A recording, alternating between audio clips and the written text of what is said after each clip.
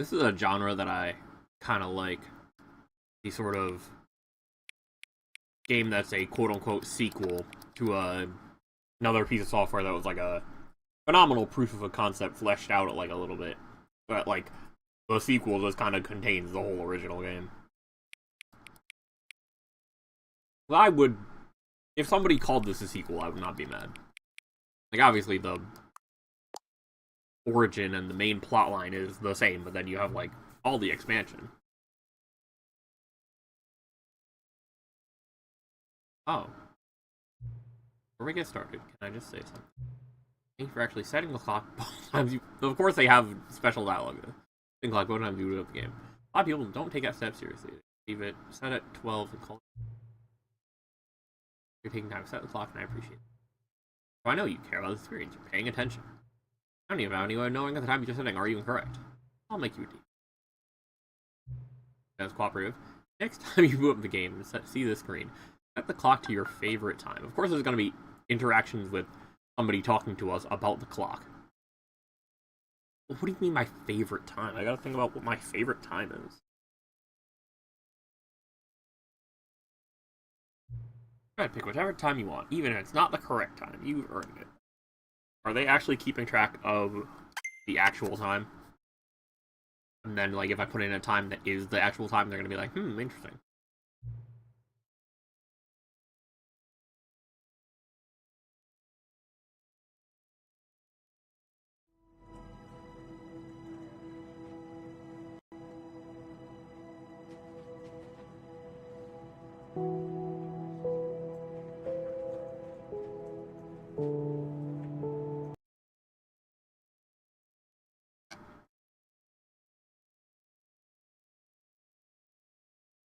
Welcome back. This is the story of a man named Stanley. Stanley worked for a company in a big building where he was employee number 427. Employee number 427's job was simple. He sat at his desk in room 427 and he pushed buttons on a keyboard. Orders came to him through a monitor on his desk, telling him what buttons to push, how long to push them, and in what order. This is what employee 427 did every day of every month of every year. And although others might have considered it soul-rending, Stanley relished every moment that the orders came in, as though he had been made exactly for this job. And Stanley was happy. And then one day, something very peculiar happened. Something that would forever change Stanley. Something he would never quite forget. He had been at his desk for nearly an hour when he realized that not one single order had arrived on the monitor for him to follow. No one had showed up to give him instructions, call a meeting, or even say hi. Never in all his years at the company had this happened, this complete isolation. Something was very clearly wrong. Shocked, frozen solid, Stanley found himself unable to move for the longest time. But as he came to his wits and regained his senses, he got up from his desk and stepped out of his office. Wait. Is this still writing? All of his co-workers were gone. What could it mean? Stanley decided to go to the meeting room. Perhaps he had simply missed a memo. No matter how hard Stanley looked, he couldn't find a trace of his co-workers.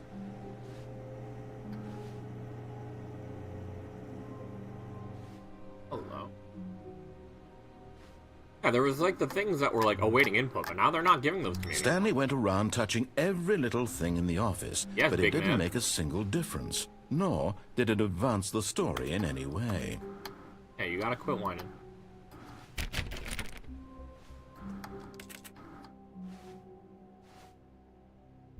Figurine Finders Committee. I'm getting in the meeting room. That's actually the point. What about the figures?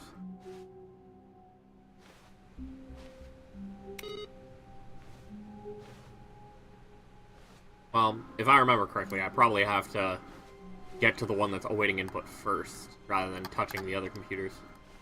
But at that point, it's just like I'm touching everything.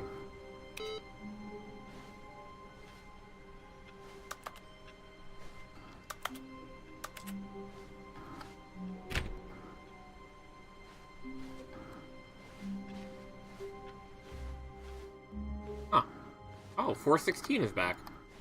What happened to our extra content door?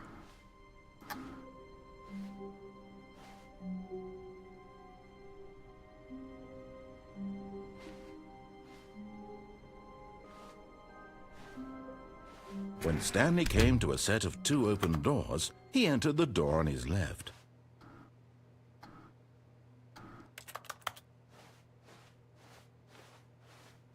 This was not the correct way to the meeting room, and Stanley knew it perfectly well. Perhaps he wanted to stop by the employee lounge first, just to admire it. Ah, yes, truly a room worth admiring. It had really been worth the detour after all, just to spend a few moments here in this immaculate, beautifully constructed room. Stanley simply stood here, drinking it all in.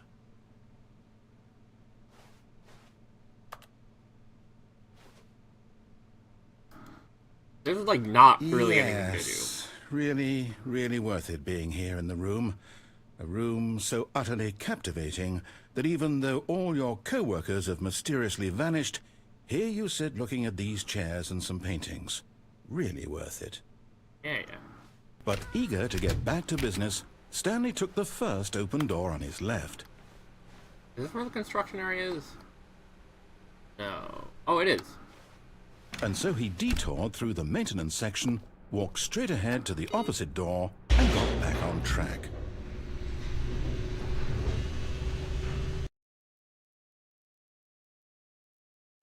Alright. But Stanley didn't want to go back to the office. He wanted to wander about and get even further off track. So now in order to get back, he needed to go, from here, it's, left. Oh, I don't like that. Oh, no, it's to the right. Opening and closing doors. What? No. What if I'm already at the door by the time you open it? Why would I have ever said it was to the right? What was I thinking? It's clearly... Oh dear, would you hold on for a minute, please? I probably could have escaped if I had gotten through one of those doors. Now, let's see. We went down, right, left, down, left, right. Yep, okay, yes. I've got it now. This story is absolutely, definitely this way.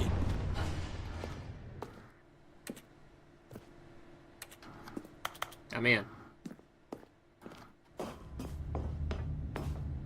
Did he kill me over here? Oh. No. He just drops us into This room. isn't right at all. You're not supposed to be here yet. Can I This jump? is all a spoiler. Quick, Stanley, close your eyes. Okay. We just have to get back to, oh. Who am I kidding? It's all rubbish now. The whole story completely unusable. How about, rather than waste my time trying to salvage this nonsense, we'll just restart the game from the beginning. And this time, suppose we don't wander so far off track, Okay, from the top. Interesting.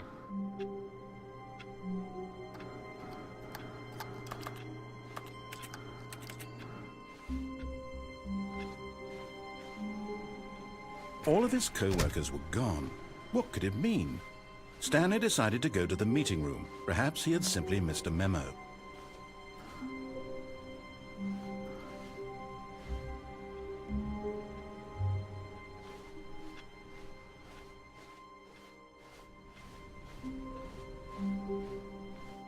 Oh. When Stanley... Wait, what? Yeah, you closed all the doors. No, I restarted. I swear, I definitely restarted the God game damn over, it. completely fresh. Everything should be... Oh, did something change? Yeah, buddy. Stanley, did you change anything when we were back in that room with all the monitors? I Did you was not able to move touch the anything, story big man. somewhere, or... Hold on. Why am I asking you? I'm the one who wrote the story. Exactly. It was right here just a minute ago. I know for sure that it's here somewhere. Okay, then. It's an adventure. Come, Stanley. Let's find the story. Yeah, because we have a bunch of new... Except for this one. We have a bunch of new doors. I take it this is not actually the same area as this door. Like, they make it look like this, but clearly they're blocking this door here, so there's gotta be something up that doesn't actually take us back around, right?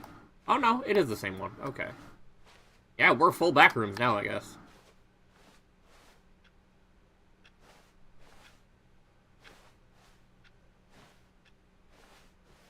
I'll say it. This is the worst adventure I've ever been on. I can promise you there definitely was a story here before. Do we need to restart the game again? Well, I find it unlikely that we'll ever progress by starting over and over again, but it's got to be better than this. Hell of a maze, huh? Okay, let's give it a shot. Why not? Oh, okay.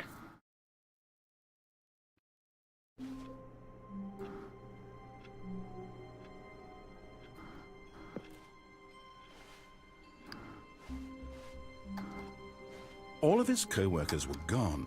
What could it mean? Stanley decided to go to the meeting room. Perhaps he had simply missed a memo. Maybe it's like on different specific routes that you can get that? I don't know. I thought it was just sort of like a little thing that's like, okay, you input something on the monitor asking for input a couple times, and all of a sudden, like, there's a new thing unlocked. Okay, yep, it's worse. I might be remembering this wrong. It's possible the story is back where we just came from. Oh, this is going to be a new thing the on other the direction store. And see if we missed anything.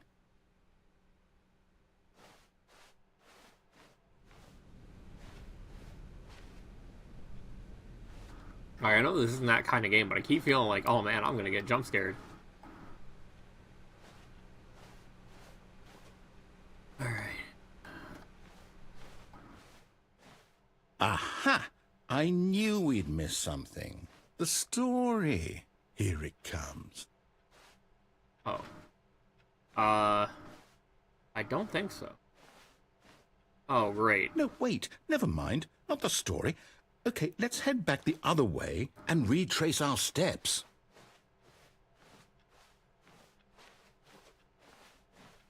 Oh. Hello?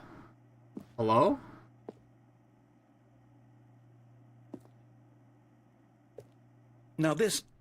Well, I'll be honest, I don't recognize this place at all. Is this the story? I don't think so.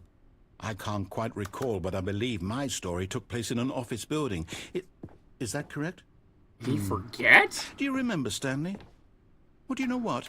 Since I've completely forgotten what we were supposed to be doing, how about this? You win! Congratulations!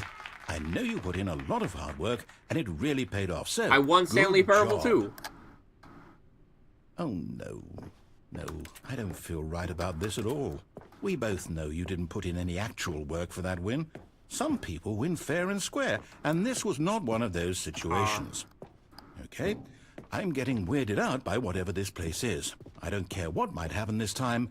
I have to restart.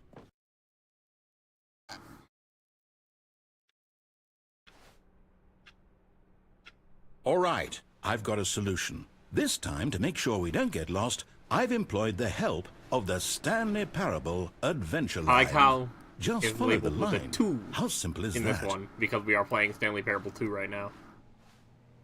That's not where we're supposed to go. That's never open, usually. I'm actually gonna follow it because, like, I usually don't get to come back here. Hell, let me play.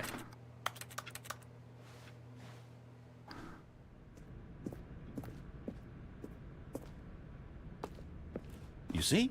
The line knows where the story is. It's over in this direction. Onward, Stanley, to destiny. Though, here's a thought. Wouldn't wherever we end up be our destination, even if there's no story there? Or to put it another way, is the story of no destination still a story? Simply by the act of moving forward, are we implying a guess we do journey make it such somewhere. that a destination is inevitably conjured into being via the very manifestation of the nature of life itself? Okay, Stanley, I need to follow this train of thought for a minute. Just stick with me. Now, we can both agree that the nature of existence is in fact a byproduct of one's subjective experience of that existence, right? Okay. Now, if my experience of your existence rests inside of your subjective experience of this office, is this office, in fact, the skeleton of my own relative experiential mental subjective construct? I can definitely tell why some Hang on. reviewers are like, he That got a talks bit too much. weird back there. Well, I'd like to apologize. Not sure where I was going with all that. Why is it going all over the You know place what? like this? I think what we need right now is a bit of music to lighten the mood. And now it's zagging. Like, Like, I'm guessing that, like, the whole point of this line is, like, you're supposed to see the hallway going away from it and go that way, but this is taking me someplace that I've never been. Any reviews. I'll see you later. Quality of report on account, now file. Oh, 432 peer reviews. An entire department just for this guy. Finance. Oh. That's the line over there. Oh no, I already got the line.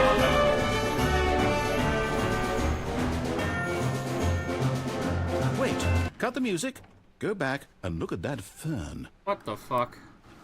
Stanley, this fern will be very important later in the story. I doubt it. Make sure you study it closely and remember it Oh, wrong button. carefully.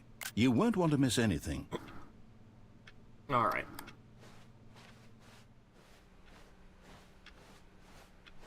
What the Wait, hell? what? We're back at the office? No. Yeah. No. Line, you do know we're looking for the Stanley Parable, right? The story? That's where it Is should be. any of this ringing a bell? Oh yeah, this is where the story is.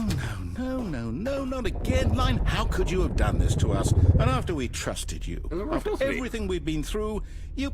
Well, I can't take this anymore. To hell with it. Restart. I found a new storyline, I guess, where the game breaks the fuck down.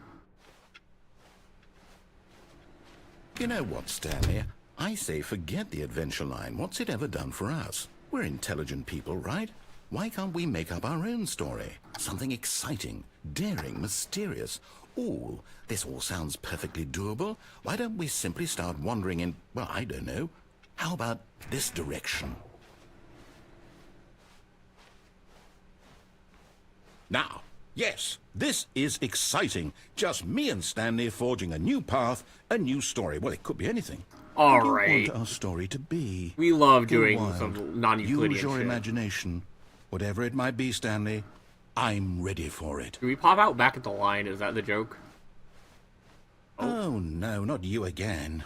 Stanley, I'd also like to veto the line from having any role in our Coming awesome down, new going through story. here? No lines or monitor rooms. Just don't acknowledge it. We should be It's with a fine. with a TM because it's the Stanley Parable Adventure Line trademark. Oh. Well, there's only one hallway here, narrator. You better find me another place to... Never mind, the line left. Better find us another place to go. Ah, a choice. We get to make a decision. From here, the story is in our control. How important we mustn't squander the opportunity. In fact, I believe I need a minute to think here. Just walk in circles for a minute. Okay, so I know that each door has Hello, to narrator? lead somewhere, which means that somewhere, the place where we're trying Do I actually have to go, follow the line, there or must no? be a reverse door that leads here. That's And how that, doors in work. turn, means that our destination corresponds with the counter-inverted reverse door's origin. So starting from the right, let us ask, will taking the right door lead us to where we're going? And since the answer is clearly yes, then by all accounts, the door on the right is the correct one. That's some Another strange victory for logic. logic. Come, Stanley. Our destiny awaits. I don't like that you only opened one door. Open the other door. The confusion ending indeed. Oh, hold up. What's this? Perfect. The confusion ending. You're telling me that's what this is? It's all one giant ending? And we're supposed to restart the game, what, eight times? Forget the previous restart as well. That's really how all this goes? It's all determined? So I now, suppose so. according to the schedule, I restart again. Then what? Am I just supposed to forget? Well, what if I don't want to forget? My mind goes blank simply because it's written here on this thing, wall. Well, who consulted me? Why don't I get to decide? Why don't I get a say in all of this? Oh, Is it now really- you know how it feels then. No, it can't be. I don't want it to be. I don't want the game to keep restarting. I don't want to forget what's going on. I don't want to be trapped like this. I won't restart the game. I won't do it. I won't do it. I won't Oh, do they it. both lead here as wild. And the timer stopped? Does that mean, did we do it? Did we break the cycle? The, whatever it is that made this schedule? How would we even know? Will someone come for us? Will something happen? So, okay. I guess now we just wait, you know. I suppose in some way that this is a kind of story, wouldn't you agree? I'm not quite sure if we're in the destination or the journey, though they're always saying that life is about the journey and not the destination. So I hope that's where we are right now. We'll find out, won't we? Eventually. Well, in the meantime, if you... Interesting.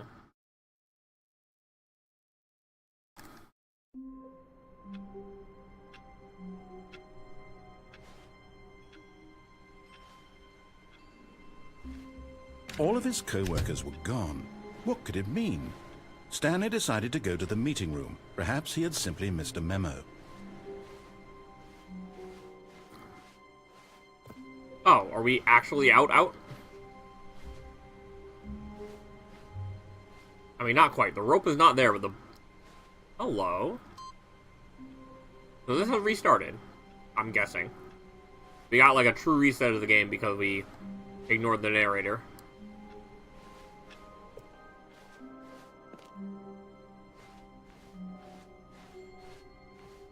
When Stanley came to a set of 2 open doors, he entered the door on his left. This was not the correct way to the meeting room, and Stanley knew it perfectly well. Perhaps he wanted to stop by the employee lounge first, just to admire it. Wow. Yes, this room. What a beautiful room. What a gorgeous, gorgeous room. Thank goodness Stanley had taken this detour on his way to the meeting room. Life without having experienced this room was now too horrible even to consider. But eager to get back to business, Stanley took the first open door on his left. Stanley was so bad at following directions, it's incredible he wasn't fired years ago. Look, Stanley, I think perhaps we've gotten off on the wrong foot. Wait a minute. Here. I'm not your enemy, really, I'm not. I realize that investing your trust in someone else can be difficult, but the fact is that the story has been about nothing but you all this time. Oh, maybe we can even get down there somehow. You've been neglecting, Stanley. Oh, yeah, we can just like step off of there, Someone I guess. you've forgotten about. Please, stop trying to make every decision by yourself. Now, I'm not asking for me, I'm asking for her. Ooh. This is it, Stanley. Your chance to redeem yourself. To put your work aside, to let her back into your life. She's been waiting. What? That's her, Stanley. You need to be the one to do this. Oh my god. To reach It's out a parody to of those her. games that are like, If oh, you but can secretly truly it's a place hallucination your about faith in somebody's another, real life. Then pick up the phone. I'll pick up the phone.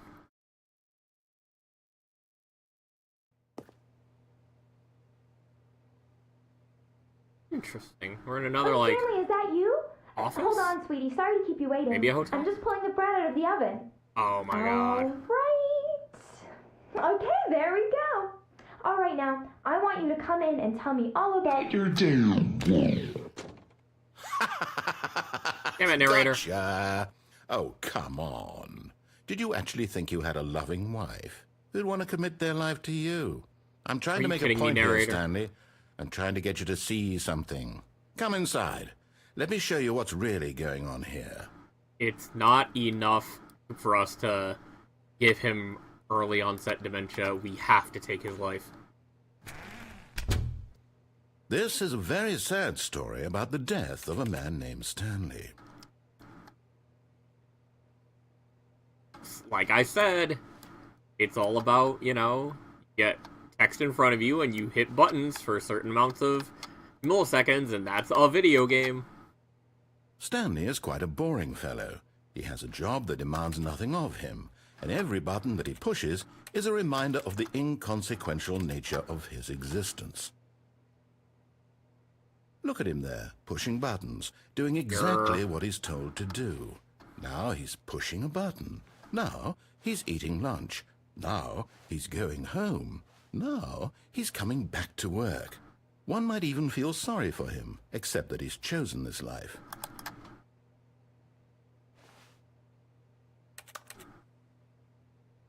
But in his mind, he can go on fantastic adventures. From behind his desk, Stanley dreamed of wild expeditions into the unknown, fantastic discoveries of new lands. It was wonderful. And each day that he returned to work was a reminder that none of it would ever happen to him. And so he began to fantasize about his own job. First, he imagined that one day while at work, he stepped up from his desk to realize that all of his co-workers, his boss, everyone in the building had suddenly vanished off the face of the earth. The thought excited him terribly. Who are the boys? So he went further. He imagined that he came to 2 open doors and that he could go through either. At last, choice. It barely even mattered what lay behind each door. The mere thought that his decisions would mean something was almost too wonderful to behold. As he wandered through this fantasy world, he began to fill it with many possible paths and destinations. Down one path lay an enormous round room with monitors and mind controls. And down another was a yellow line that weaved in many directions. Oh shit, the and line. Down another was a game with a baby. And the game with a baby. And he called it the Stanley Parable.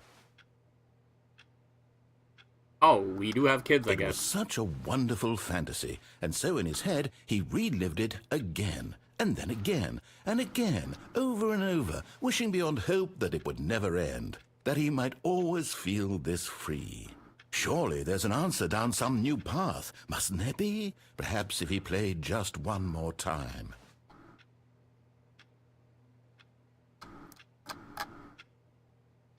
But there is no answer. How could there possibly be? Oh, fuck. In reality, The game is all about to he did was reconstruct the pushing office around same us, huh? buttons he always has. Nothing has changed. The longer he spends here, the more invested he gets. Ooh. The more he forgets which life is the real one. And I'm trying to tell him this, that in this world he can never be anything but an observer, that as long as he remains here, he's slowly killing himself. Kill You your won't listen boss. to me. Kill You your won't stop. boss. Here, In Minecraft. watch this. Stanley, the next time the screen asks you to push a button, Oh, shit. do not do You're it. talking to me now? You see?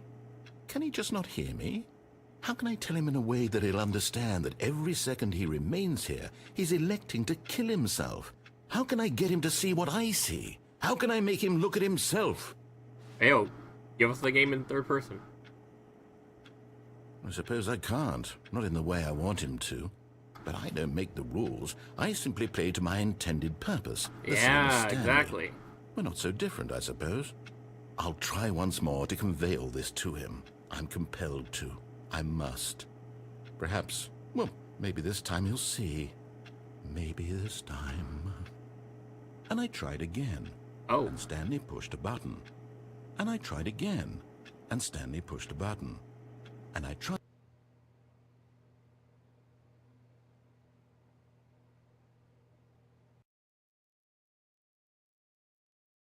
Remember, if you have a job, then you are slowly killing yourself.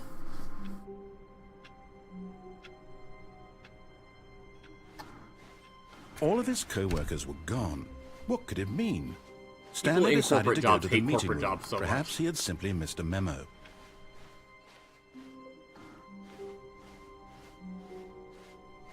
When Stanley The right came door to a is set nuts. of 2 open doors, this was not the correct way to the meeting room, and Stanley knew it perfectly well. Perhaps he wanted to stop by the employee lounge first, just to admire it. Yeah, existence The is a lounge was matter of sublime, doing things a that work will of keep you art. content until Well, you but die. eager to get back to business, Stanley took the first open door on his left. I think we've already taken a swan dive off the cargo lift, and we bailed to a different, what's it called? A different path on our way over to that area, but we'll try going over to that area again, see if there's anything Stanley different. was so bad at following directions, it's incredible he wasn't fired years ago.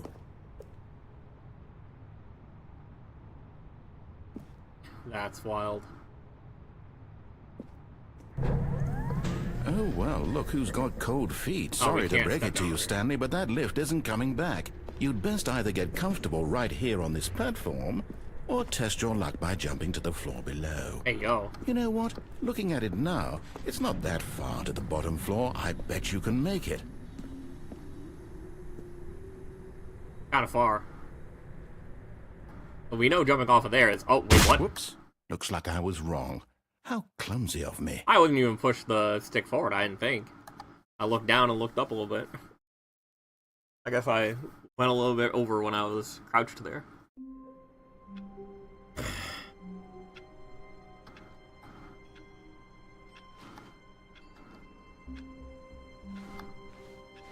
All of his co-workers were gone. What could it Like, mean? I don't know, I'm one of those people who was like, Stanley no, decided to you're go not to the gonna meeting room. Perhaps he had have a simply meeting missed and a have a memo. purpose. You have to make that for yourself, buddy. Ain't no... Oh, here we are.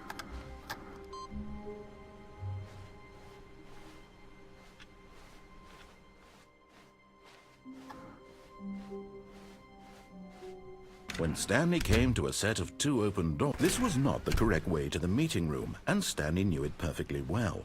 Perhaps he wanted to stop by the employee lounge first, just to admire it. Standing now in this incredible room, Stanley for the first, but eager to get back to business, Stanley took the first open door on his left.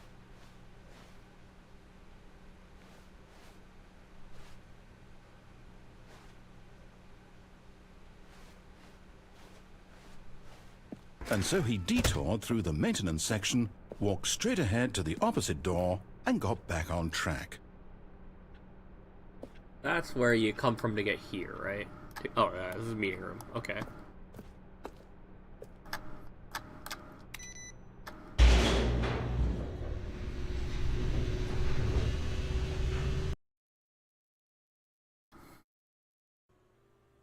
But Stanley didn't want to go back to the office.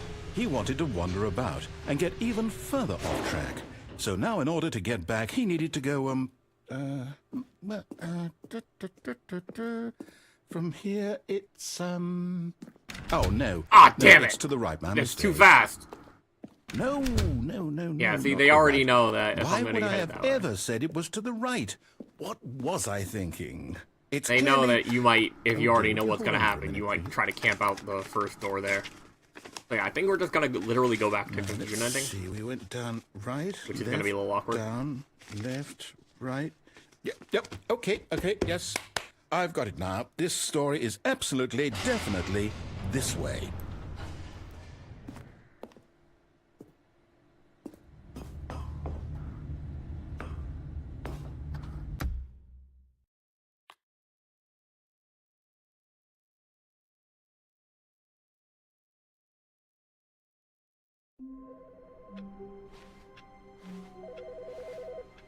Oh. His phone ring.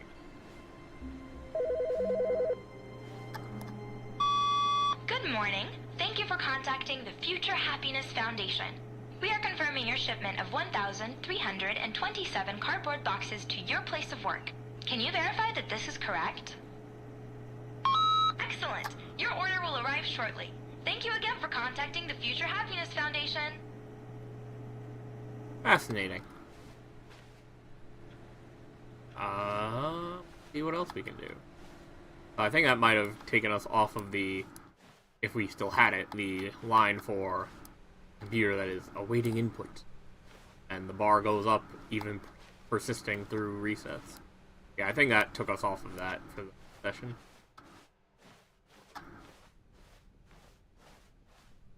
When Stanley came to a set of 2 open doors, he entered the door on his left.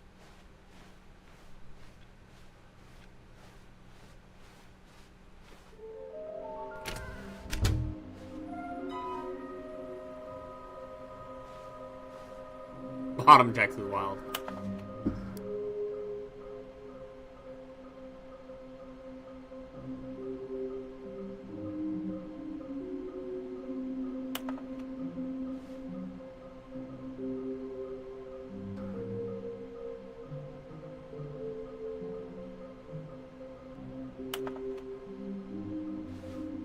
Oh.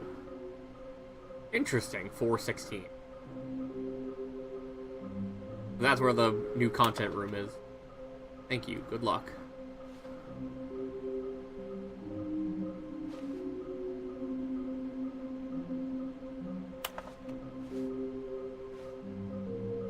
weird spinning figurines. Can we sell them? Obviously. More money if sold together. How many are there? Are they floating?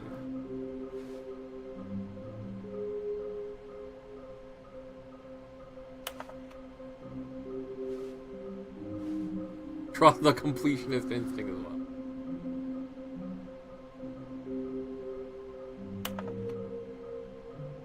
Oh, it's so blurry.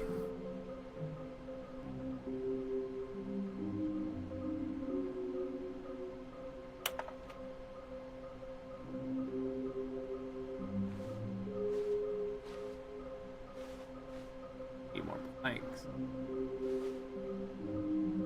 Let's access plank. Use one plank to past fence. Dark bridge to allow collection of shiny float. Chris's remains of new structurally sound. So that might be what we need to do with the large room, lots of boxes. Find a sequel exhibit, yes. A large room, lots of boxes. Stairs, something to do with stairs. Somewhere both red and blue, so we need to do that exit again, I guess. Nearby a fireplace. Private facility place for an important person. Yes, we got that. Some kind of game. There must be a point to this. Looks like 427.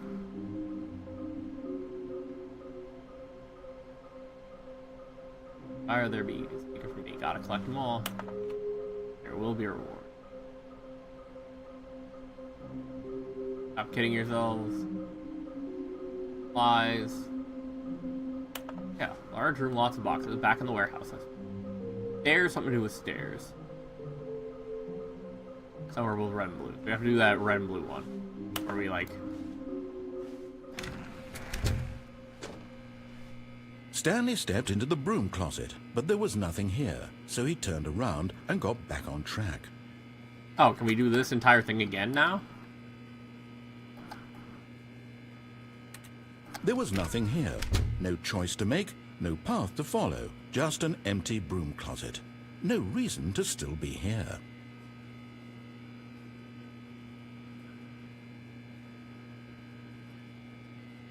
It was baffling. Stanley was still just sitting in the broom closet. He wasn't even doing anything. At least if there was something to interact with, he'd be justified in some way. As it is, he's literally just standing there doing sweet FA.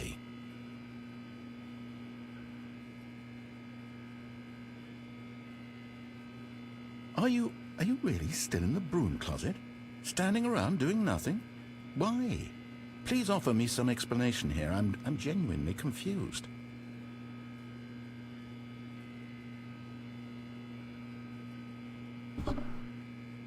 You do realize there's no choice or anything in here, right? If I'd said Stanley walked past the broom closet, at least you would have had a reason for exploring it to find out. But it didn't even occur to me because literally this closet is of absolutely no significance to the story whatsoever. I never would have thought to mention it.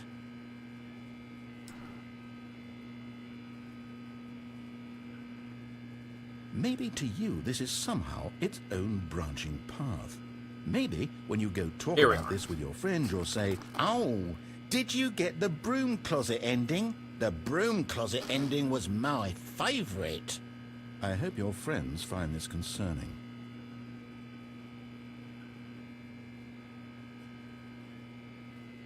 Stanley was fat and ugly and really stupid.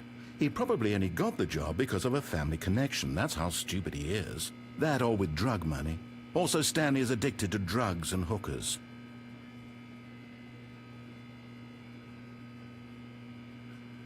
Well, I've come to a very definite conclusion about what's going on right now. You're dead. You got to this broom closet, explored it a bit, and were just about to leave because there's nothing here, when a physical malady of some sort shut down your central nervous system and you collapsed in front of your screen. Well, in a situation like this, the responsible thing is to alert someone nearby so as to ensure that your body is taken care of before it begins to decompose. Hello? Anyone who happens to be nearby? The person at this computer is dead. They have fallen prey to any number of your countless human physiological vulnerabilities. It's indicative of the long-term sustainability of your species. please remove their corpse from the area and instruct another human to take their place, making sure they understand basic first-person video game mechanics and filling them in on the history of narrative tropes in video gaming, so that the irony and insightful commentary of this game is not lost on them. All right, when you've done that, just step out into the hallway.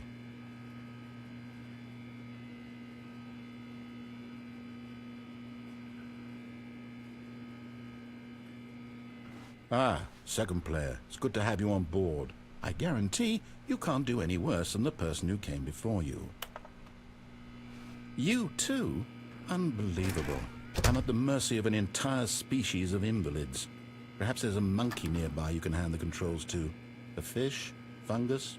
Look, you can hammer out the details. I'm not particularly picky. I'll just be waiting for when you're ready to pick up the story again.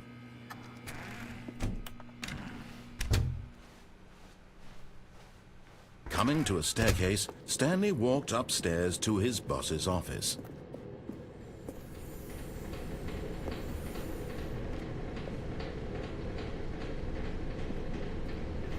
There we are. Okay, I'm going back to the name of these little Stanley figurines, and now I'm torn between Stanlerines and Figlies. What do you think, Stanley? What name better encapsulates the intrinsic sense of happiness that you get from seeing a small number in the corner of your screen go up by 1? Let me sit on it. I'm sure it will come to me. I like how the thing we're gonna get for collecting all of them is that the narrator will finally resolve that, much like the NPCs in the game, he's gonna call them Figlies. But Stanley just couldn't do it. He considered the possibility of facing his boss. Admitting he had left his post during work hours, he might be fired for that. And in such a competitive economy, why had he taken I feel like that maybe the risk? thing up the All clock because is he like believed at the everyone time on had your vanished. system and then get His like boss different would think endings he or was something. crazy. And then something occurred to Stanley. Maybe, he thought to himself, maybe I am crazy. All of my co-workers blinking mysteriously out of existence in a single moment for no reason at all. None of it made any logical sense. And as Stanley pondered this, he began to make other strange observations. For example, why couldn't he see his feet when he looked down? Why did doors close automatically behind him wherever he went? And for that matter, these rooms were starting to look pretty familiar. Were they simply repeating? No, Stanley said to himself, this is all too strange. This can't be real. And at last, he came to the conclusion that had been on the tip of his tongue. He just hadn't found the words for it. I'm dreaming, he yelled. This is all a dream. Oh, what a relief Stanley felt to have finally found an answer, an explanation. His co-workers weren't actually gone. He wasn't going to lose his job. He wasn't crazy after all. And he thought to himself, I suppose I'll wake up soon. I'll have to go back to my boring real-life job pushing buttons. I may as well enjoy this while I'm still lucid. So, he imagined himself flying and began to gently float above the ground. Then he imagined himself soaring through space on a magical starfield, and it too appeared. It was so much fun, and Stanley marveled that he had still not woken up. How was he remaining so lucid? And then perhaps the strangest question of them all entered Stanley's head. One he was amazed he hadn't asked himself sooner. Why is there a voice in my head dictating everything that I'm doing and thinking? Now the voice was describing itself being considered by Stanley, who found it particularly strange. I'm dreaming about a voice describing me, thinking about how it's describing my thoughts, he thought. And while he thought it all very odd and wondered if this voice spoke to all people in their dreams, the truth was that, of course, this was not a dream. How could it be? Was Stanley simply deceiving himself, believing that if he's asleep, he doesn't have to take responsibility for himself? Stanley is as awake right now as he's ever been in his life. Now, hearing the voice speak these words was quite a shock to Stanley. After all, he knew for certain, beyond a doubt, that this was in fact a dream. Did the voice not see him float and make the magical stars just a moment ago? How else would the voice explain all that? This voice was a part of himself too, surely, if he could just... He would prove it. He would prove that he was in control, that this was a dream. So he closed his eyes gently, and he invited himself to wake up. He felt the cool weight of the blanket on his skin, the press of the mattress on his back, the fresh air of a world outside this one. Let me wake up, he thought to himself. I'm through with this dream. I wish it to be over. Let me go back to my job. Let me continue pushing the buttons. Please, it's all I want. I want my apartment, and my wife, and my job. All I want is my life exactly the way it's always been. And now narrator's telling us, like, my oh, life man, you're is normal. You're doing nothing with your life. And it's like, you don't have to do Everything something. will be fine. I am okay. I'm okay.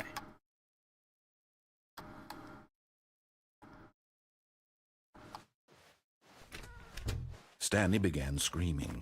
Please, someone, wake me up. My name is Stanley. I have a boss. I have an office. I am real. Please, just someone tell me I am real. I must be real. I must be. Can anyone hear my voice? Who am I? Who am I? And everything went black.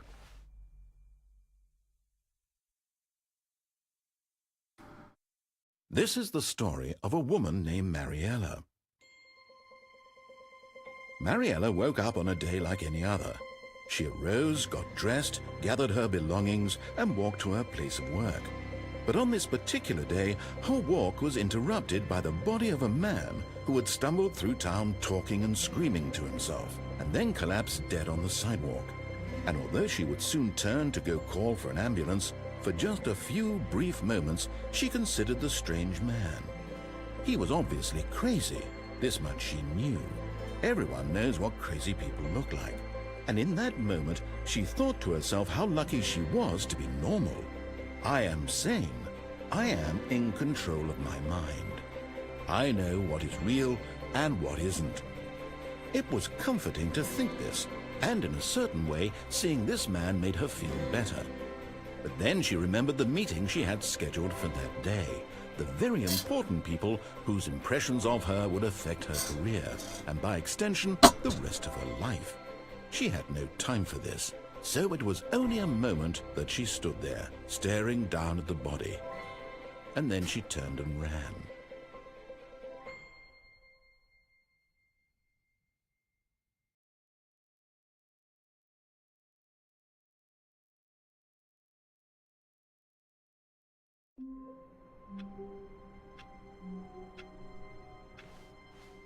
All of his co-workers were gone.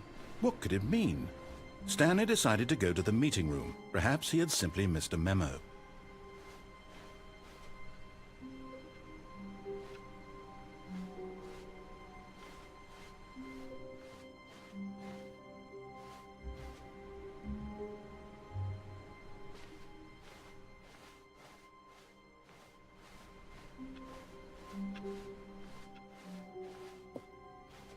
Well, I think if we go the maintenance area, we're going to be able to not die, right? When Stanley came to a set of 2 open doors, he entered the door on his left.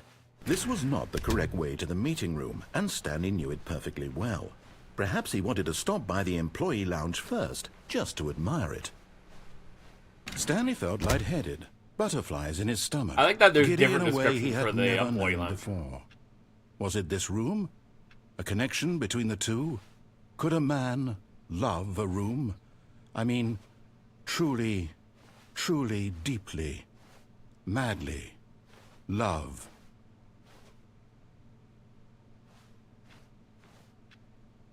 Yes, really, really worth it being here in the room. A room so utterly captivating that even though all your co-workers have mysteriously vanished, here you sit looking at these chairs and some paintings. Really worth it. But eager to get back to business, Stanley took the first open door on his left. Boxes, boxes, boxes, boxes. Stanley was so bad boxes, at following boxes. directions, it's incredible he Plank. wasn't fired years ago.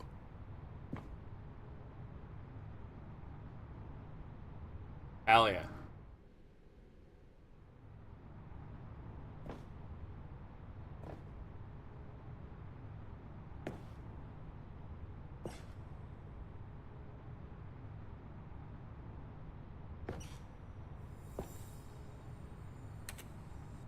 getting close. gonna say, you can't be mad at me for getting a You've nearly gotten figure. all of the Figler and Marines. Very soon, you'll collect the last one, and then the first number will equal the second number, and that will be it.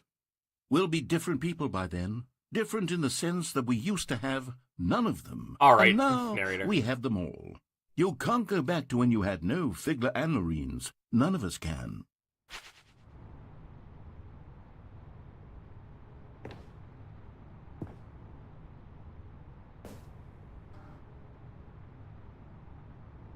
But in his eagerness to prove that he is in control, I thought of I could land on the story and boxes no one and gets to tell crush him what them to do, and maybe Stanley live leapt from like the that. platform and plunged to his death. Can I Good get back job, there? Stanley. Can I get back there and like go Everyone into the thinks you're event? Very powerful.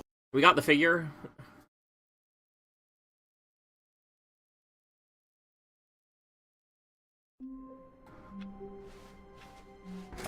Where are my Quite boxes? a pleasant amount of bumpscosity we've got today, wouldn't you say? Very enjoyable.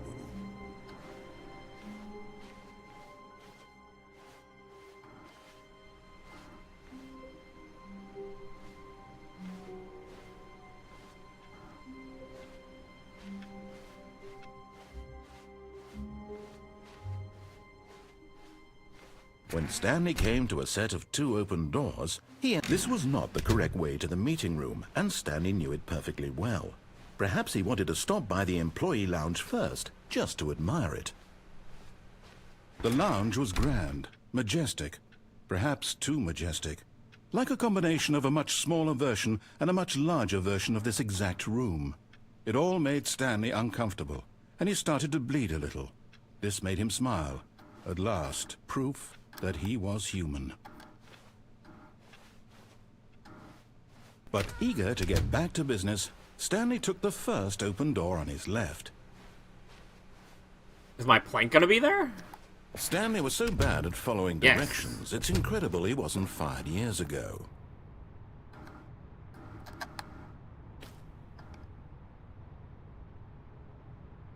It's weird that it... Oh, okay. I thought it lags when I guess this. I guess not. I just land on that thing there. Yeah, what do we get for going in this vent? Oh. We make it over here. Stanley had now gotten himself so far off the beaten path that it seemed the office had begun so far off the beaten path that it seemed the office had begun so far off the beaten path that it seemed the office had begun so far off the beaten path that it seemed the office had begun so far off the beaten path that it seemed the office had begun so far off the beaten path that it seemed the office had begun so far off the beaten path. Oh my god, the narrator. That it seemed the office had begun so far off the beaten path that it seemed the narrator is split because we got too close to him. That it seemed the office had begun so far off the beaten path. What does that say? You didn't think I was actually just a recording, did you? What a silly and trite explanation that would be. All the back and forth between you and me, all the absurd adventures we've been through, and it all turns out I'm just a tape recording? It was all just in Stanley's head. I bet that's the kind of twist you think is revelatory. I bet each and every time you watch a movie where it turns out all to be in the main character's imagination, you must absolutely bolt off the couch in pure shock at the phenomenal and intricate storytelling. It must be so simple to be you. Life being an unending waterfall of surprise. Because it is kind of a nonsense trope when it's like, and surprise, it was all play pretend, like I was just talking about with the other ending a moment ago. And it's like, that's kind of a horseshit way of telling a story, where it's like, by the way, the fictional story I'm telling you, I don't know why you were invested in it, because it's all fictional. It's like, what are we doing? What are we doing? Like, I do like this sort of immediate critique of... It's weird because, like, oh, somebody was playing, you know, tapes over the loudspeaker to Stanley, and it's like, that would be a legitimately interesting twist. But it turns out, like, no. The narrator is kind of in our head and trying to maintain a bit of a mystery about things. In any case. And delights. How much more exciting you must find the world than the rest of us do. Now I've become sad. Look what you've done to me. This is all your fault.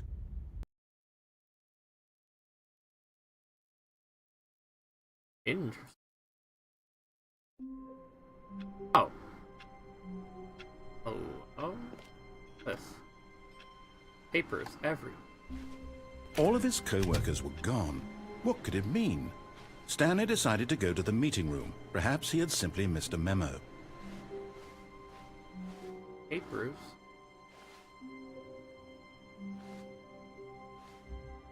Absolutely everywhere. Just in the main office, though. It doesn't seem like there's quite as many in the other rooms outside of this office.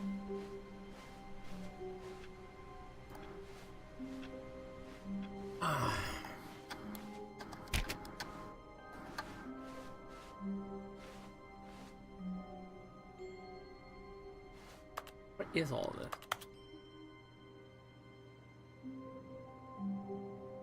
Fifth subcommittee meeting of internal revenue analysis. I think it's just more of their like corporate jargon. What is with all of When Stanley came to a set of 2 open doors, he entered the door on his left.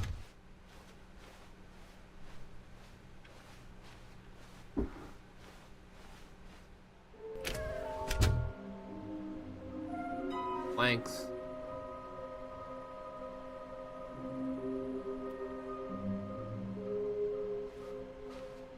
Are both red and blue. I need to find that door with the 2 different things there. Or maybe we're talking about the office upstairs. No, because we've already been to the office. We went into the bathroom and found something there. Oh, no. Oh, no, no, no, no, no, no, no, no, no, no, not again. I won't be part of this. I'm not going to encourage you. I'm not going to say anything at all. I'm just going to be patient and wait for you to finish whatever it is you enjoy doing so much in this room. Please take your time. All right.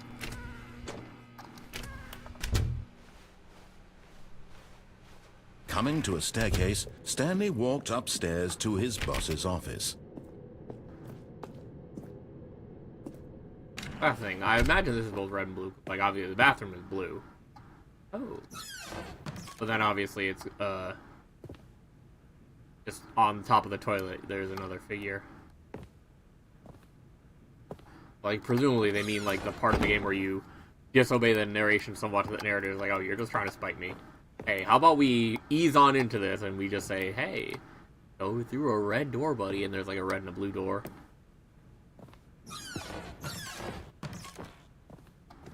I don't think this area does anything, but it's fine.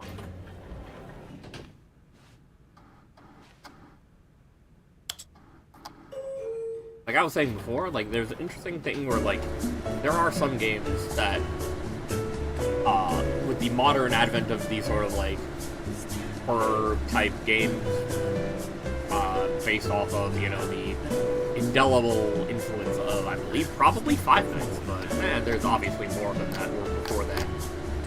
Like, there are games that feel like, oh, man, you know, the atmosphere is, like, sort of surreal and tense, but, like, there isn't a monster in the game. There isn't anything that's gonna come after you or get you if you're too slow or whatever. It's just a creepy atmosphere in general. Like a Resident Evil game without that big lady. Stepping into his manager's office, Stanley was once again stunned to discover not an indication of any human life. Shocked, unraveled, Stanley wondered in disbelief who orchestrated this. What dark secret was being held from him? What he could not have known was that the keypad behind the boss's desk guarded the terrible truth that his boss had been keeping from him. And so the boss had assigned it an extra secret PIN number, 2845. But of course, Stanley couldn't possibly have known this.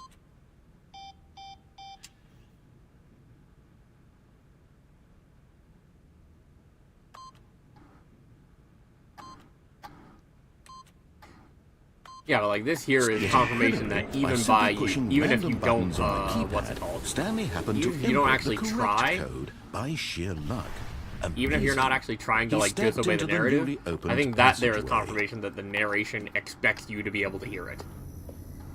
Is when he starts being like, hey, maybe you should be putting in 2845 around now. And you're like, oh, but Stanley isn't supposed to know that, and so you don't put it in. Like, that's when you're like, oh, the narration is fully expecting me to hear it and go along with it, which is a lot more creepy than just, like, the narrator just talking to the player. Descending deeper into the building, Stanley realized he felt a bit peculiar. It was a stirring of emotion in his chest, as though he felt more free to think for himself, to question the nature of his job. Oh. Why did he feel this now, when for years it had never occurred to him? This question would not go unanswered for long. Whoops. Nope. Never mind. Stanley actually got back into the elevator and went back up. Silly me. Why did Stanley do that when he knew that it would just lead back to his boss's office? Well, that's a great question. I just can't wait to find out.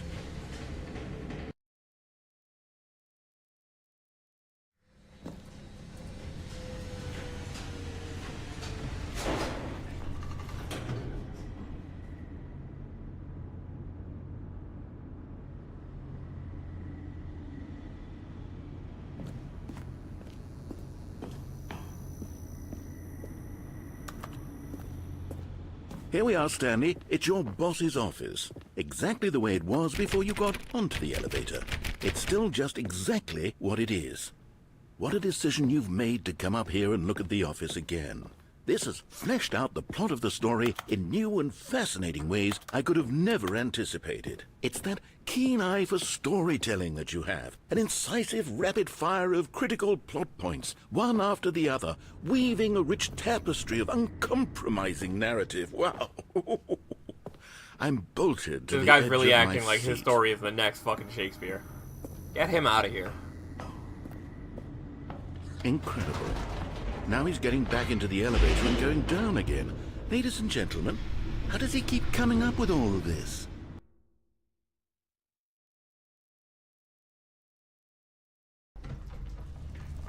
Surely this time Stanley will walk forward into the spooky corridor, won't he? Stanley walked straight ahead through the large door that read Mind Control I Facility. like if we can still get in there.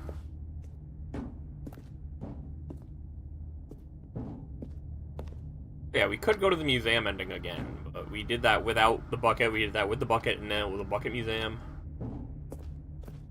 All about how buckets are so cool.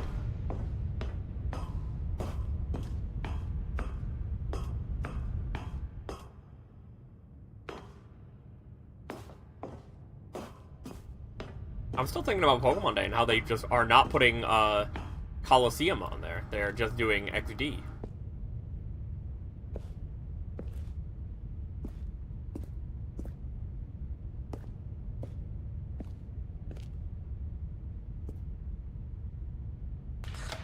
The lights rose on an enormous room packed with television screens. What horrible secret did this place hold? Stanley thought to himself. Did he have the strength to find out?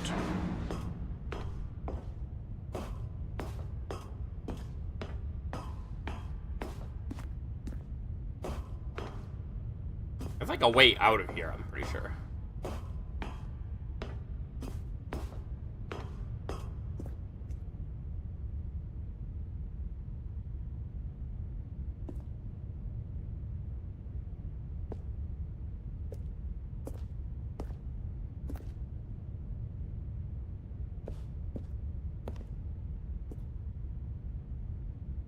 Oh, yeah, we can get onto a desk, I think. Oh, there we are. Ow. Aha! You've made it to the bottom of the mind control facility. Welcome! You see, back when the Stanley Parable Oh my first launched God. in 2013, getting to the bottom of the mind control facility was a bug that we simply didn't catch during development. That's so And funny yet, that they when acknowledge it came time this. to update the game, we knew that we had to do something about this little goof of ours, so here you go. New content. You can call it the Hey, bottom buddy, of the we made mind some new control content room for you. ending, if that You got your enhances dumbass perception of traps. the value of these updates. Isn't that what you crave? New content? Oh my Always God, more he's so content, mad. More content, more. You just And keep I'm here asking to for give it more to you. stuff, so we put I'm you here in the to bottom make of a it seem hole. like we really covered every nook and cranny of the game with secrets and Easter eggs. I How mean, this about literally is a We secret and wrote Easter a egg. new piece of music just for this section. Oh, shit. You won't hear it anywhere else in the let's game. turn it up. It's a secret that's just for you. That's how special you are. We call this track, Good Job You've Made It to the Bottom of the Mind Control Facility. Well done.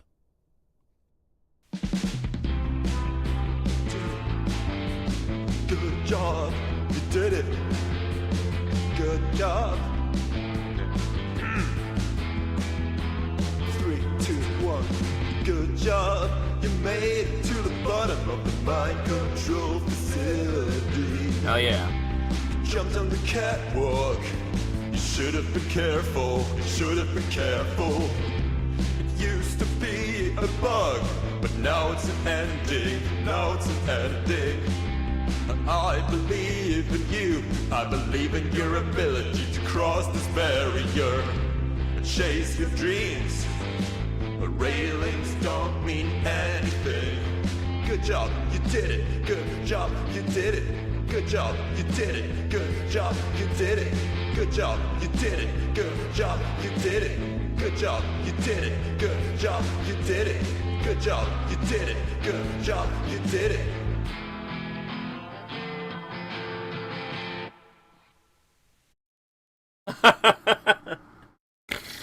Aw, that's good. Good job, you did it.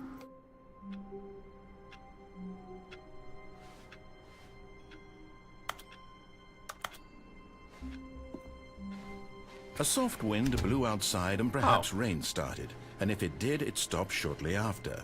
Stanley hoped that he would one day see weather. Interesting.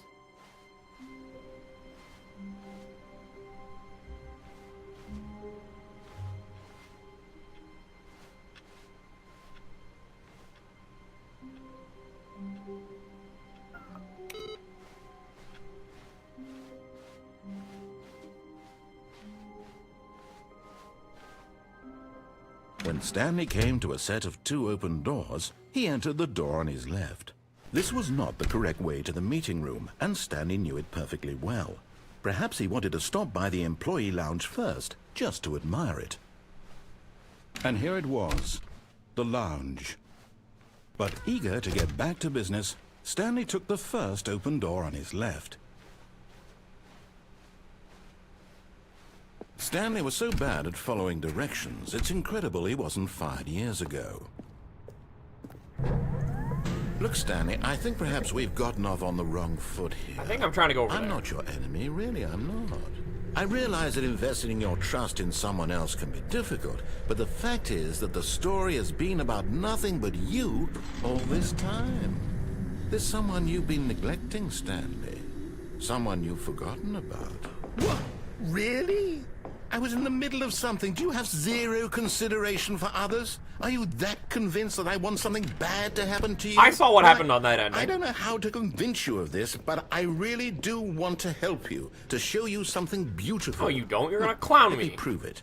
Let me prove that I'm on your Hey. side. And there it is, the last Stiggly Wiggly.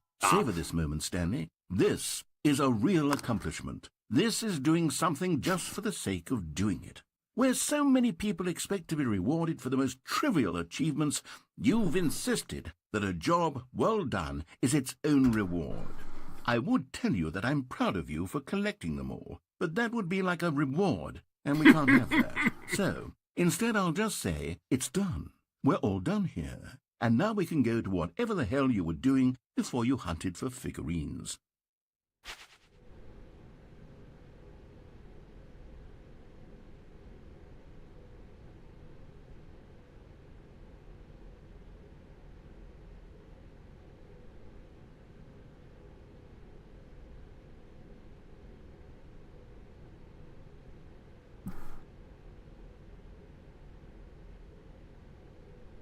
All right.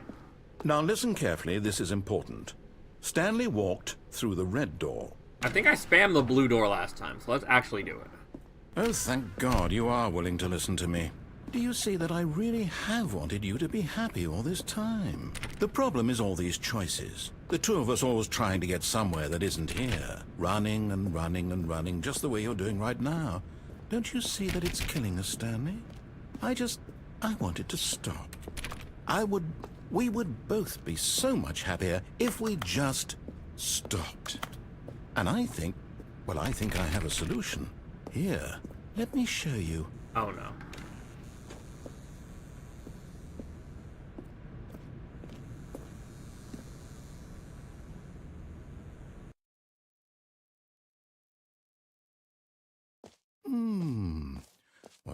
want? What are we looking for? Here. Yes. Oh, it's beautiful, isn't it? If we just stay right here, right in this moment with this place, Stanley, I think I feel happy. I actually feel... No, wait. Where are you going? Oh, hey. Oh, no. Stay away from those stairs. If you hurt yourself, if you die, the game will reset. We'll lose all of this. Please, no, Stanley, let me stay here. Don't take this from me. Oh. Please, Stanley, think about what you're doing. I guess this is the content. Let's run it. No! Ouch. Oh, God. You want me to do this multiple times? No, what are you doing, Stanley?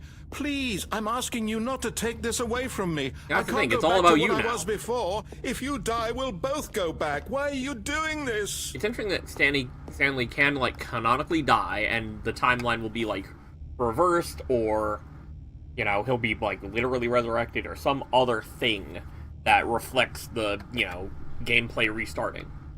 It's not, like, just purely a, you know, in-universe thing. Well, it is an in-universe thing. It's not purely, like, a playing the game thing. I mean, we've seen it before where the game doesn't truly reset, but...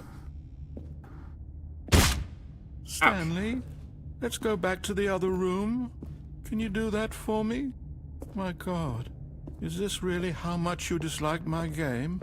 That you'll throw yourself from this platform over and over to be rid of it? You are literally willing to kill yourself to keep me from being happy. Am I reading the situation correctly? I mean, do we have to specifically engage with your narrative in order for you to be happy? I don't think so. You better find a better way to be happy. Or maybe More? you're just getting a kick out of it. Oh my I don't gosh. know anymore. I just wanted us to get along. But I guess that was too much to ask. Here? It looks like you wanted to make a choice after all. Yeah. Well, this one is yours. Oh, wow. He's done. He's like, alright, fine.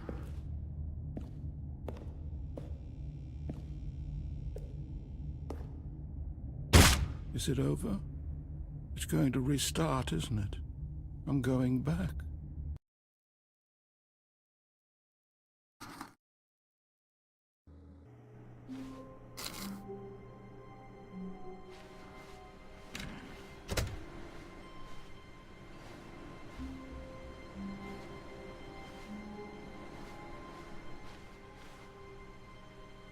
Stanley, I'm sorry, but I have to put a pause on things. It's those figurines, those figglers.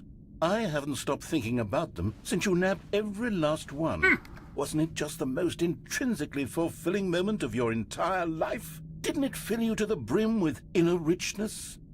Yes, I know we're supposed to be telling a story, but won't you please indulge me with one more trip back to the memory zone? Oh. I would love nothing more than to revisit the figurines. Just one more time.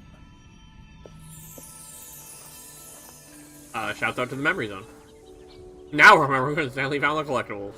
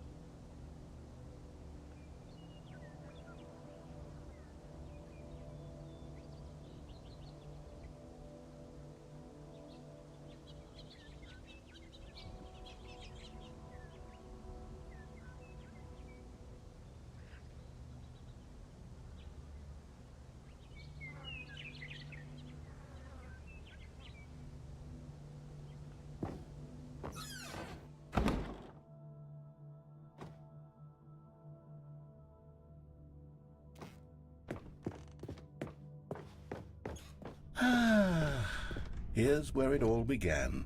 The first collectible. Back then, we had no idea of how many of them we'd find. Sure, it said 6 right there on the screen, but how could we know for certain? We were so Narrator. innocent. We'll never be like that again, Stanley. Oh. Interesting.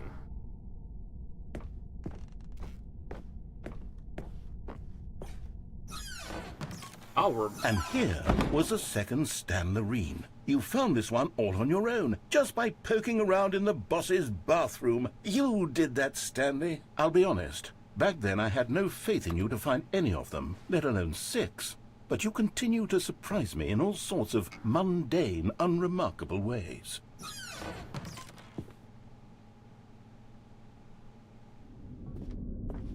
Okay, let's do a little quiz. Which of these rooms was the room you found your third mini-Stan? Can you remember? I thought it was under the stairs.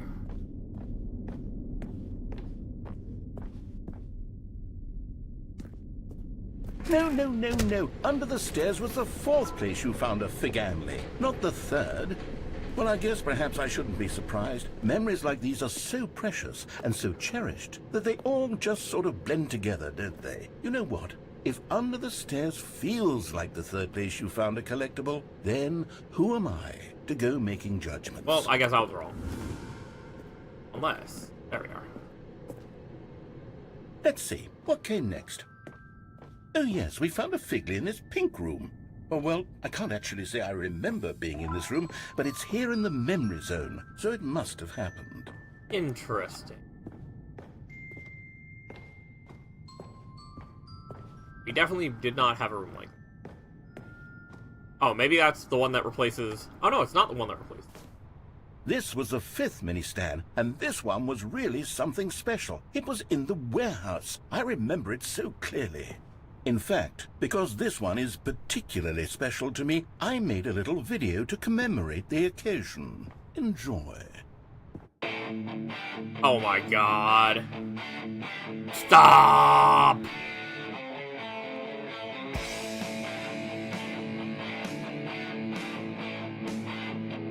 Oh my god. What a blast from the past.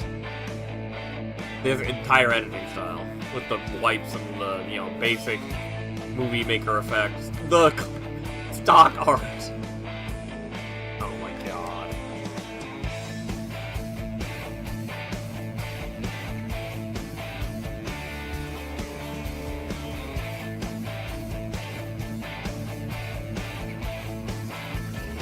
Best Boy the Narrator starring Stanley. Copyright the narrator. Takes you back, doesn't it? I spent a lot of time making that video, but it was 8 minutes I wouldn't have spent on anything else. 8 minutes is wild. That definitely seems like something you spent 8 minutes on.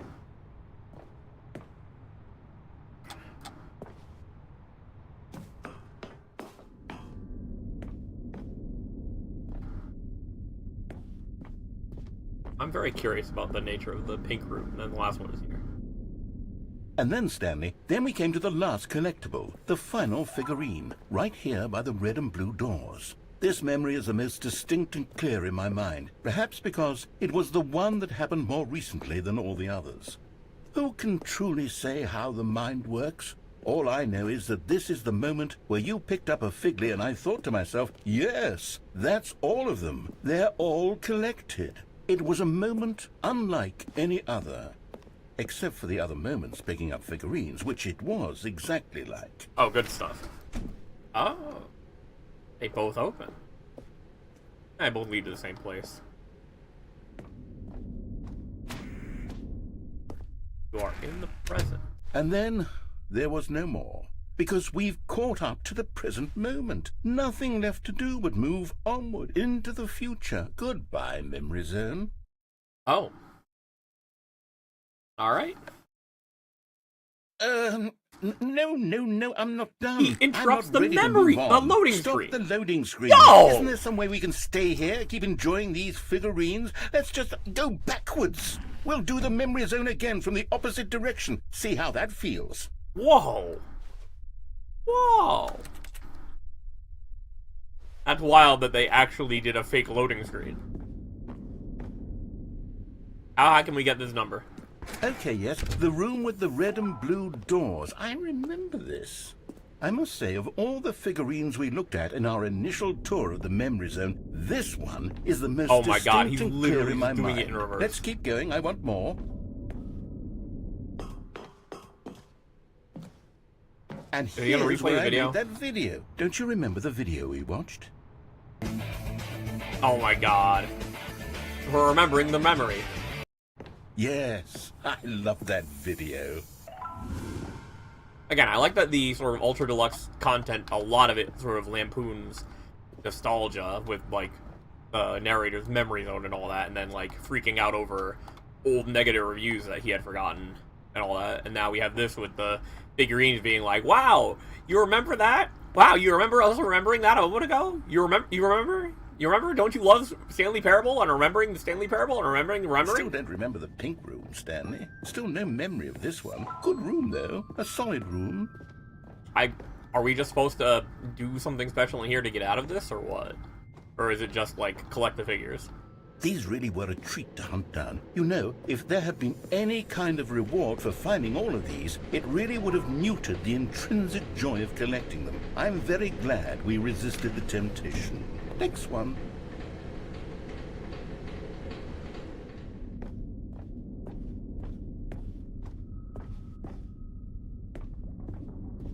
What's over here, then?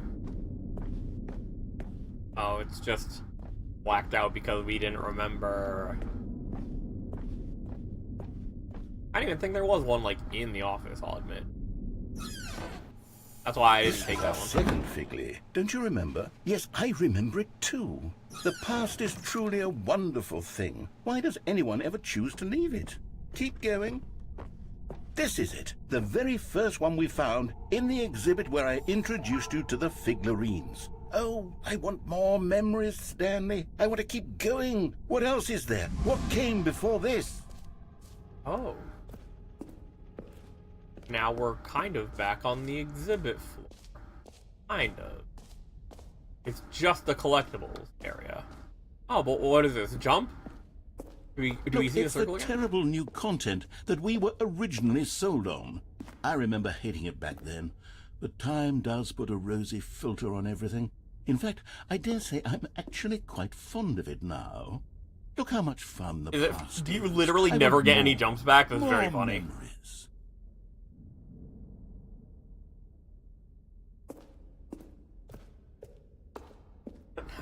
How much nonsense do we do? Narrator. Oh, yes, the two doors. Do you remember Who the could have Stanley forgotten that? Parable? Classic memory, this one. Oh. I don't like how dark it is over there. Oh, they both lead to the office, it looks like. This is not the two doors, this is just a set of two doors. Yeah. And before everything else, there was your office. Is there anything else? Was there something that came before your office? Are you gonna replay the There's opening something I cutscene? feel I can remember. I can remember. Oh. Yes, I'm remembering something now. I remember before this whole story got started. Back then, Oh. I was different. Huh. I used to make big decisions. I was passionate. I was skeptical. I weighed each decision with profound Skeptical to see. thoughtfulness. And then, somewhere along the way, I stopped making decisions. I became lazy, and I came up with a character named Stanley to do my thinking for me. Oh. He would make the decisions. He would decide which way to go. So now the I would narrator cheer is him the on one as in he the collected chair. figurines for no reason. Why did I invent Stanley? Was I lonely? Yes, perhaps that's it. Perhaps I needed to imagine I had companionship. And Stanley really did make for a wonderful companion, even if he was a fiction. But I suppose it's grown old. I want to think for myself again. I want to go back to how it used to be. Yes, I can be on my own again. I can do it. I'll be stronger this time. I'll take care of myself. I don't need Stanley anymore. Oh, but he truly was so much fun to play with. You know what? Since we're in the memory zone, how about one more good memory? Let's go back just once. and give Stanley one more run of the office, and then I'll retire him for good. Oh, I did enjoy telling his story so very much. interesting. Okay, here we go. This is the story of a man named Stanley.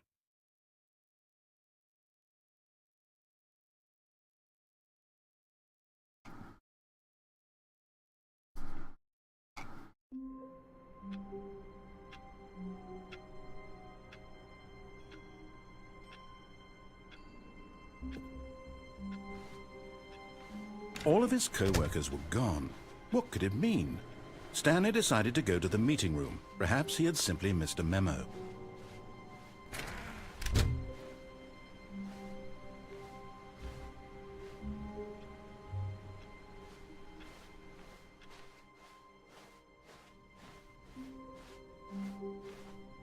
When Stanley came to a set of 2 open doors, he entered the door on his left.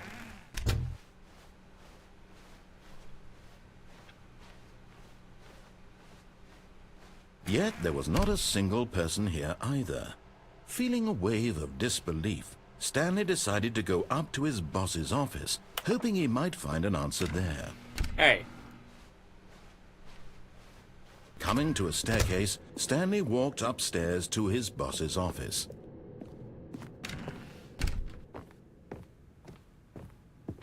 Stepping into his manager's office, Stanley was once again stunned to discover not an indication of any human life. What could it mean? Stanley wondered aloud to nobody. He began wildly tearing through papers on the boss's desk, pulling books off the shelf, looking behind paintings, desperate for clues to his situation. But his attention was caught by a keypad behind the boss's desk. What could its purpose be? In fact, this keypad guarded the terrible secret that lay buried below his feet.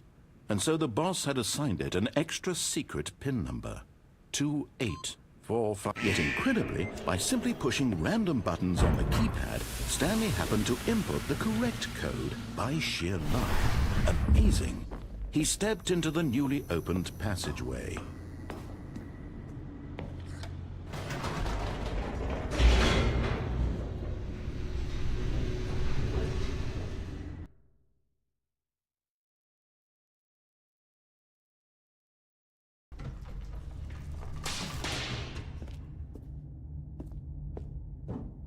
Stanley walked straight ahead through the large door that read Mind Control Facility.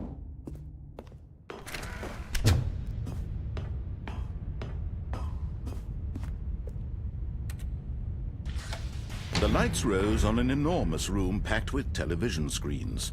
What horrible secret did this place hold? Stanley thought to himself. Did he have the strength to find out?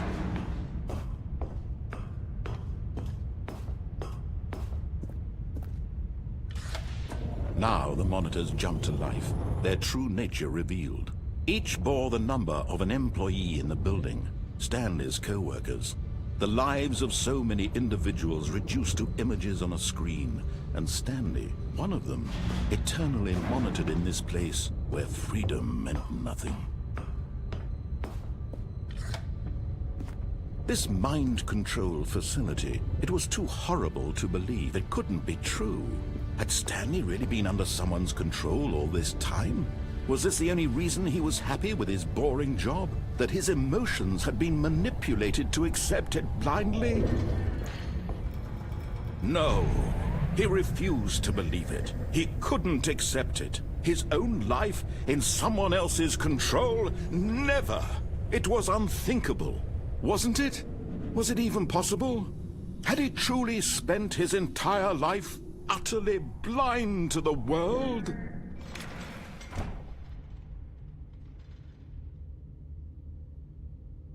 But here was the proof. The heart of the operation. Controls labeled with emotions. Happy, or sad, or content. Walking, eating, working. All of it monitored and commanded from this very place. And as the cold reality of his past began to sink in, Stanley decided that this machinery would never again exert its terrible power over another human life. For he would dismantle the controls once and for all.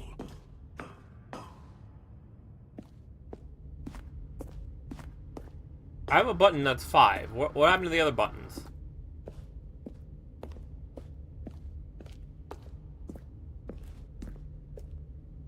So there's that sequence that's 1, 2, B, 4, but I don't know where those are.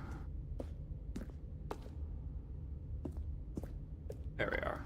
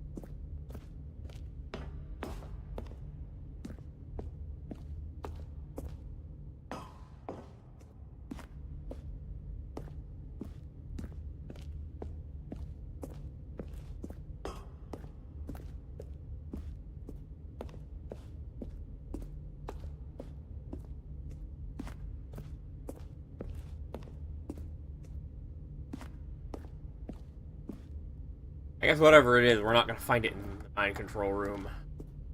I thought maybe, because we have the 1 and 2 buttons. Unless... there's another button up there. How do we get up there? I mean, it might just be like a 4, I don't know. No, for real, how do we get up there? Is it like we need to have boxes or something? Like...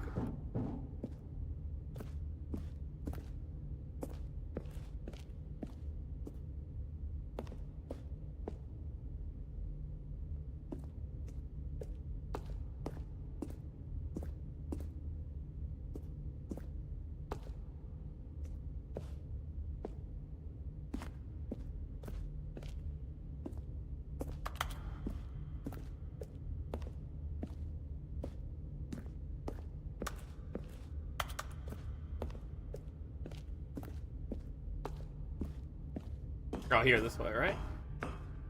Can't really see anything. Oh, okay, that's just a bridge over the pit there. Dip into anyway.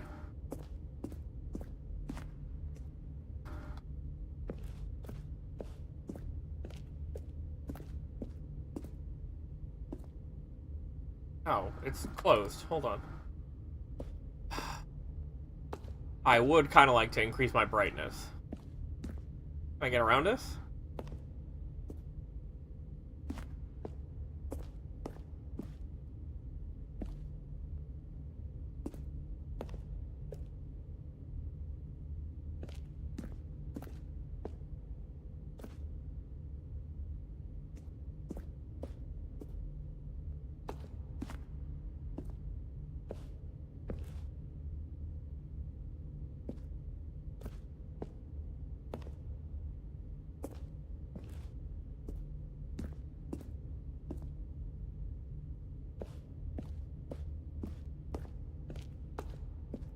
How we got up there?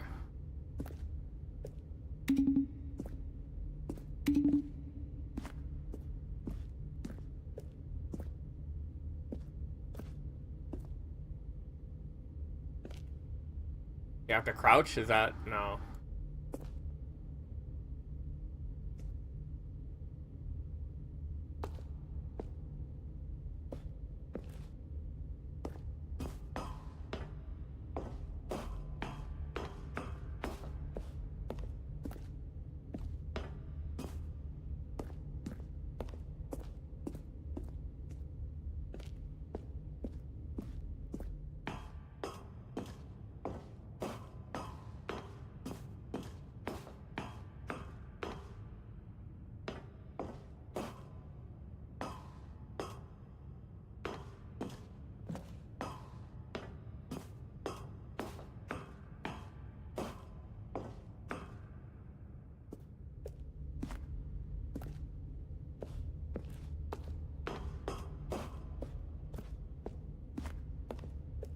I'm sorry I've been wandering around, but like, it looks like there's a stairway up here, and I just guess I'm not able to get to it. But like, there's a button up there that I should be able to press.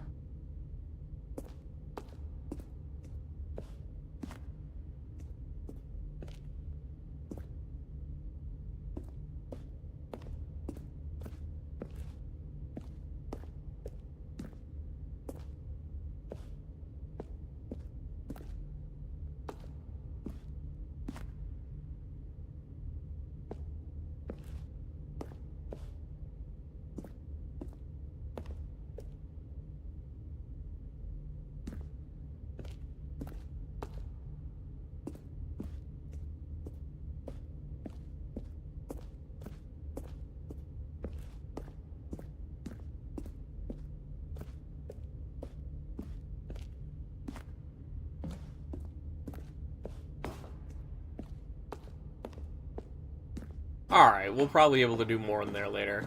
Like, on a different run.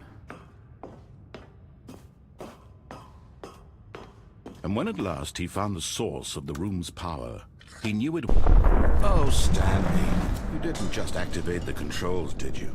After they kept you enslaved all these years, you go and you try to take control of the machine for yourself. Is that what you wanted? Control?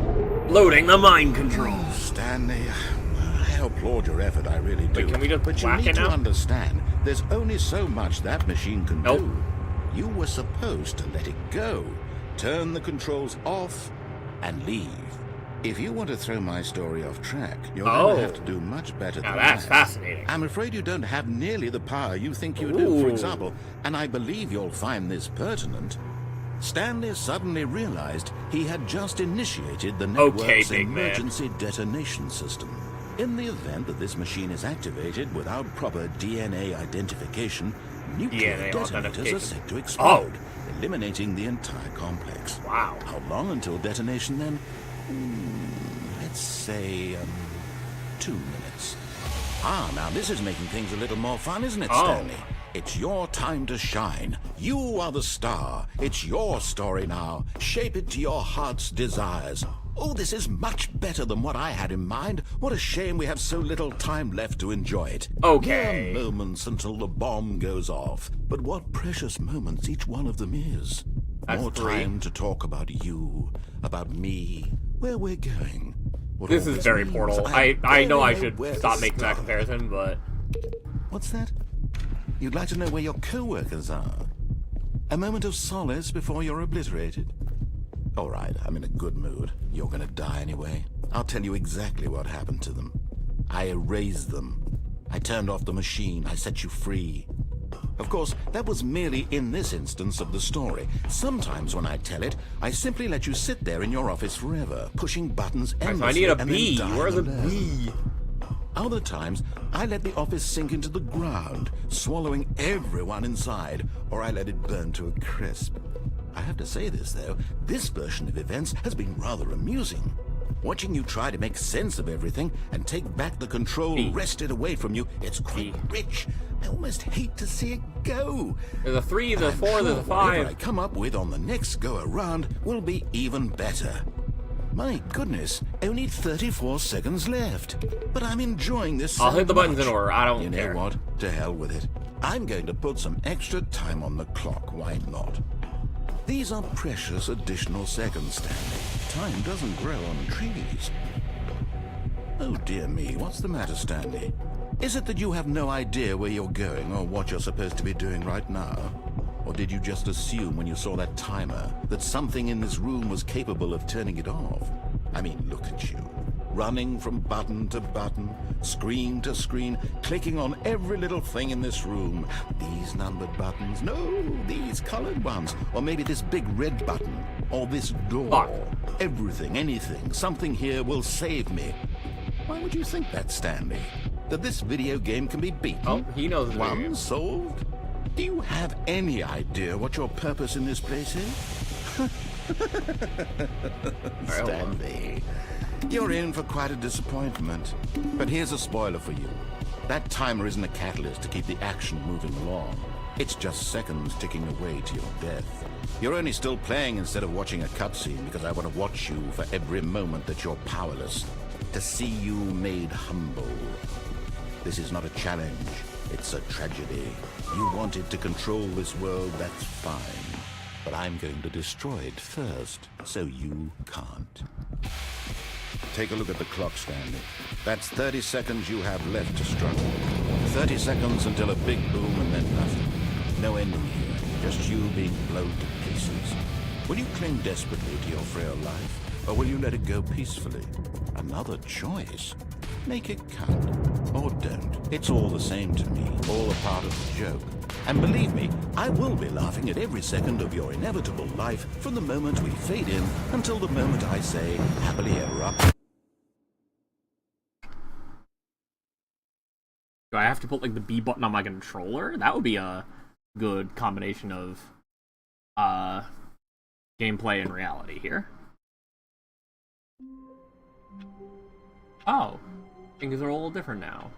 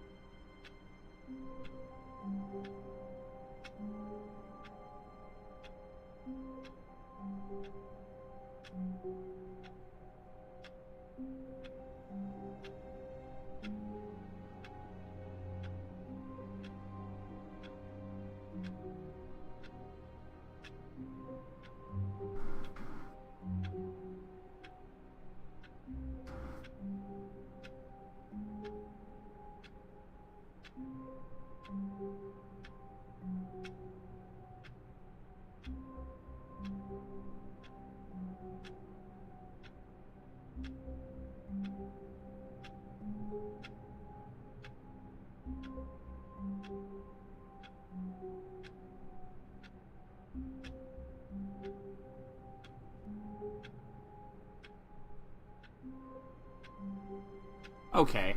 Well, I looked up this ending, and okay, there isn't a thing you can actually do for it. I'm still wondering what that thing with the number and letters had on the other, for that other ending. The...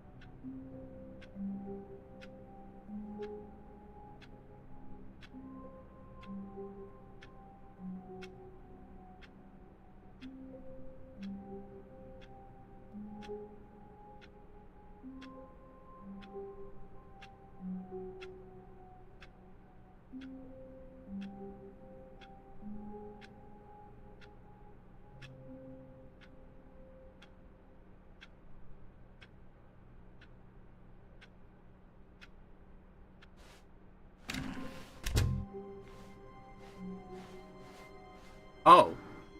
When Stanley came to got a rid set of all of the two open doors, he things. entered the door on his left. This was not the correct way to the meeting room, and Stanley knew it perfectly well. Perhaps he wanted to stop by the employee lounge first, just to admire it. It was okay. It was okay as wild. But eager to get back to business, Stanley took the first open door on his left. It's very interesting that they took away everybody else's office. Stanley was so bad at following directions, it's incredible he wasn't fired years ago.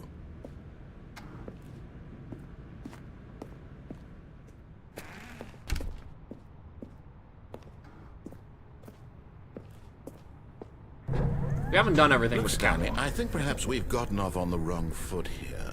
I'm not your enemy, really, I'm not. I realize that investing your trust in someone else can be difficult, but the fact is that the story has been about nothing but you all this time. There's someone you've been neglecting, Stanley. Someone you've forgotten about. What? Really? I was in the middle of something. Do you have zero consideration for others? Are you that convinced that I want something bad to happen to you? Why, I don't know how to convince you of this, but I really do want to help you, to show you something beautiful. Look, let me prove it. Let me prove that I'm on your side. Give me a chance. Now listen carefully, this is important.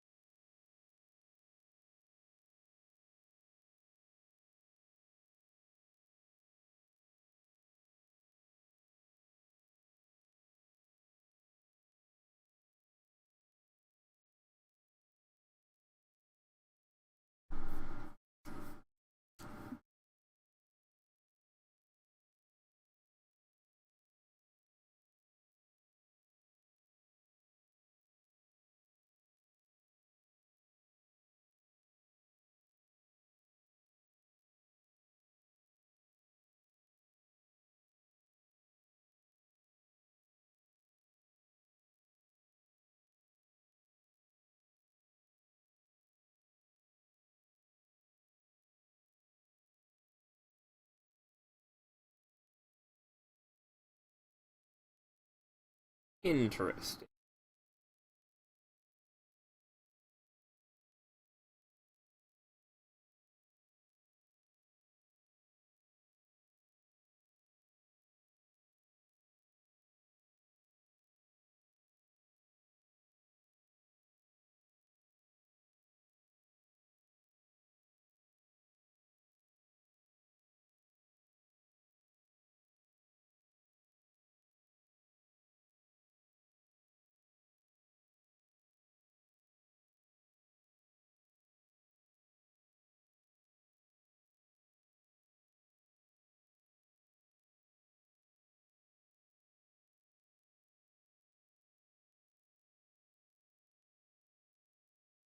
All right.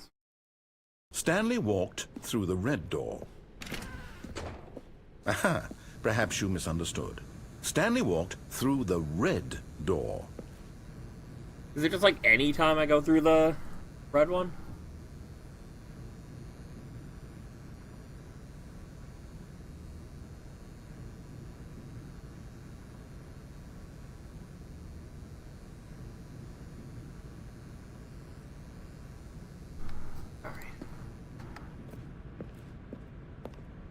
I still don't think we're communicating properly. Stanley walked through the red door.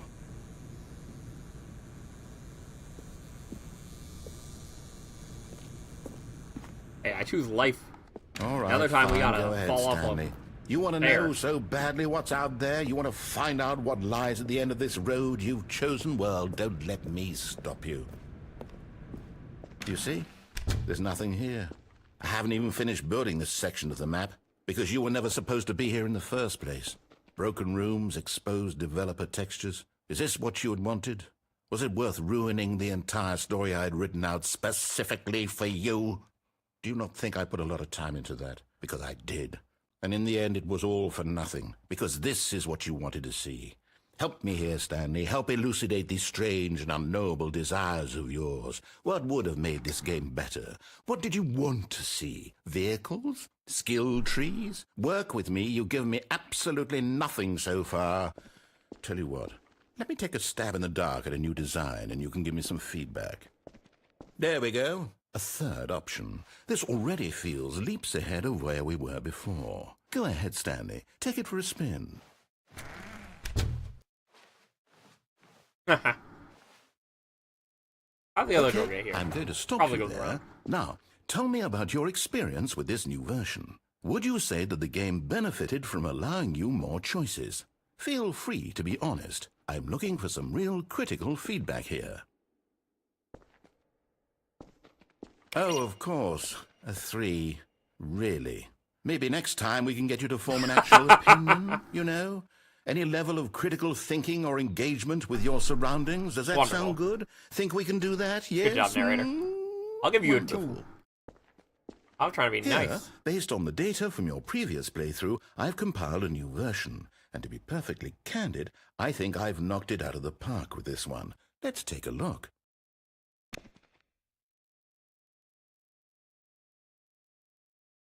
Oh yeah, the worldwide leaderboard for how fast you can go to left door.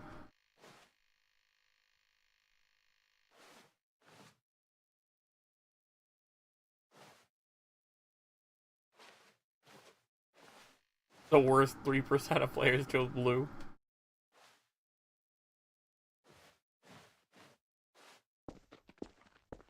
Now, would you say that competitive leaderboard helped you feel motivated to keep walking through doors? Again, honest answers, please.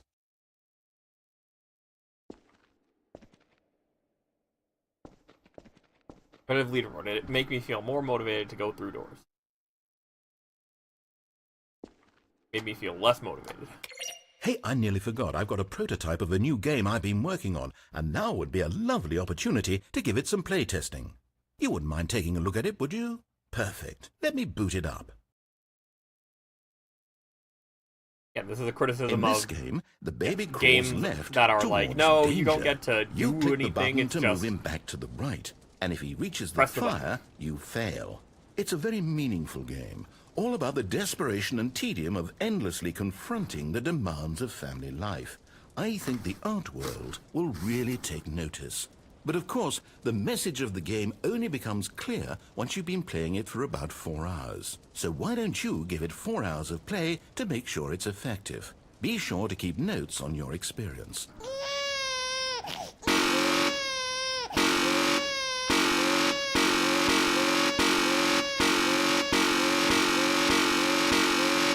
You know, I will take an entire stream to do this. So let's do something else. Knowing Stanley Parable, when they say 4 hours, they mean 4 hours.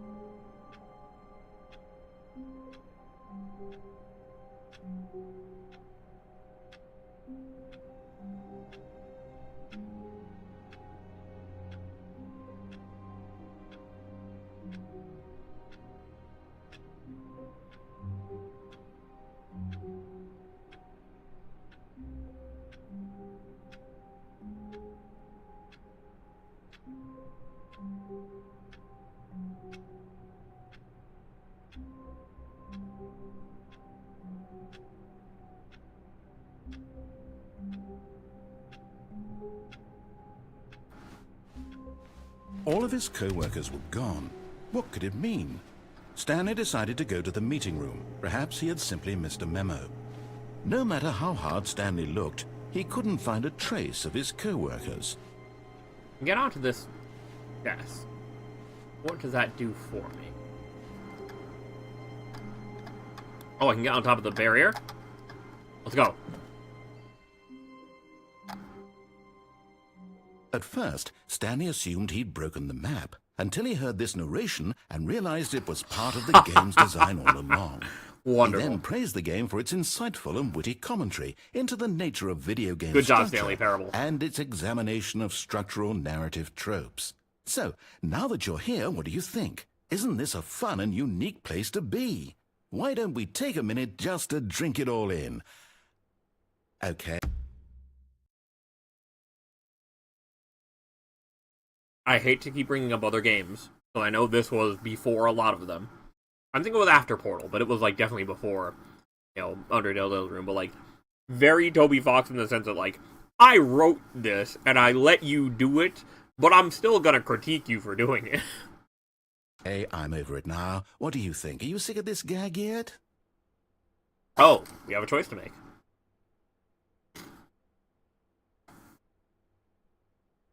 Ah, then in that case we'll continue. But now, here comes the real question.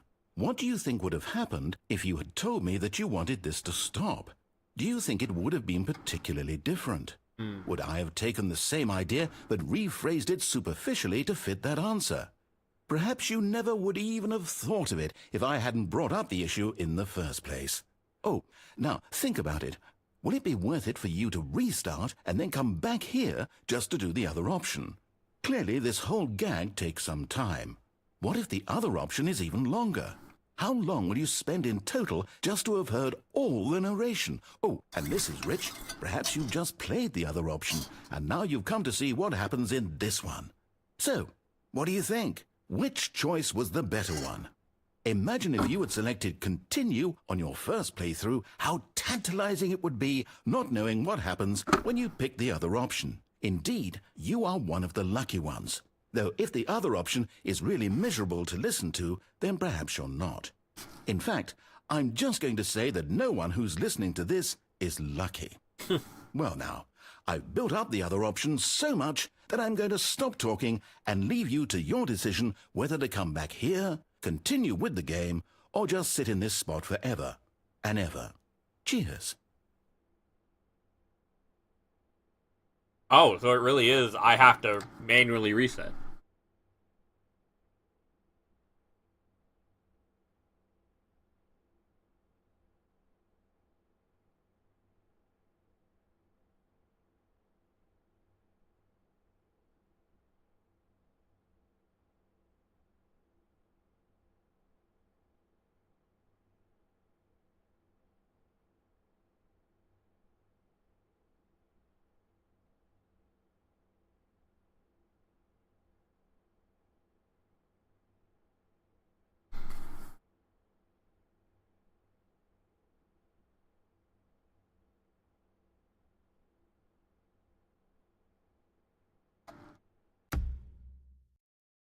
Alright.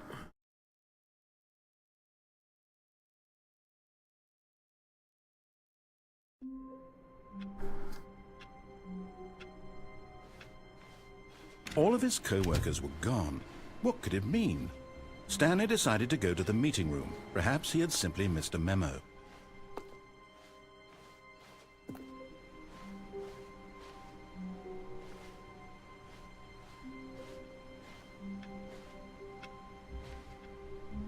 Stanley lifted the bucket into his arms, and a wave of comfort rushed over him. Stanley clung the bucket to his cheek. Could his co-workers really all be gone? How do we get over here? Come on, there we are.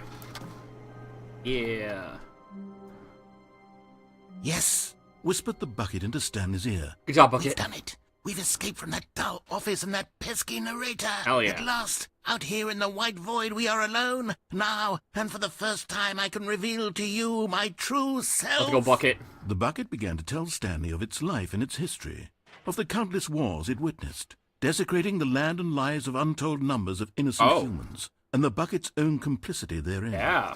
Of sadness and regret, and the many years it spent dwelling on the actions it might have taken to curb the madness and the decay, if only it had been stronger. Of hope and redemption, and its crusade to uplift the stock of life for the common man, We to love Bucket. manifest justice where none existed, and the bittersweet reality of time, to see one's dreams and wishes met halfway, meted out in parcels like charity, and abandoned as soon as the warm glow of inspiration begins to dim. The opportunities to do so much more. There was so much it could have done.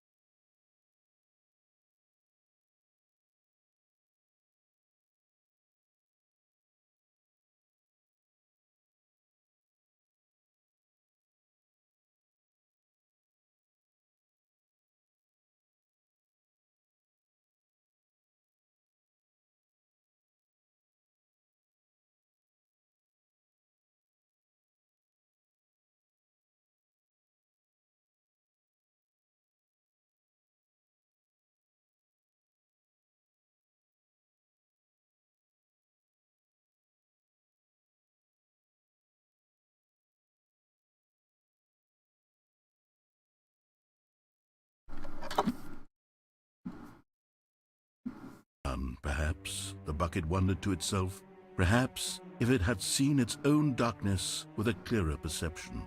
This was way too much for Stanley. What are you talking about? He screamed. You're a bucket! To this, the bucket furrowed its brow. No, Said the bucket. not since the evil wizard Gambhorata first ensnared me in his machinations as payback for the sacred amulet I stole from his treasured vaults. I was young back then and could not conceive the ramifications of... No! Stanley screamed even louder this time. This is stupid! You are a bucket! This is so stupid! Why are we even doing this? As Stanley screamed and screamed and screamed, the bucket revealed its true form, transforming into a mighty beast of untold power, its fangs glistening like... Game Freak animation. My God, Stanley, you did it.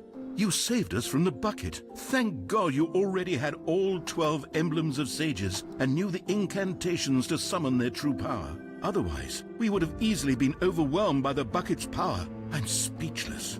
You've demonstrated such bravery here today. Come, let's restart the game, and we'll agree to never again go trifling with this bucket, nor the dark magic cast away inside of it.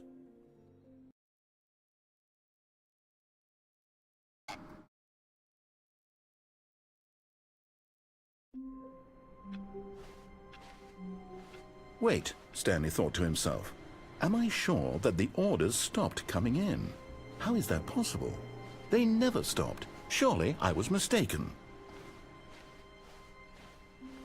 No, the orders were still missing. For now.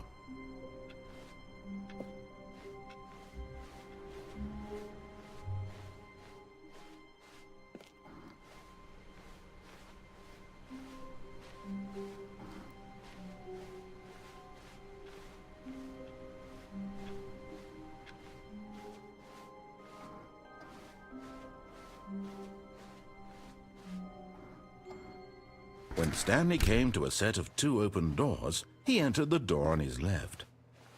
This was not the correct way to the meeting room, and Stanley knew it perfectly well. Perhaps he wanted to stop by the employee lounge first, just to admire it. It was okay.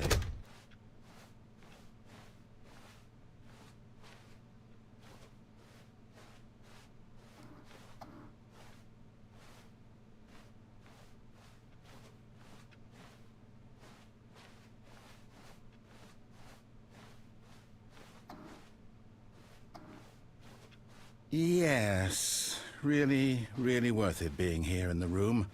A room so utterly captivating that even though all your co-workers have mysteriously vanished, here you sit looking at these chairs and some paintings. Really worth it.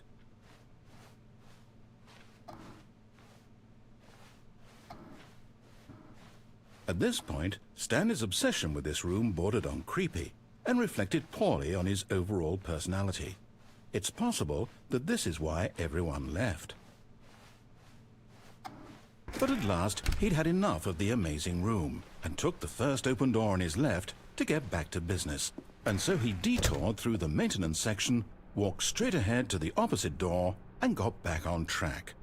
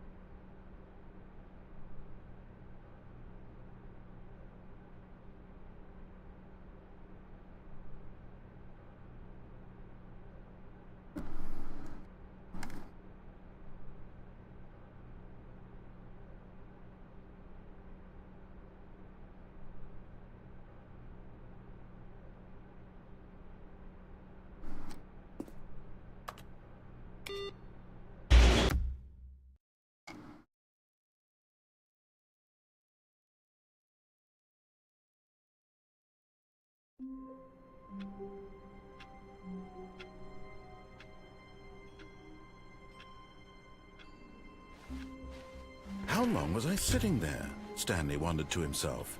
Minutes? Days? Centuries? Did something crucial happen while my senses were turned? He made a note to be more careful with time from now on.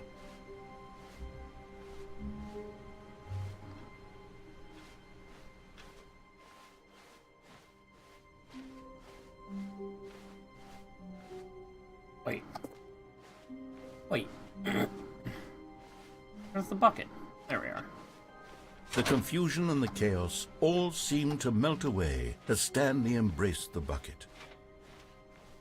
Stanley clutched the bucket tightly to his... This was not the correct way to the meeting room, but Stanley had felt the bucket calling to him, telling him that the employee lounge was simply the place to be. Hell yeah. And here it was. Had the bucket turned out to be correct? Was this better than the meeting room? Yes, Stanley thought to himself. Yes, perhaps it truly was. How insightful the bucket turned out to be. There we go.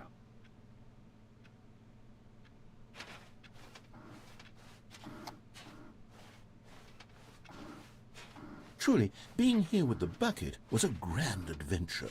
Stanley reflected on all they'd been through together. First, walking through the door on the right. Then walking to the lounge. Then arriving at the lounge. What a thrilling journey the bucket had inspired.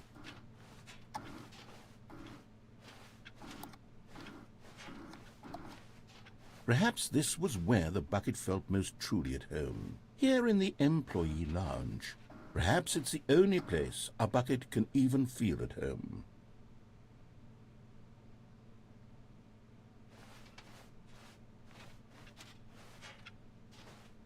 Stanley decided to just give the bucket absolutely as much time as it needed to be in the lounge. Clearly, the bucket and the employee lounge shared a special connection.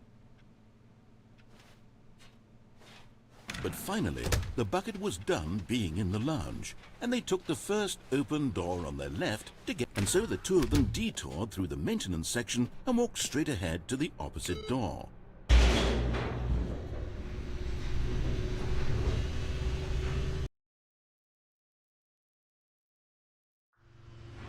Oh, good, Stanley. I'm glad you found your way here. I knew you'd find this place eventually. You see, your friends and I are concerned for you, Stanley.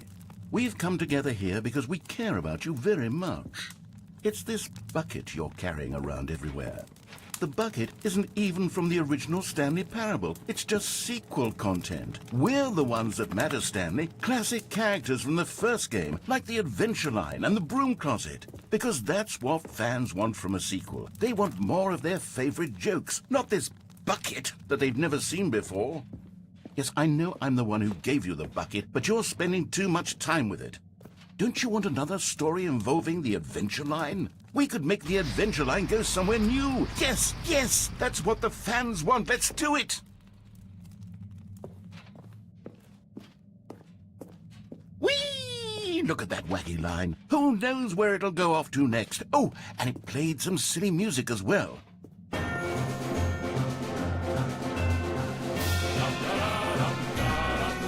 Now this is what the Stanley Parable is all about. Don't you remember all those great jokes from the original dialogue? Also, Stanley is addicted to drugs and hookers. Yes, it's as classic now as it was back then. Let's do it for the fans, Stanley. Let's give them more content exactly like this. But if we want to do that, you're going to have to give something up.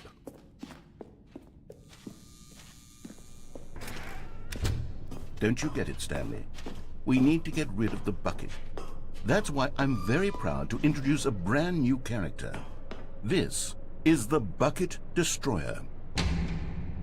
Oh, no. I think it'll make a wonderful new addition to the rich lore of the Stanley Parable. True, it also was not in the original game, but it's such a well-fleshed-out character with so much personality that to me it already feels as though it's been part of the cast all along. Don't you agree? Can you guess what the Bucket Destroyer does? Surely you don't need me to spell it out for you. It's that don't put your hand Go in ahead there now, graphic. Stanley. It comes with a bucket. Say goodbye to the bucket, and then pop it into the machine when you're ready.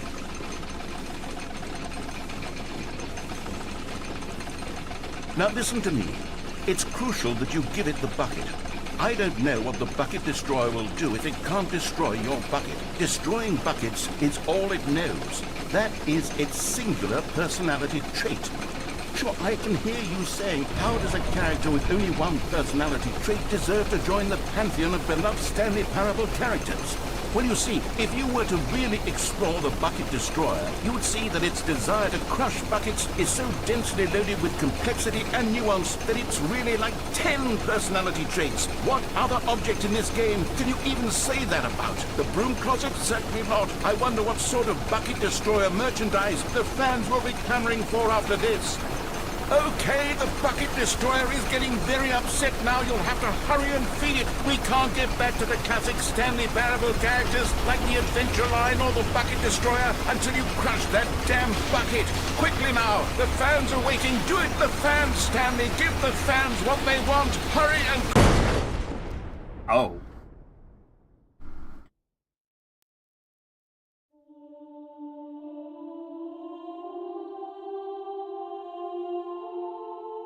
The Bucket Destroyer. My prized creation. You had so much potential. We were going to do such marvelous things with you, tell such spellbinding stories about you. All of it squandered now. Goodbye, new friend. For the moment in time that you were here, you were magnificent.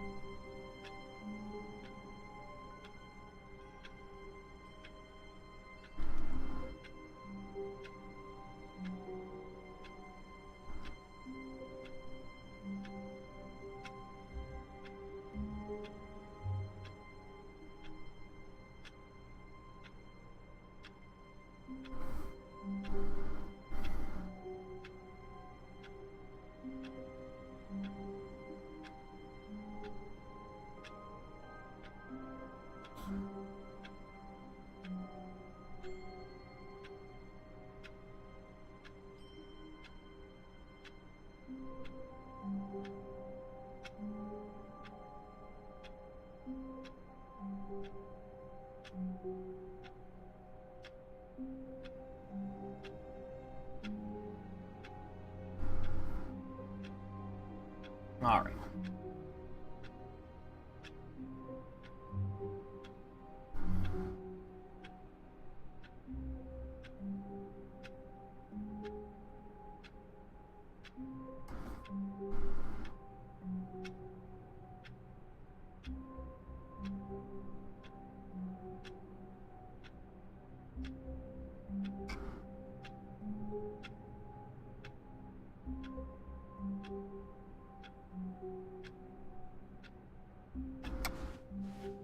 All of his co-workers were gone. What could it mean?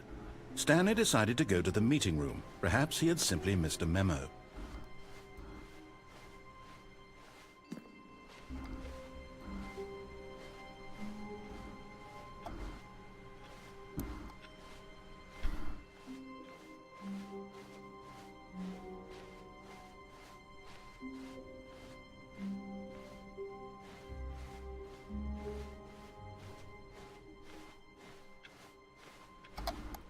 Warmth spread through Stanley's arms. With the bucket in his arms again, he was home.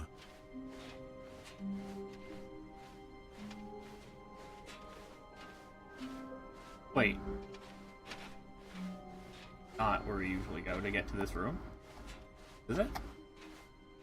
Maybe.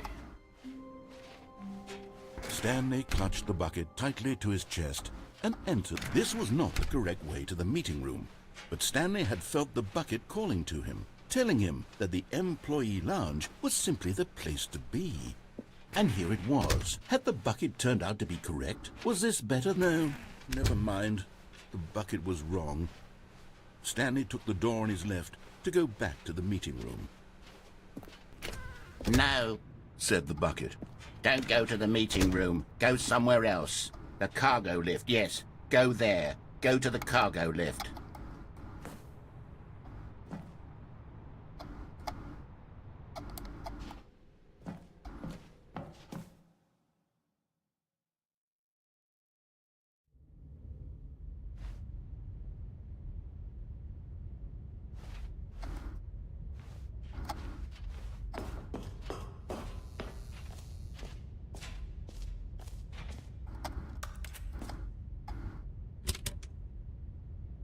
Oh? Okay, this is day number 295. Tape number... Oh. I don't even know. I've lost track. Nothing feels real anymore. The longer I study this bucket, Oh. the less sense anything makes. The sheer euphoria I feel every time I pick it up. No matter how many times I've done it, it's always the same feeling. And the emptiness in my chest when I set it down Oh, that poor guy. Oh, bucket. doesn't make sense. There's no explanation for it. I still haven't figured out why I see the world so differently when this bucket is in my arms. Why everything feels so...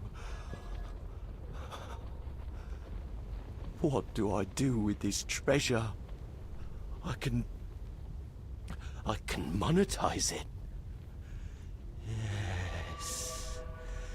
It's unthinkable the amounts of money people will pay for even just an hour with the bucket. Bucket. This is my golden ticket.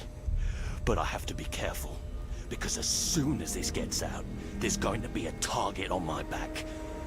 Even now, I don't know who might be trying to get me. What's that? Who's there?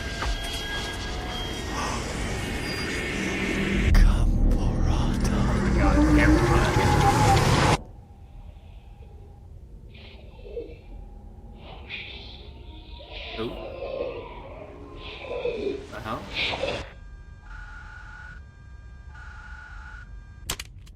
Isn't that something?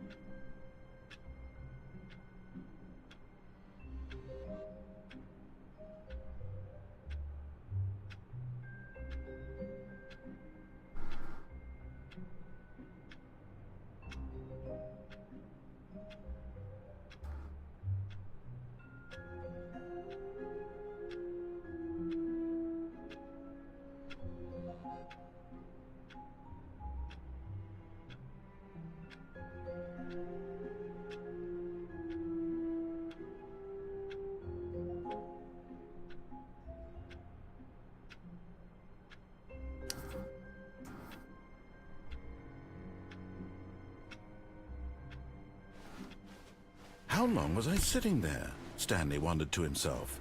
Minutes? Days? Centuries? Did something crucial happen while my senses were turned? He made a note to be more careful with time from now on.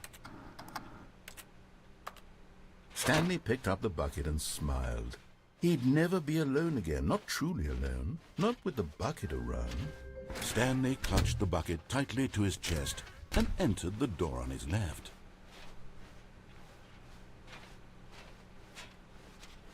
Still no one was here. Stanley needed the bucket's warmth and comfort now more than ever. Perhaps his boss's office was where he'd find answers. Stanley, we must move on from this broom closet, simply because I have no remaining stickers. If I did, you can guarantee we'd be in here for hours. But alas, no stickers.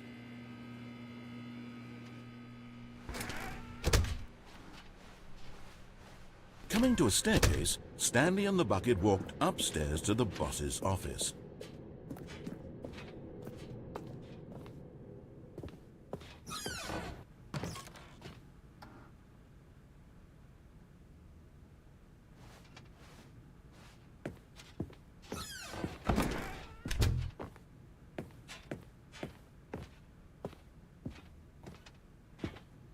Stepping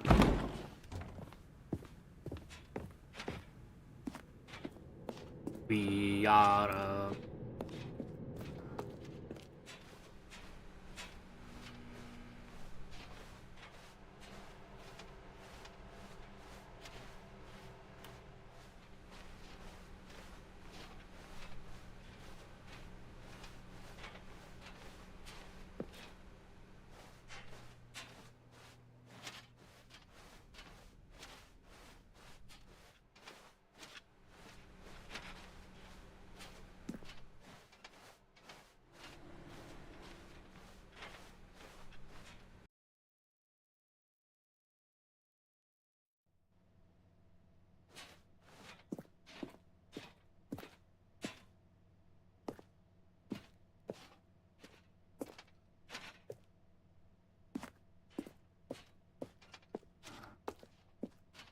All right.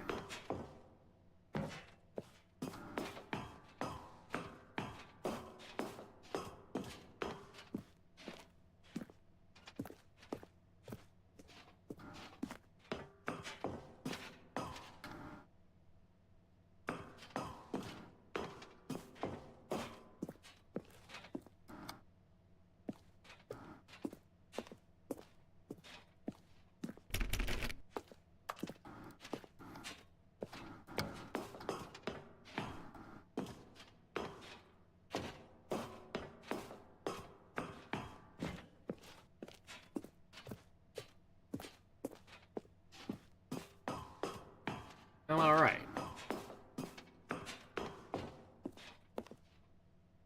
It's so interesting that we keep going upstairs, we keep encountering on the other side 432, but I think I meant to imply like this building is not truly as presented in the true ending, where it's like, oh, you have what's it called, where you have like, oh, you know, numbers, you know, 100 through 500 or whatever. I'm sure the number on the inside there keeps going up. Yeah, see? And every time it's 432.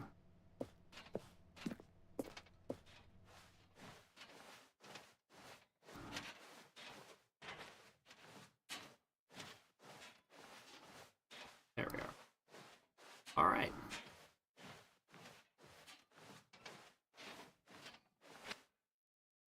Let's get out of here, Bucket. Stanley! Little kiss.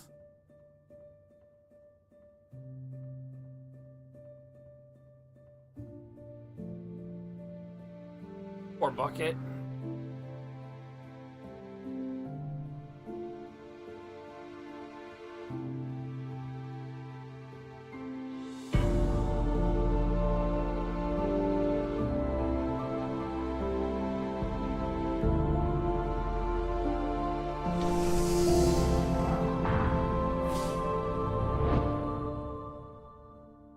Oh.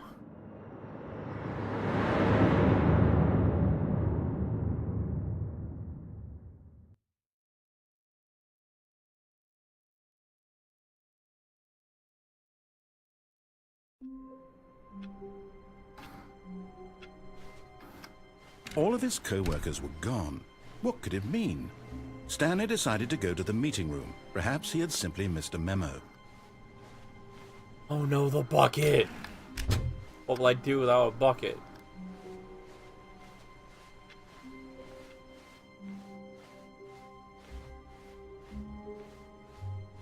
When Stanley came to a set of 2 open doors, he entered the door on his left.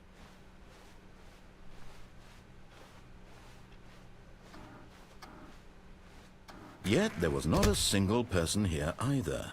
Feeling a wave of disbelief, Stanley decided to go up to his boss's office, hoping he might find an answer there. Coming to a staircase, Stanley walked upstairs to his boss's office.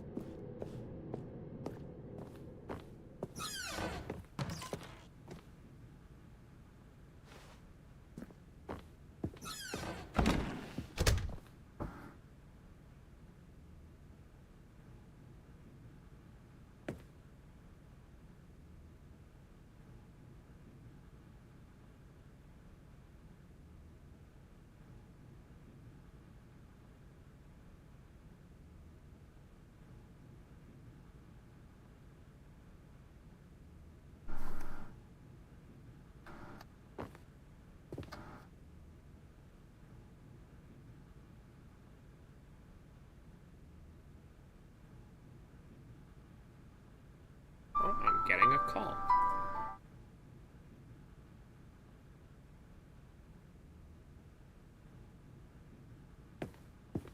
The moment he entered his manager's office, Stanley froze in his tracks.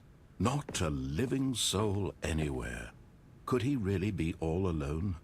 This was too much for Stanley to take. Too much for any man to take.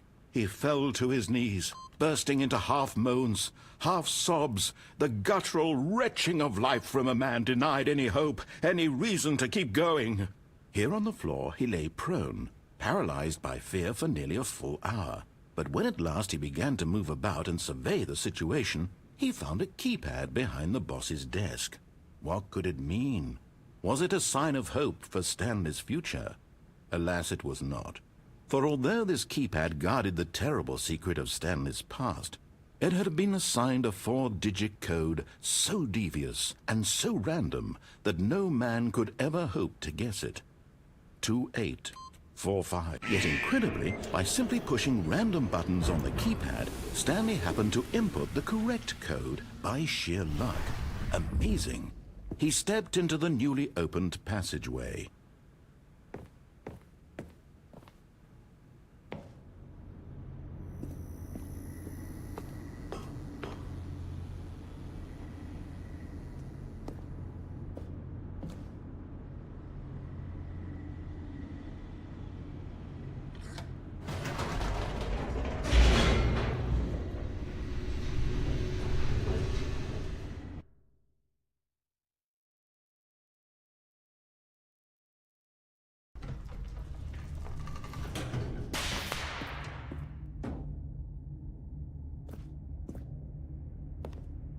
Stanley walked straight ahead through the large door that read Mind Control Facility.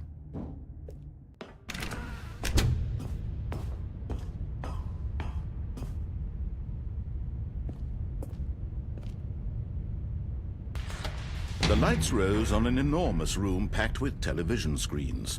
What horrible secret did this place hold? Stanley thought to himself. Did he have the strength to find out?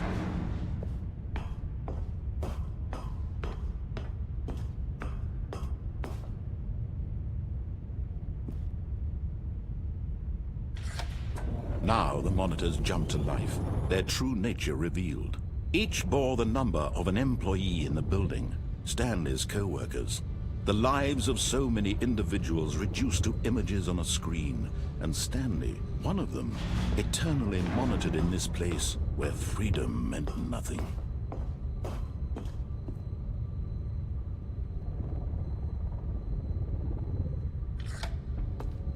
This mind control facility, it was too horrible to believe. It couldn't be true.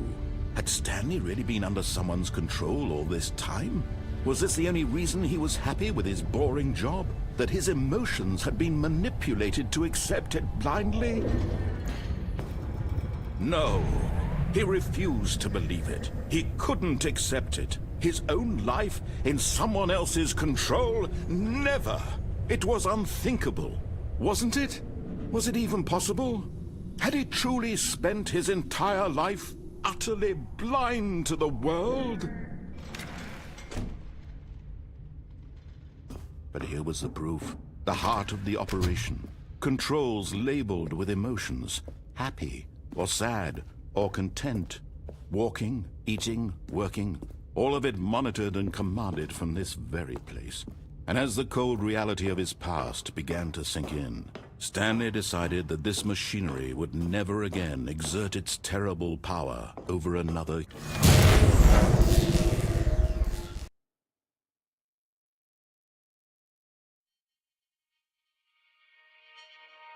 And we're back.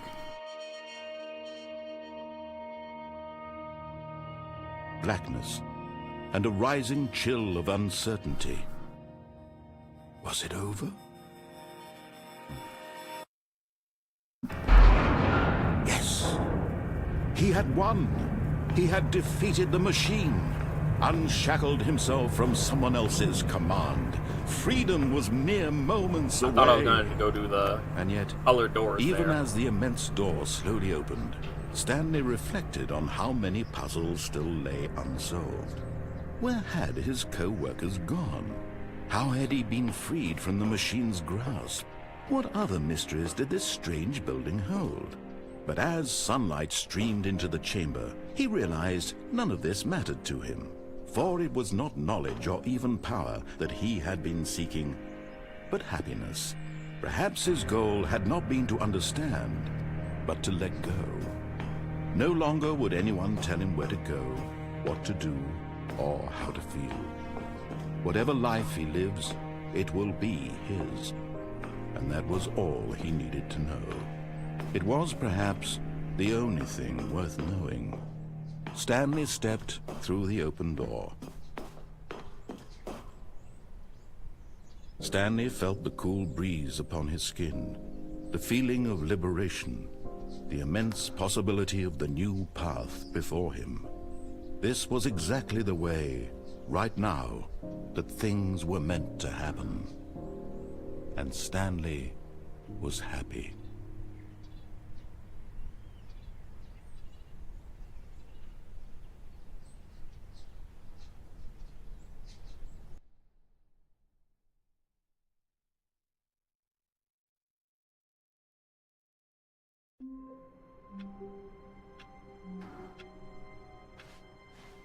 All of his co-workers were gone. What could it mean? Stanley decided to go to the meeting room. Perhaps he had simply missed a memo. Oh. Replacement bucket. No. It's got the stickers on it, which is And very try funny. not to lose this one too, you dolt. Hey, yo. It's interesting that if anything goes into the escape pod, it actually gets away. I mean, not Stanley himself. Touched the bucket tightly to his chest. This was not the correct way to the meeting room, but Stanley had felt the bucket calling to him, telling him that the employee lounge was simply the place to be. And here it was. Had the bucket turned out to be correct? Was it? No, never mind. The bucket was wrong. Stanley took the door on his left to go back to the meeting room. No, Said the bucket. don't go to the meeting room. Go somewhere else. The cargo lift, yes. Good. Said the bucket. Now ride the lift all the way to the top. There's something up there I need you to do. Stanley did not question What type of why or accent is how this Kevin bucket giving was this speaking bucket? to him. It should have alarmed him, of course, because buckets can't talk. But Stanley chose not to think about this obvious fact. He was firmly convinced that the bucket had spoken to him, and he unthinkingly did whatever the bucket asked. Except not really, because the bucket said to go to the other side. No, stop. Look there on the wall, you see? There's a sign right there. It says, no buckets past this point. Stanley, how could you think it was okay to bring the bucket here? Unless, what if the problem is that you actually don't know what is a bucket and what isn't a bucket? I suppose that would explain a lot about your behavior up to this point. Which, if that's true, well, my goodness, I think we have to do something about it. This misunderstanding could have dire consequences on the entire rest Oh, of the God. game if not addressed quickly. Why are and we properly. being like this? So much of the impact of the story is dependent on your understanding of what is and isn't a bucket. Please, step in here for a moment.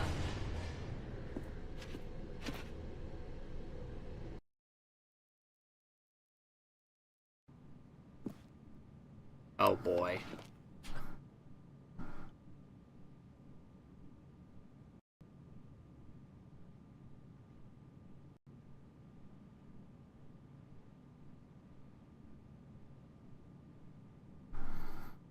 We have to be serious. Now then, I'm going to run you through some test scenarios, and you'll tell me whether or not the thing I'm showing you is a bucket. Oh, okay. Simple enough, right? This should tell us everything we'll ever need to know about what is or is not a bucket. Perfect. Okay, let's begin. Item 1. Is this a bucket? Looks like a bucket. This game is too meta, though. I have a feeling that they're going to be, like, doing a... This is not a pipe type of thing. Correct. It is a hologram You have to be of a clowning. bucket, not an actual bucket. I can't believe I got that one. Alright. Item 2. Is this I mean, again, a it bucket? looks like the bucket that I have. They're not going to do the same answer twice in a row, right? Incorrect. Aw, It is a 3D printed recreation of a bucket, not an actual bucket. that's what a bucket is. It's a 3D object in the shape of a bucket.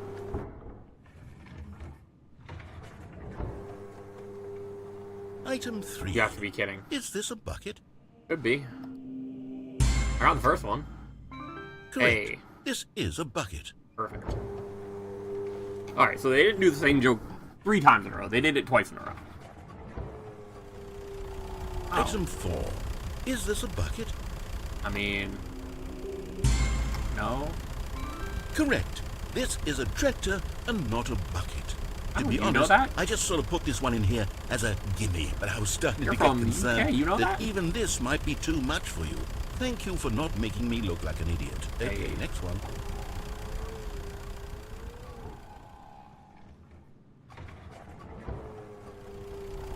Is this a bucket? You can't actually have me do the same option twice. I am curious to see as to what happens if I say no again. Incorrect. This is a bucket. Ow. No, literally ow.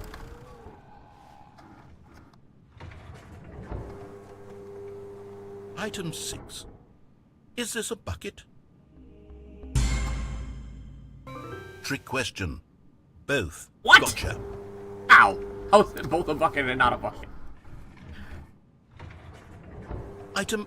Wait, hold on. I can't find the next one. Let me see. It should be around here somewhere.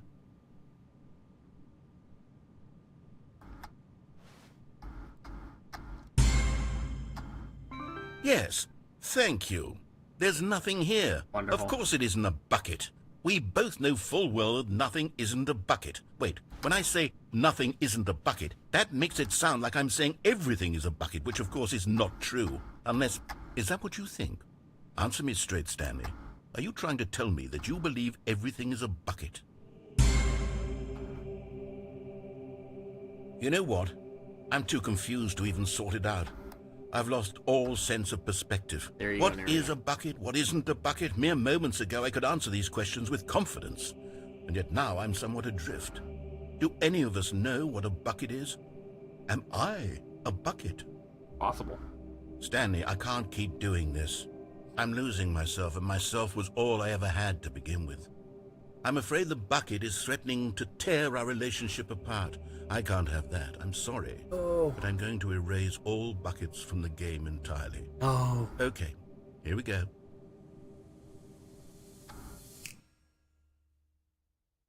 Can't erase the bucket. What happened? Is everything gone? Exactly, everything Why is a did bucket. everything disappear? Wait, was everything a bucket? Yes. Every single thing in the game was a bucket? Yes. Oh my God, I had no idea. How could... Except me. I'm not a bucket after all. And you, Congratulations. Stanley, you're still here. You're not a bucket either. Hey. Oh, this is wonderful news. We're not buckets.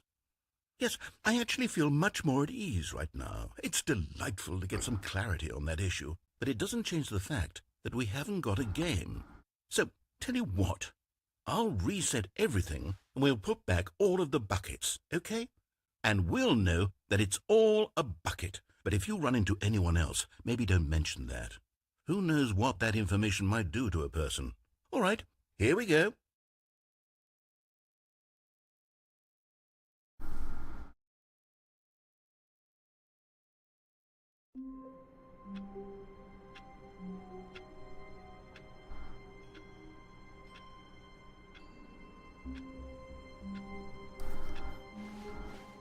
All of his co-workers were gone.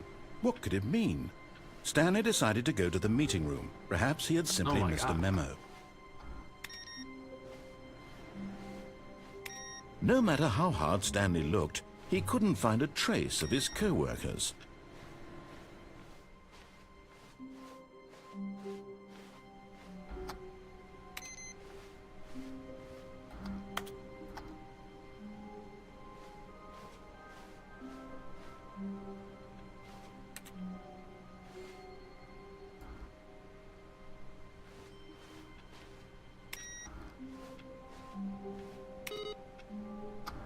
The good old bucket. Just Stanley and the bucket, off on another thrilling adventure together. Stanley clutched the bucket tightly to his chest and entered the door on his left.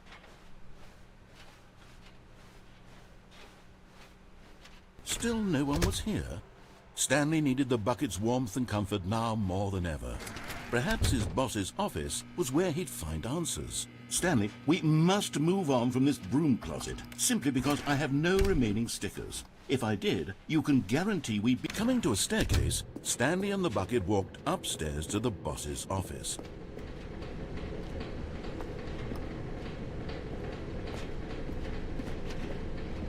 But Stanley just couldn't do it. He considered the possibility of facing his boss, admitting he I had think we left did his this one. post during work hours. He might be fired for that. And in such a competitive economy, why had he taken that risk?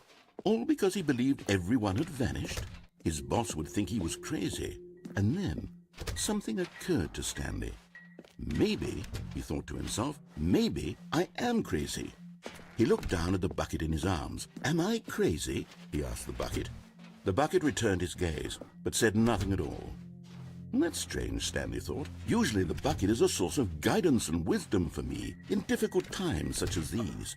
You might be He crazy. held the bucket close, yet felt none of Oh, its the bucket's familiar powers. reassurance and comfort. And that's when Stanley realized, this isn't my bucket. It's just a normal, everyday bucket. Someone else's bucket, I don't think I've perhaps. seen this How part, did actually. I end up with someone else's bucket? This is all terribly wrong. Oh, it has a Surely sticker no on it good that would says come it's from mine. this. Who Where'd knows it what go? sorts of bizarre hallucinations Stanley might experience without the psychologically grounding presence of his bucket.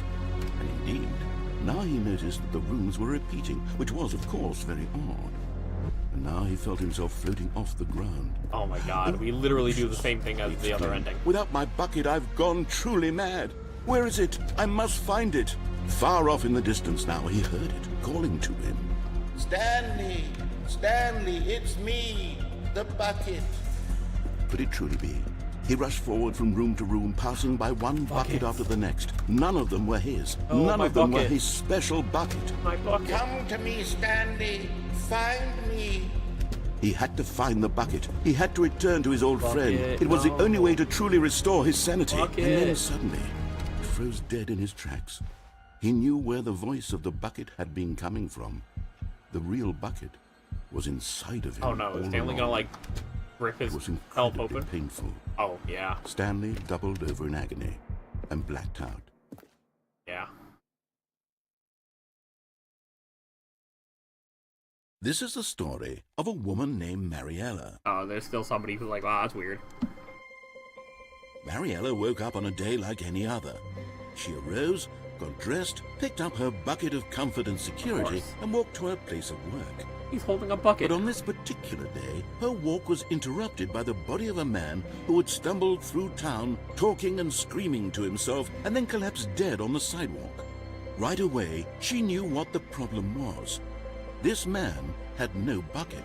Of course he'd gone mad, ranting and raving about a narrator describing all of his actions and how everything is predetermined and free will is an illusion and it's all just a video game. It could all have been prevented if Correct. only he'd taken his bucket with him. Perhaps he didn't even realize he'd forgotten his bucket at home in the first place. How cruel the world can be, Mariella thought, and she hugged her own bucket even tighter. But of course, she had no time for this. There were a myriad of confusing problems she would soon have to confront at work, for which her bucket would provide absolute guidance and total clarity on everything. Perfect. Heck yes, she thought to herself. My life My kicks ass." life kicks ass. And she backflipped all the way Back to with work. all the way to work. Let's go.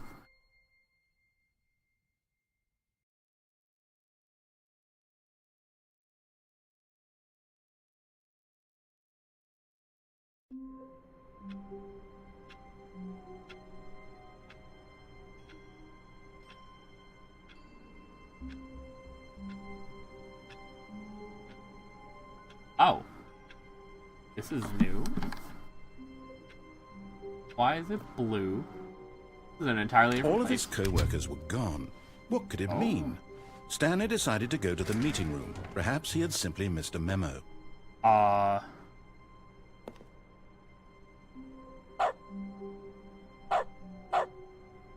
What?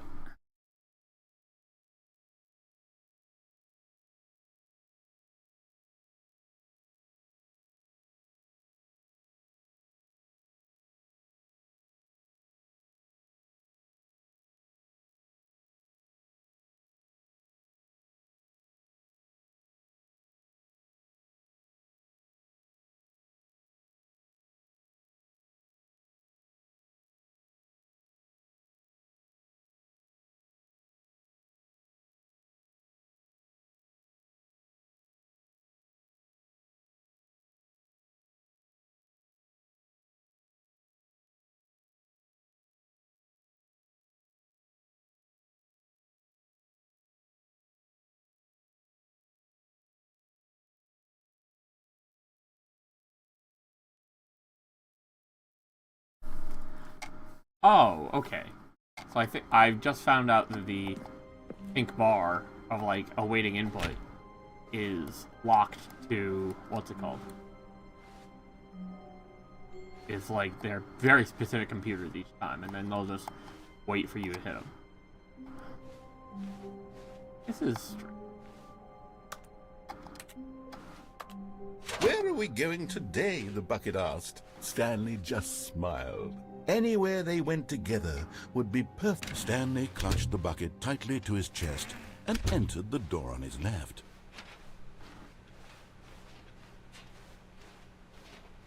Still no one was here. Stanley needed the bucket's warmth and comfort now more than ever. Perhaps his boss's office was where he'd... Coming to a staircase, Stanley and the bucket walked upstairs to the boss's office.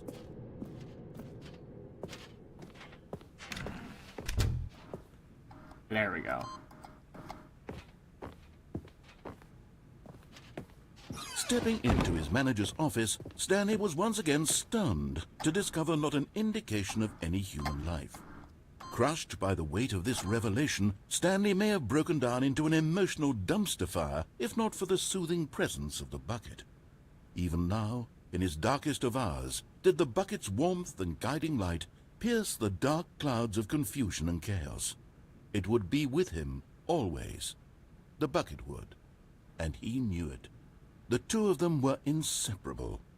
At this point, Stanley was so absorbed in the tender spiritual connection he shared with the bucket that he didn't notice the keypad behind the boss's desk. Nor in his bliss of simply being near the bucket did he have any notion that the PIN number for the keypad was 2845. But Stanley guessed the correct code by sheer luck. Was it that the bucket knew all along?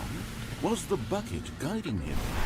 Yes, this is certainly the most logical explanation.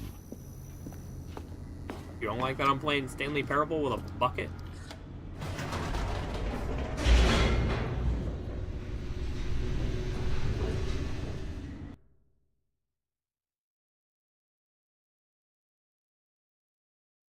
The elevator raced downward, plummeting towards an unknown fate. It would be all Stanley could do to keep himself together, if not for the bucket. Soothing him, comforting him, reassuring that in this darkest moment of uncertainty, he would be all right. The bucket is here for you, Stanley. Everything will be fine. Stanley and the bucket walked straight ahead through the large door that read, Mind Control Facility.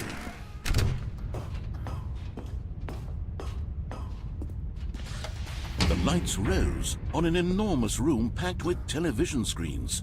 What horrible secret did this place hold? Stanley and the bucket both wondered to themselves.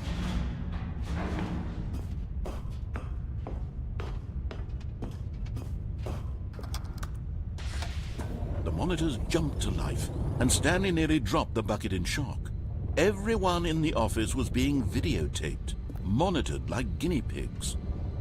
The bucket had never seen anything like this, and it very nearly burst into tears as Stanley cradled it gently, reassuring Oh my it gosh. that everything Now we are would be reassuring the fine. bucket.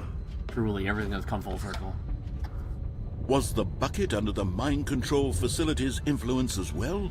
Had the bucket been told to do things it didn't wish to do? What kinds of things does a bucket want to do or not want to do in the first place? These questions raced furiously in Stanley's feeble mind. Hey, yo. No! He screamed into the bucket. He couldn't accept it. His own life in someone else's control? Never! He squeezed the bucket tighter. His one friend in the entire world. At this point, he could trust no one except for the bucket.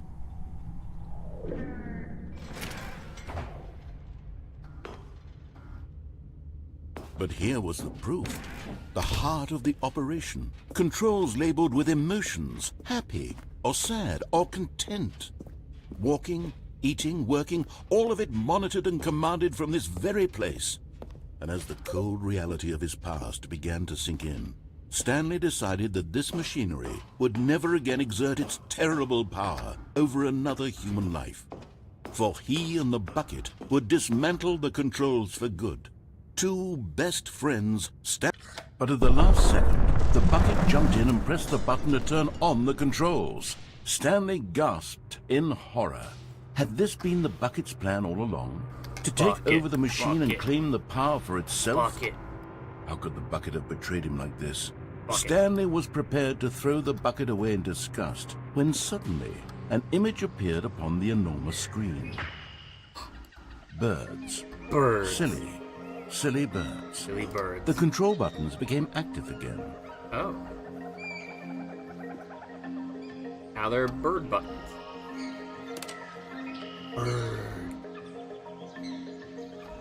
Stanley flipped through one video of silly birds after another, and then it dawned on him. This wasn't a mind control facility at all. It was a facility for monitoring and surveilling silly birds all over the world. Silly The birds. mind controls were only a facade to disguise its true intentions. Wonderful. Had the bucket known this all along? Stanley marveled at the metal genius in his hands, the one who had pointed him towards this incredible discovery. Stanley and the bucket never found freedom because they spent the rest of their lives here in this place, flipping through live streams of the silliest birds imaginable. Of all the possible paths his life could have taken, this one was surely the best. And Stanley was happy. Look at the birds.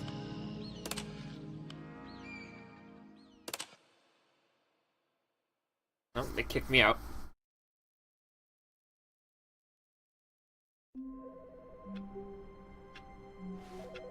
I mean, hey, let's get the other ending with the... Oh, hello. Hi, Stanley. Just wanted to leave you a message to let you know there's a few things I need you to pick up on your way home from work today. Oh. We need milk, cereal, dish soap, spaghetti, get a thing of sugar, some bread, and coffee beans, whichever ones you like. I'll give you a call if there's anything I forgot. Thanks, sweetie. See you tonight. Where did Stanley got a message on someone else's phone? Or, you know, a phone call either way. Yeah, let's get the, off ending then. A good bucket, a strong bucket, a humble bucket, a committed bucket, a bucket of culture and distinction. Stanley clutched the bucket tightly to his chest. This was not the correct way to the meeting room, but Stanley had felt the bucket calling to him, telling him that the employee lounge was simply the place to be. And here it was. Had the bucket turned out to be correct? Well, no, never mind. The bucket was wrong. Stanley took the door on his left to go back, and so the two of them detoured through the maintenance section and walked straight ahead to the opposite door. Still no one was here. Stanley needed the bucket's warmth and comfort now more than ever. Perhaps his boss's office was where he'd find... Coming to a staircase, Stanley and the bucket walked upstairs to the boss's office.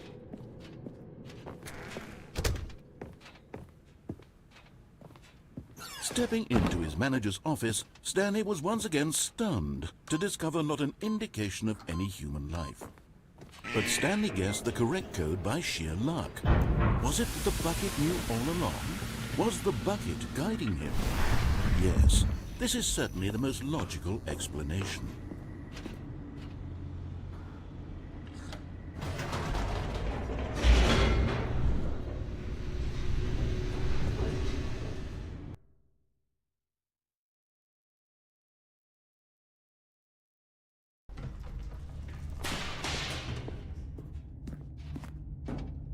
Stanley and the bucket walked straight ahead through the large door that read, Mind Control Facility.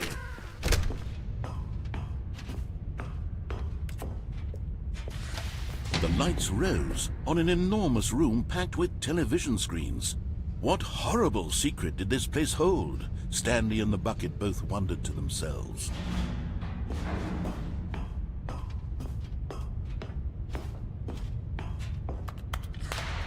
The monitors jumped to life, and Stanley nearly dropped the bucket in shock. Everyone in the office was being videotaped, monitored like guinea pigs. The bucket had never seen anything like this, and it very nearly burst into tears as Stanley cradled it gently, reassuring it that everything would be fine. Was the bucket under the mind control facility's influence as well? Perhaps. Had the bucket been told to do things it didn't wish to do? What kinds of things does a bucket want to do or not want to do in the first place? These questions raced furiously in Stanley's feeble mind. No! He screamed into the bucket. He couldn't accept it. His own life in someone else's control, never! He squeezed the bucket tighter, his one friend in the entire world. At this point, he could trust no one except for the bucket.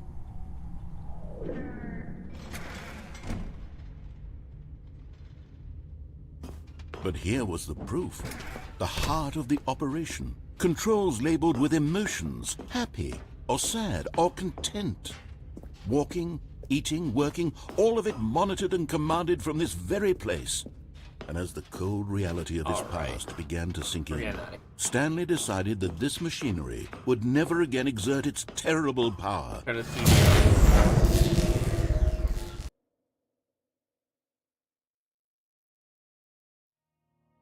Stanley and the bucket waited in blackness.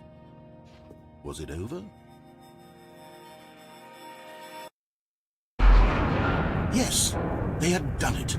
Stanley and the bucket had defeated their greatest and darkest enemy, freed themselves from the tyrannical grip of the evil mind control machine. Freedom was now mere moments away. Excitedly, the two of them began to discuss the kind of life they wanted to live once they stepped through this massive door. The bucket wanted to learn to roller skate. Stanley wanted to sneeze in every country on Earth. Both of them wanted to begin watching a movie, any movie, but then stop it halfway through and begin watching it in reverse from the end.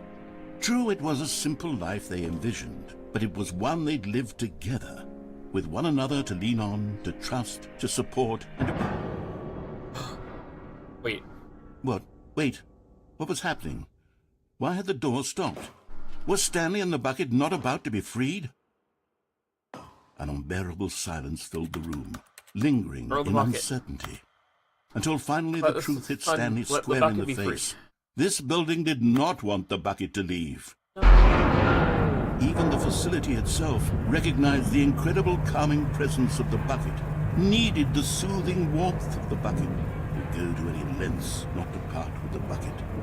No, no, no.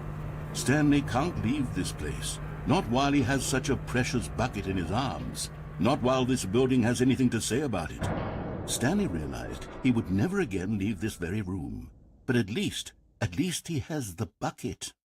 To be trapped eternally in darkness isn't really so bad, Stanley thought to himself. As long as I have my bucket with me, right? I'll be okay, won't I? Stanley gulped. Very soon now, he was about to find out. Oh boy.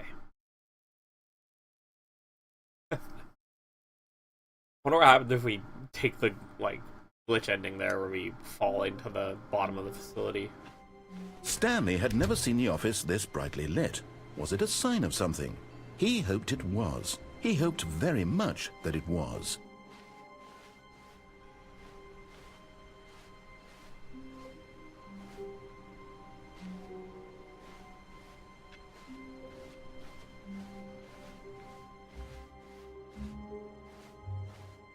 Now let's do the one where we fall down.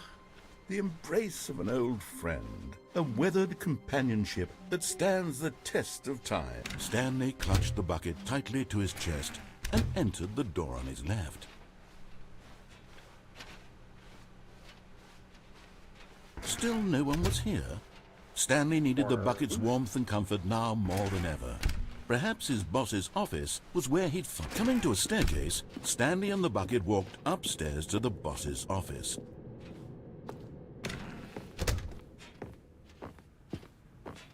Stepping into his manager's office, Stanley was once again stunned to discover not an indication of any human life. Crushed by the weight of this but Stanley guessed the correct code by sheer luck. I'm glad we aren't Was forced it to listen to the bucket new knew age all music along? when the bucket Was the gives bucket us the guiding code. him? Yes, this is certainly the most logical explanation.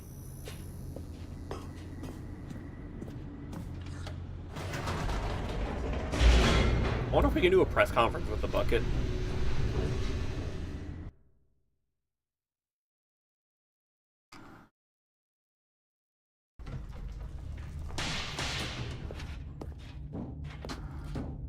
Stanley and the bucket walked straight ahead through the large door that read, Mind Control Facility.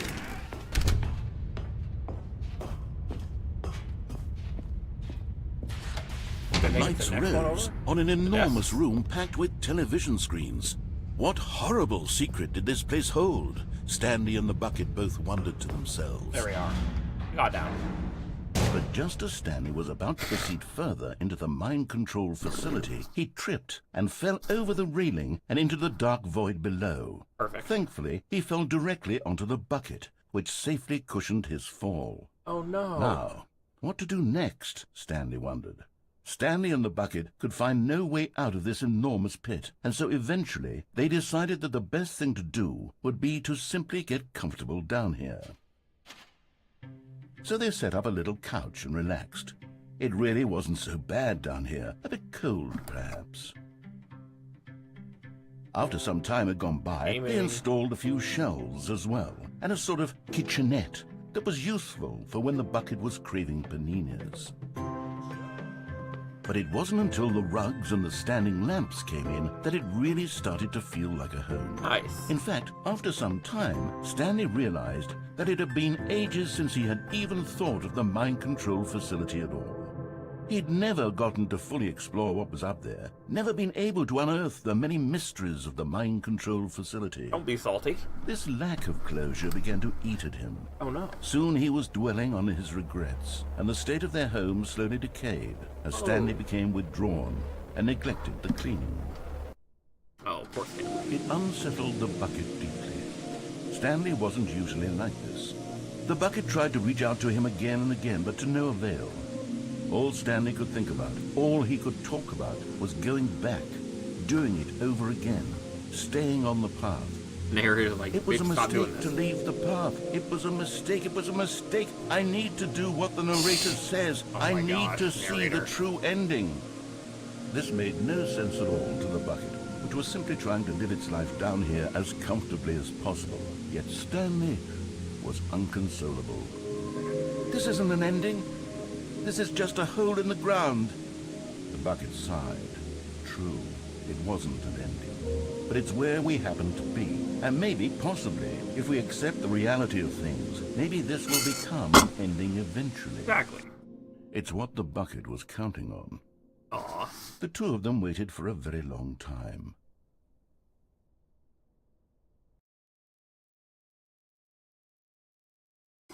My life with the bucket.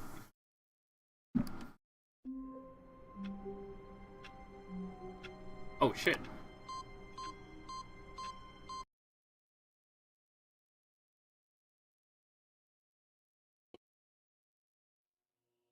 Welcome, Stanley, to heaven.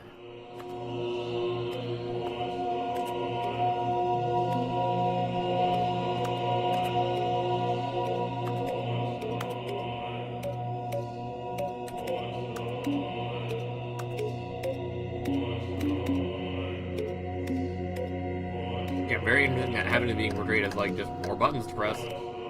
I'm gonna press them all.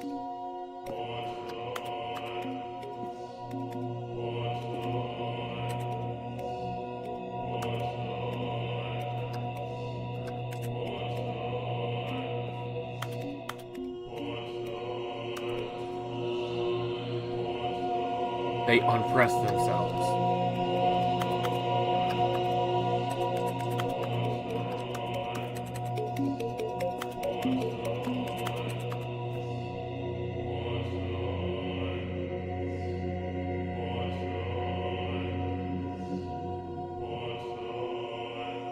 They unpress themselves.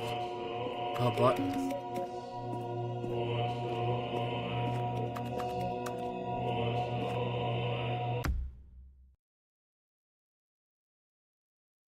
I guess that's what we get for all those.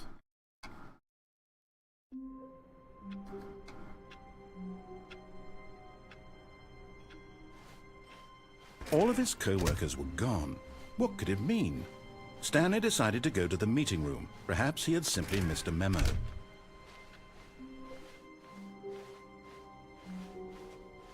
Alright. When Stanley came to a set of 2 open doors, this was not the correct way to the meeting room, and Stanley knew it perfectly well. Perhaps he wanted to stop by the employee lounge first, just to admire it. It was okay. But eager to get back to business, Stanley took the first open door on his left. Stanley was so bad at following directions, it's incredible he wasn't fired years ago. Look, Stanley, I think perhaps we've gotten off on the wrong foot here. I'm not your enemy, really, I'm not. I realize that investing your trust in someone else can be difficult, but the fact is that the story has been about nothing but you all this time. There's someone you've been neglecting, Stanley. Someone you've forgotten about. Please, stop trying to make every decision by yourself. Now, I'm not asking for me, I'm asking for her. This is it, Stanley. Your chance to redeem yourself, to put your work aside, to let her back into your life. She's been waiting. That's her, Stanley. You need to be the one to do this, to reach out to her. If you can truly place your faith in another, then pick up the phone. As Stanley picked up the phone, a white light engulfed him, filling him not just with radiance, but with hope. Hope for a life reunited one... Wait. Oh, goodness. Stanley, did you just unplug the phone? No, that wasn't supposed to be a choice. How did you do that? You actually chose incorrectly. I didn't even know that was possible. Let me double-check. No, it's definitely here, clear as day. Stanley picks up the phone. He's taken to his apartment where he finds his wife, and the two pledge themselves to one another. No, you clown me if I go to my wife. Fade to white, roll credits. Not picking up the phone is actually somehow an incorrect course of action. Oh. How is that even possible? Okay. None of these decisions were supposed to mean anything. Oh. I don't understand. How on earth are you making meaningful choices? That's a fascinating reveal. Wait a second. Did I just see... No, that's not possible. I can't believe it. How had I not noticed it sooner? You're not Stanley. You're a real person. Ooh. I can't believe I was so mistaken. This is why you've been able to make correct and incorrect choices. And to think I've been letting you run around in this game for so long. If you've made any more wrong choices, you might have negated it entirely. It's as though you completely ignored even the most basic safety protocol for real-world decision-making. Or did you not grasp the severity of the situation? Well, I won't have that kind of risk on my watch. I'm going to stop the game for a moment so we can educate you properly on safe decision-making in the real world. Please observe this helpful instructional video. Oh, isn't that something? Choice. It's the best part of being a real person. But if used incorrectly, can also be the most dangerous. For example, in this scenario, a hypothetical real person named Rupert has a choice. He could invent a machine that eliminates food shortages across the world to make life better for all people. Or he could spend years of hard work forgetting how to read. Which choice would you make? Remember that unlike here, the real world makes sense, and at no time should you make a choice that does not conform to rational logic.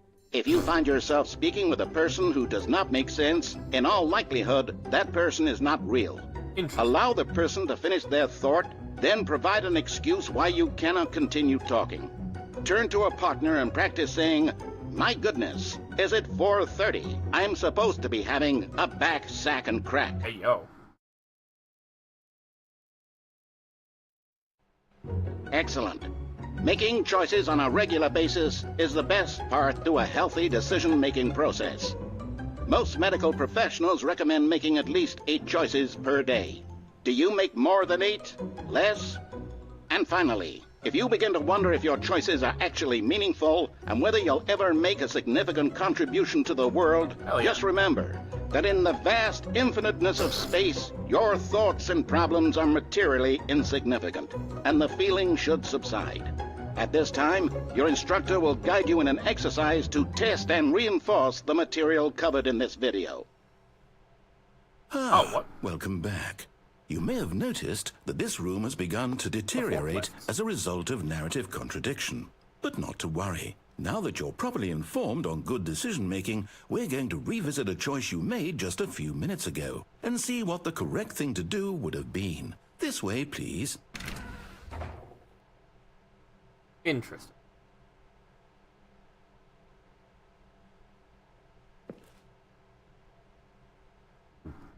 Okay. Oh, we're actually backtracking.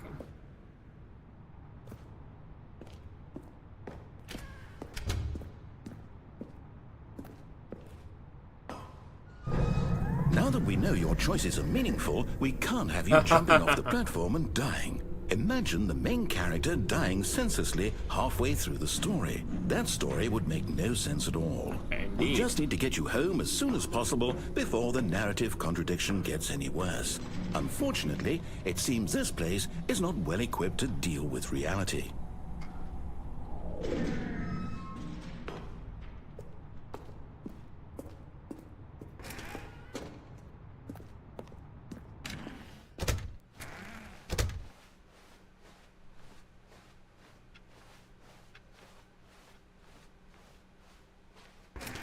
Almost there. You'll take the door on the left, back to the correct ending, the story will have resolution once again, and you'll be home free in the real world. Now remember, all you need to do is behave exactly as Stanley would. That means choosing responsibly and always putting the story first. I'm quite sure you'll be up to the task. Just follow my lead and you'll be fine. All right.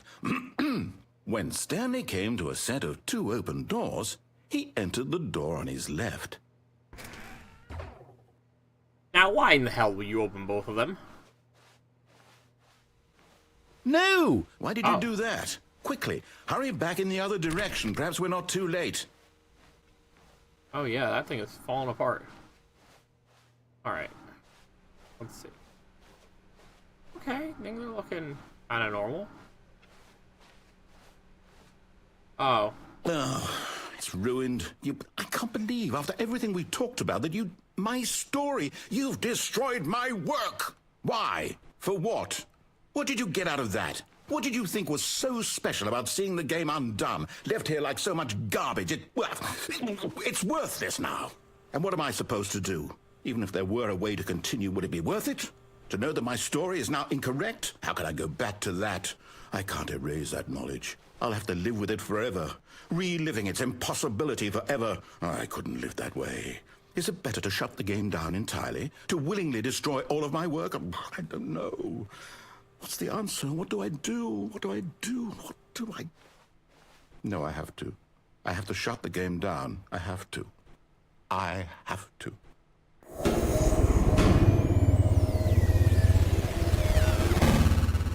Oh. Interesting. Oh. And now it's worse. Oh, I'm here. I'm still here. Here in this pile of rubbish. With you. Yeah, look what you did. You, who thought you were so clever. Now look where we are. My entire game is destroyed. It was the only thing in the world that was mine, and you've run it into the ground. What, did you think that would be funny? You just had to see? Didn't I impress upon you how important it was to be like Stanley? He actually knows how to do what I tell him to. He understands that if I say to do something, there's a damn good reason for it. That thought hadn't even occurred to you, had it? That there's a world outside of you? You're a child. Oh, my story. If you'd just gone through the door on the left, you would have seen it. There was a whole underground facility. You would have destroyed it and been victorious. It would have been so perfect. I worked so hard on it. I tried so hard to make... behave exactly as Stanley would. That means choosing responsibly and always putting the story first. I'm quite sure you'll be up to the task. Just follow my lead and you'll be fine. All right. When Stanley came to a set of 2 open doors, he entered the door on his left. Interesting that we skipped back here. And not, like, just reset the game. Oh, the meeting room is okay. Yet there was not a single person here either. Feeling a wave of disbelief, Stanley decided to go up to his boss's office, hoping he might find an answer there. Oh, so it's definitely not the real thing, because this doesn't open, but it's not barred. Oh. Coming to a staircase, Stanley walked upstairs to his boss's office.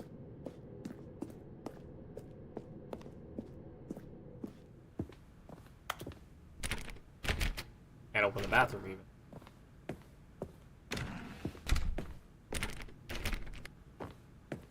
Oh. That's different.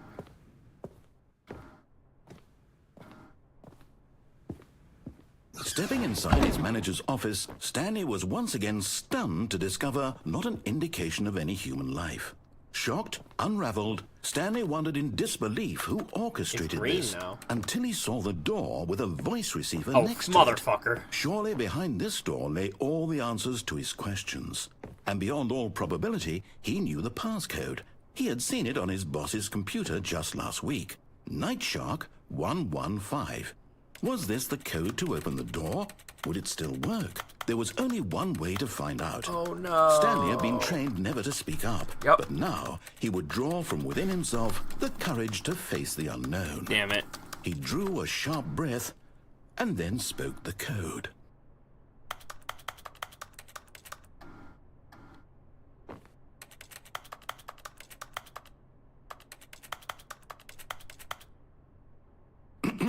Stanley spoke the code. Nightshark 115. He spoke it into the receiver, right there on the wall.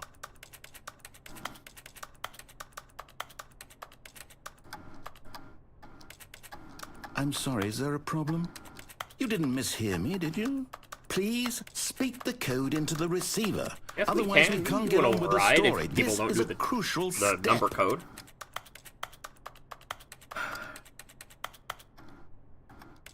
Okay, fine, you're not going to do it, but you know what? It's pretty humiliating to bring you this far, only for you to suddenly decide you have better things to do. I asked you for this one single thing, for your respect. The kind of respect Stanley shows for his choices. He knows what it means to take a story seriously. If you didn't want to see what I had to show you, then why did you come here? You had a choice, you know. You could have gone through the door on the right. You could have done whatever the hell you wanted over there. Why did you come this way? Speak. Say something to me. Explain yourself, you coward. You... Oh. When Stanley came to a set of 2 open doors, he entered the door on his left. He kicked me out. Yeah, bitch. What's Stanley about to do now? Stanley? Narrator. Hello? What are you about to do now? Is everything okay? Stanley, please. I need you to make a choice. I need you to walk through the door. Are you listening to me? Can you hear me? Is everything all right? Stanley, this is important. The story needs you. It needs you to make a decision. It cannot exist without you. Do you understand me? Whatever choice you make is just fine. They're both correct. You cannot be wrong here. We can work together. I'll accept whatever you do. I simply need you to take that step forward, please. Choose. Do something. Anything. This is more important than you can ever know. I need this. The story needs it. So... What, Stanley? Are you there? What up, Are you listening to Stanley? this? Stanley, are you there? Okay. It's okay, I can wait. Maybe back. You need Yep. time to decide. Time to make sure your choice is correct. That is the best choice. That's all right. I'll wait for you to decide what's the right thing to do. Take as much time as you need.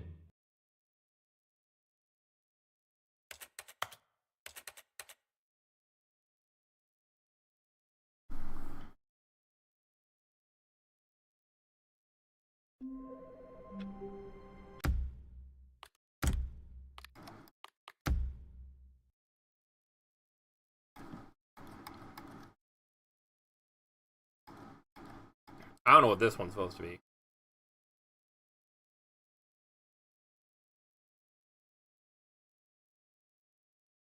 I guess I can try to do... Oh? Hello. This is a recorded message scheduled either by you or a person in your place of work. The purpose of this message is to warn you about the dangers of recorded messages.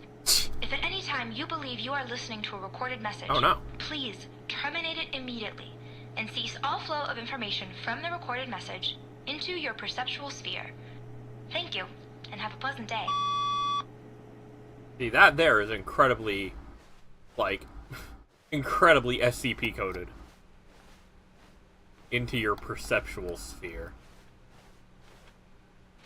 The bucket made Stanley want to be a better man and a better co-worker. In time, perhaps, he would become both of those things. Stanley clutched the bucket tightly to his chest. What have we not and done with the entered bucket? door on his left.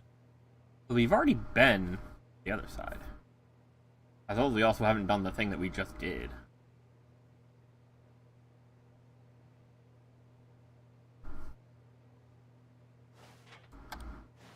This was not the correct way to the meeting room, but Stanley had felt the bucket calling to him, telling him that the employee lounge we can also was do the simply the apartment place ending to with the be. bucket. And here it was. Had the bucket turned out to be correct? No, never mind. The bucket was wrong. Stanley took the door That on is his a good left joke. to go back to the meeting room. No, the bucket was wrong. No, Said the bucket. don't go to the meeting room. Go somewhere else. The cargo lift, yes. Good. Said the bucket. Now ride the lift all the way to the top. There's something up there I need you to do. Stanley did not question why or how this bucket was speaking to him. It should have alarmed him, of course, because buckets can't talk. But Stanley chose not to think about this obvious fact. He was firmly convinced that the bucket had spoken to him, and he unthinkingly did whatever the bucket asked. Isn't the bucket gonna break our fall? We'll do that later. In here. Said the bucket. Go into this dark room over here. Stanley once again obeyed blindly.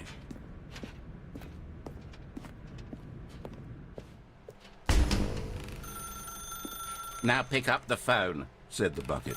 Pick up the phone, and it will take us back home, where we can go about life together.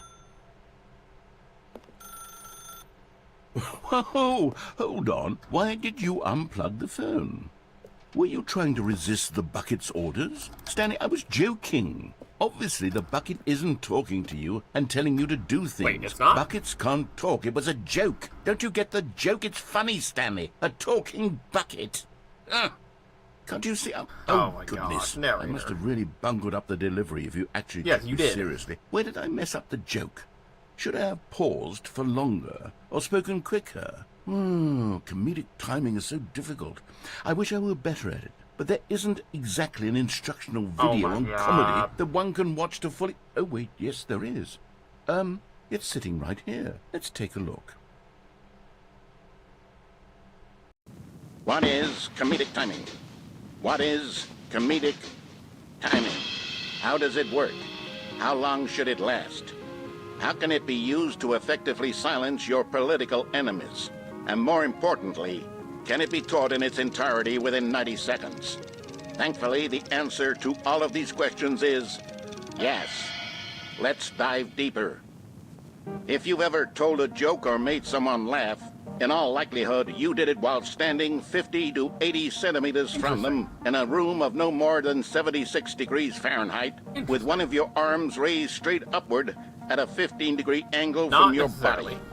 These are the optimal conditions for good comedic timing. You don't have to have your arm To up. begin the joke, start by stating and spelling your That's name. not how that works at all. Next, Oh, hey, Mike provide a and the brief narrator. synopsis of the joke, including the specific times Oh, at which no. the recipient Yeah, of the that's joke not will gonna work. laugh, and then spell out your name a second time.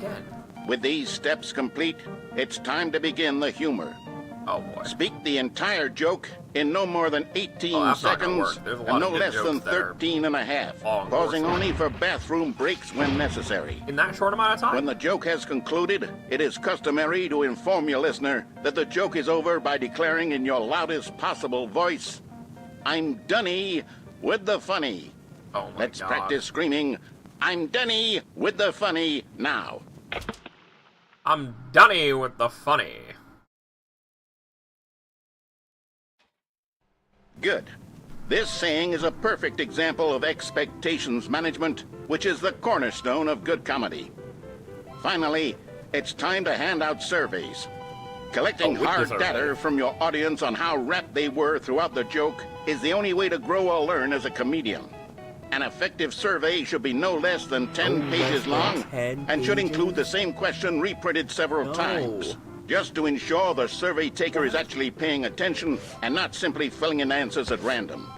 And that's all there is. With these strategies at your disposal, Literally the worst. you'll have audiences doubled over in laughter and even tripled over in laughter in no time at all. Just remember to let them stop laughing at some point, you gut-busting little scamp. After all, we're each of us needed on the front lines of the war to fight the 12-legged invader who threaten our very existence and to very likely die in a hailstorm of bullets and mandibles. All of us must be prepared to give our lives to this noble cause, just as our children must do after us, and their children after them. Godspeed, and may Earth reign supreme.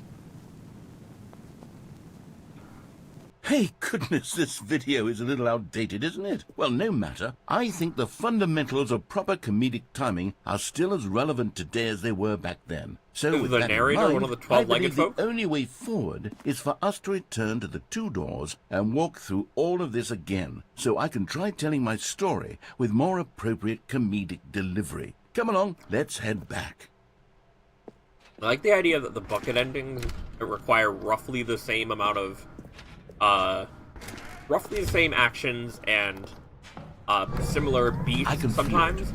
but This then time, also just like, I'm really going to they really nail fuck the it all the delivery. way up You'll be sometimes, in which is very stitches. funny. A talking bucket, you'll say? How ridiculous! How absurd! What a hilarious concept! The king love how of they have to comedy. fence you to prevent you That's from what you'll trying to go call to me. the Thank goodness we doors have over the there. instructional video.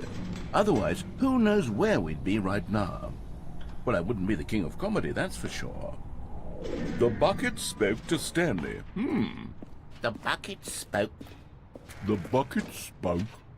Oh, I'll figure it out on the fly. No need to overthink things. He's doing other accents from all over the kingdom.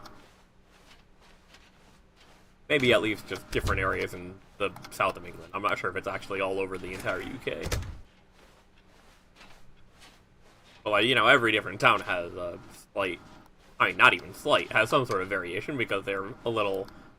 It's a little bit less just, like, mass, you know, everybody moving from here to there than there was Here while we America go. was being You created. ready? When Stanley and the bucket came to a set of two open doors, they entered the door on the left. No. You were supposed to go through the door on the right, leading back to the phone. Did you not even look at the instructional video? I think this is all covered very clearly. There's no way I can make the comedic timing work now. It's done. The joke is completely done and over. It's all your fault, Stanley. I'm going to be ridiculed in the community of other joke writers. I'm going to no. be shamed at every can't one of our go. meetings from now on. All because you couldn't watch a simple video and take a hint. Are you proud of yourself for bringing me down, Stanley? Are you proud? Here we go. You ready? When Stanley and the bucket came to a set of 2 open doors, they entered the door on the left. For example, this one has like the weird little like complete game breaking of the, you know, unplug the phone ending. But then with the bucket, it's a whole thing about like, oh, the narrator is trying to figure out the joke about a talking bucket. What? We're back at the phone already? No, what's going on? There was supposed to be several rooms leading up to this. There was supposed to be a build-up to this point, a dramatic display of remarkable comedic wit which culminates in this scene with the phone. But now the timing's completely off. The joke will never land. Well, not the way it was meant to. In both ways, It's all doesn't my work. fault. I must have forgotten that the phone room comes immediately after the 2 doors room. Aw, poor What thing. an egregious mistake. I've made a fool of myself. I don't deserve the title of King of Comedy. I'm nothing. I'm not even the lowliest joke-telling whelp. I think I need to go back and rewatch that instructional video again. Yes, surely that will help me improve my... Stanley, you love the bucket so much it's like you... it's as though all of your other most prized possessions pale in comparison. Yes. I like that they treat this as a true ending. Stanley. I heard that you are pale with shame over how unabashedly... This is what we're doing now, huh? No? Bucket puns? Still not... Is it the delivery? Pale with shame. Pale with shame? Pale... What's another word to describe a bucket? Stanley, this bucket is so metal. I think I saw it playing guitar. No. Oh my god, he Getting away needs from to making stop. fun of Stanley's obsession with the bucket, which was the whole point of this. I'm no good at these jokes. I need more instructional videos. Oh no, not That's more exactly instructional what it videos. is. That's what will make me the king of comedy again. More instructional videos. Let's see. Let's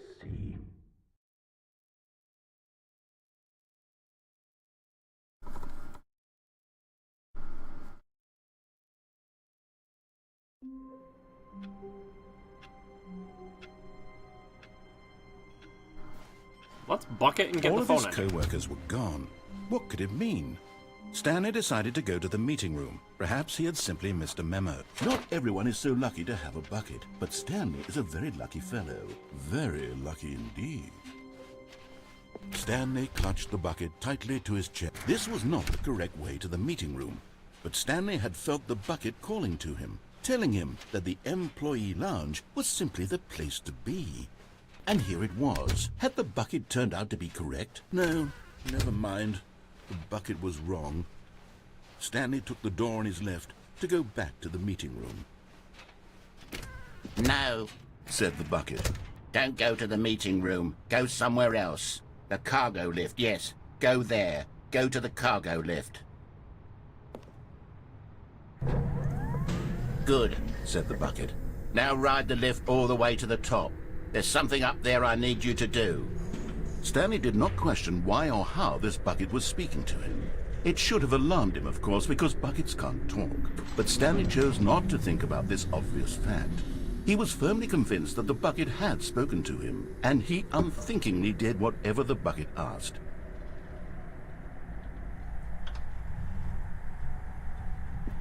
In here. Said the bucket. Go into this dark room over here.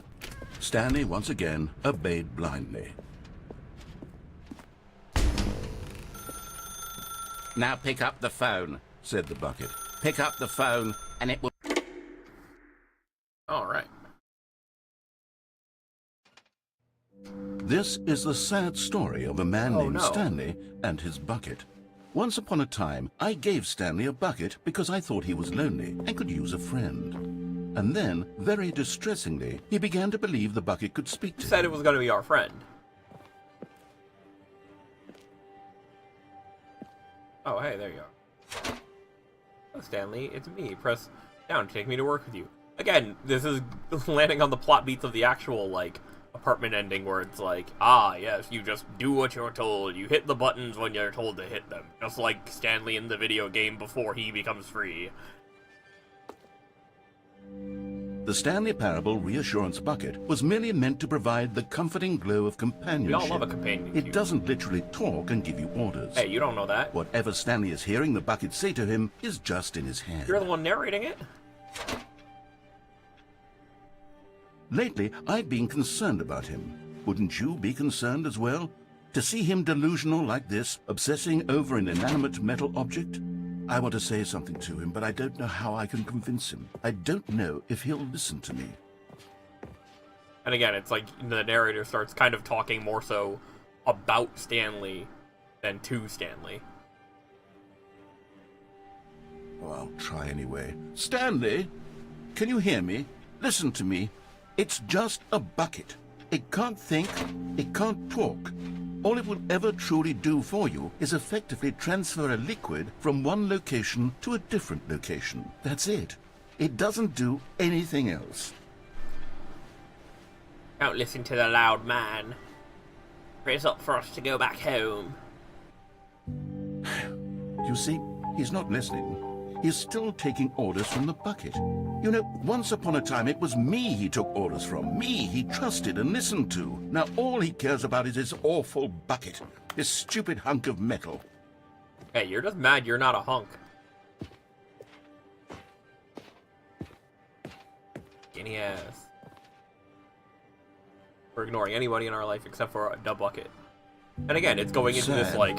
I suppose he doesn't need me anymore. From now on, he's just going to cling to this bucket, this cold, empty bucket, this sort of shiny bucket. Well, I'll give it this. The bucket does have a nice shine to it. Oh, yeah. And again, we're going on this lesson about, like, oh, no, it's so bad that you keep focusing more and more on, you know, just hitting your buttons and ignoring what makes your life meaningful. Truly meaningful, not just the rote tasks of everyday life. Except, of course, in the case of the bucket, it is your obsession with the bucket. Believe I'm real, don't you, Stanley? Don't you believe I'm real, Stanley? Yes, I suppose on closer inspection that it Oh, no, doesn't even the quite narrator's look like falling your for the bucket. average hardware store bucket. It's just a little more, what am I trying to say? Sturdier, more capable of transporting liquid. Like it would be better at moving an amount of water from one room to another. Press A to relive the same day with me. Over and over. Oh my God, what am I saying? Oh, I'm stuck in the Better at office. carrying water from room to room. It's a bucket. It's literally just a bucket. Why do I feel some need to point out the ways in which it's so much more than just a It's regular a bucket? cognito hazard. Press right to go to home, to work, to home, to work, to home. Oh no. I'm having feelings. For the bucket. No, no, no, no, no, no, no, no. What's going on? Why do what's I with want the to be candles? with the bucket? Hear what the bucket has to say. Do anything it asks. What's wrong with me? I don't understand. Perhaps, if I had the bucket, the this bucket would be set less something up for confusing. me. Yes. The bucket could tell me what to do in this troublesome situation. Stanley, give me the bucket. Give it to me. Give me the bucket, Stanley. I need it. Give it to me now. Give it, or I'll...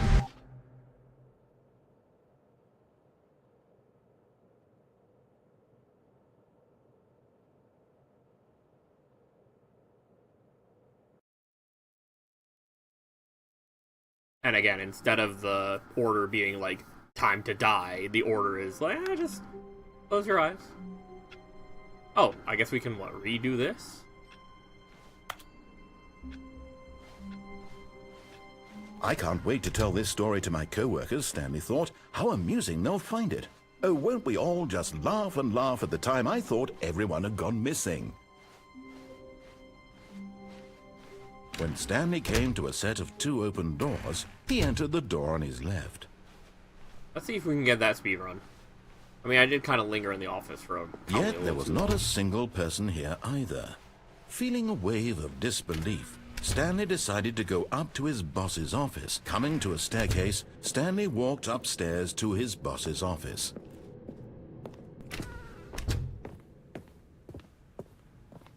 Stepping into his manager's office, Stanley was once again stunned to discover not an indication of any human life.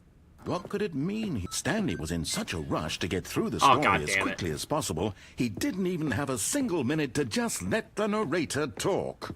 That kind of anxiety isn't... Yeah, he's gonna make so it he probably relaxed unable to get that moments achievement. with some calming New Age music.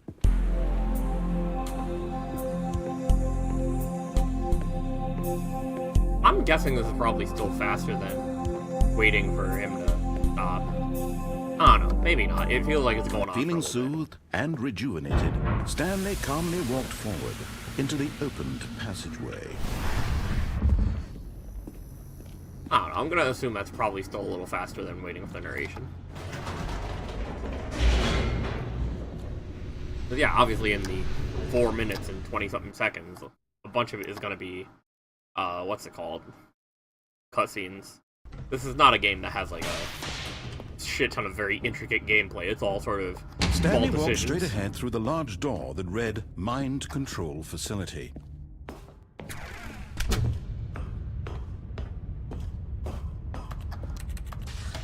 The lights rose on an enormous room packed with television Especially screens. in here, a lot of cutscenes. What horrible secret did this place hold? Stanley thought to himself. Did he have the I like that it strength breaks up to the find flow out? of, like, you know, you have a lot of different things you can do early, and then all of a sudden you're just kind of stuck in the final choice of the game the on or monitors off. jump to life. Like, it gives you Their something to true do nature in between revealed. entering that Each door bore and the number going up of to an the employee in the facility building. over there. Stanley's co-workers. The lives of so many individuals reduced to images on a screen. And Stanley, Yeah, the one of them, bottom of the facility editing just eternally gives us monitored in this another thing to place do where in here. freedom But meant otherwise, it's nothing. really just like walk through, hit button, walk through, hit button, and then you can do something when you get to the next one. This mind control facility, it was too horrible to believe. It couldn't be true. Had Stanley really been under someone's control all this time? Was this the only reason he was happy with his boring job? That his emotions had been manipulated to accept it blindly? No. Is He 422 refused like to believe it. He a world couldn't record from accept some point? it. His own life in someone again, else's like, there's not a control. lot that you can do to like really It super, was unthinkable. maybe I'm wrong, but wasn't it? There's not like a whole lot Was you it can do even to possible? optimize the Had he control. truly It's just, like, your spent his movement, entire life which I'm guessing utterly again is what the blind to New the Age music is supposed world? to do. It's supposed to slow you down if you're a little too fast in inputting the code, so that you can't be on a really crazy pace. But anyway.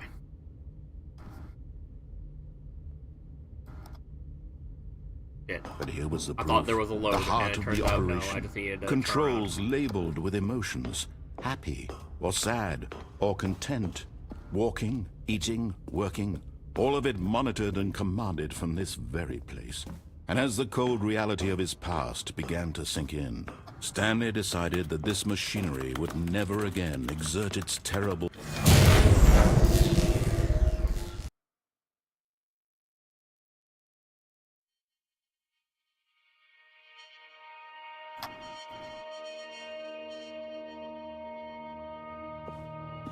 blackness, and a rising chill of uncertainty.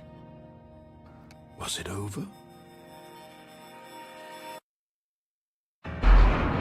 Yes. He had won. He had defeated the machine, unshackled himself from someone else's command. Freedom was mere moments away. And yet, even as the immense door slowly opened, Stanley reflected on how many puzzles still lay unsolved. Where had his co-workers gone? How had he been freed from the machine's grasp? What other mysteries did this strange building hold? But as sunlight streamed into the chamber, he realized none of this mattered to him, for it was not knowledge or even power that he had been seeking, but happiness. Perhaps his goal had not been to understand, but to let go. No longer would anyone tell him where to go, what to do, or how to feel. Whatever life he lives, it will be his. And that was all he needed to know. It was perhaps the only thing worth knowing. Stanley stepped through the open door. Stanley felt the cool breeze upon his skin, the feeling of liberation, the immense possibility of the new path before him. This was exactly the way, right now, that things were meant to happen. And Stanley was happy.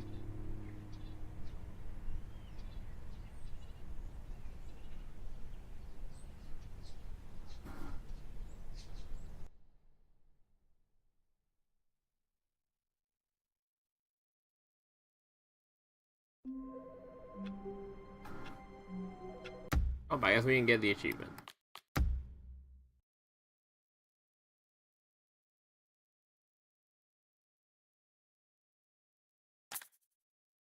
I wonder if we can, like... I mean, I guess I could set up a timer.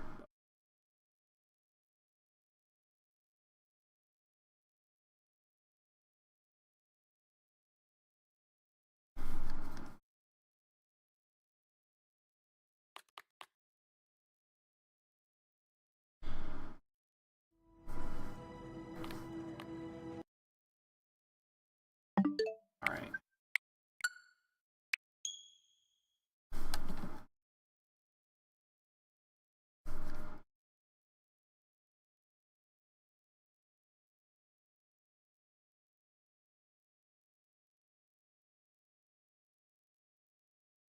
Alright.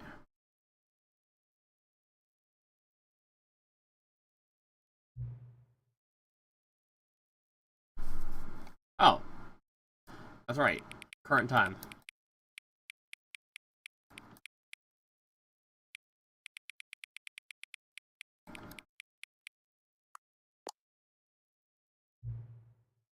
Favorite time of day? Or could you simply not really give me the correct time? I don't know how much you enjoy setting the time. I'm curious if it's accurate. Let's use another slider to find out. Pretty inaccurate. I just say, regardless of the accuracy of the clock, I'm having a great time adjusting settings. Yeah, I'm learning more about it. Do you like things we good to collect? Wish we had more sliders. I've gone through all the sliders I have. I was gonna invent some new sliders, gather new data. So we have a couple new ones up. Should be ready the next time you boot up the game. Oh, interesting. Yeah, I guess we can just boot up the game some more. Hold on. We're having a nice conversation with this guy.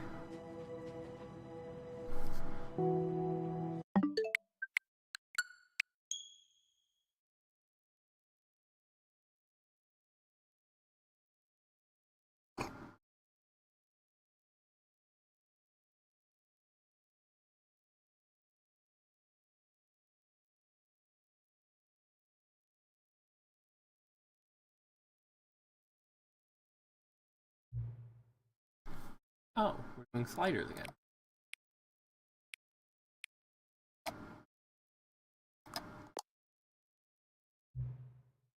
Oh.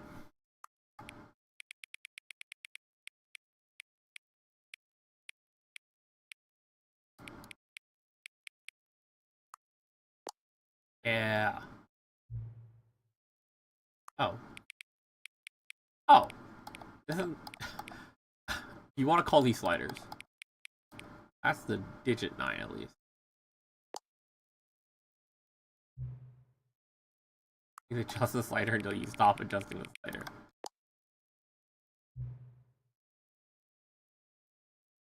Rub tush or Akia Boinkle? Boinkle. I don't know why this is a slider. Please don't adjust the slider. What time it is right now? Yes. The time that it is right now, the correct time. No, because last time we said it was inaccurate, right? What time? What is time anyway? Yeah. Anything about yourself you haven't told me? Or help. Sure. You come back to visit me. I guess we gotta do that again, huh? What the fuck is Stanley Parable? This is what happens when you do Stanley Parable 2.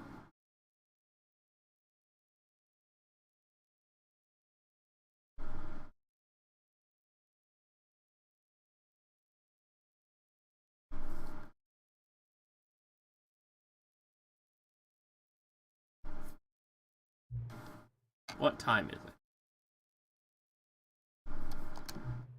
They don't really truly know. Of course they don't. Nobody knows anything. We don't even know each other. We're like strangers. Or I've adjusted all the game settings to your exact specification. It hasn't. But I do, like a job. And now the job is... There's no more information for me to gather. Collecting all the data on you that I can. Still don't really know you. You don't know me. Neither of us know what time it is. I guess some settings are just unsettable. But if I'm being totally honest, the clock doesn't do anything in the game anyway. Won't have me here when the game starts next time, but that's okay. Video games were meant to be played alone. I feel like being alone. Maybe the only information I really learned about it. Time for me to leave. Still one more setting that we need to adjust. It may take a little time before I'm ready for that. Not really my job description. That's okay. Perhaps you'll see me again. Find me. Walk soon. Oh, we're gonna find this guy? Oh. Whoa. The heck?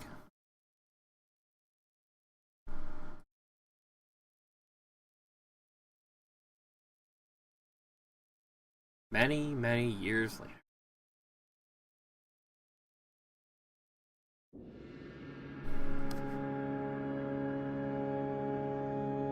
The desert.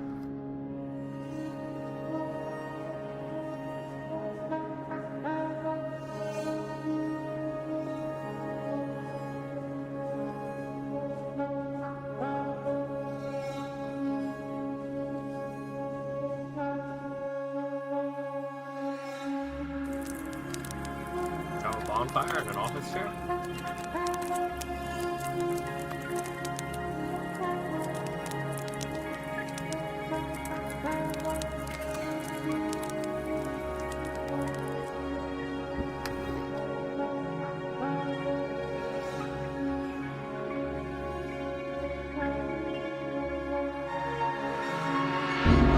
Oh, it's a sandstorm. My chair. Oh no, it's a lot of chairs.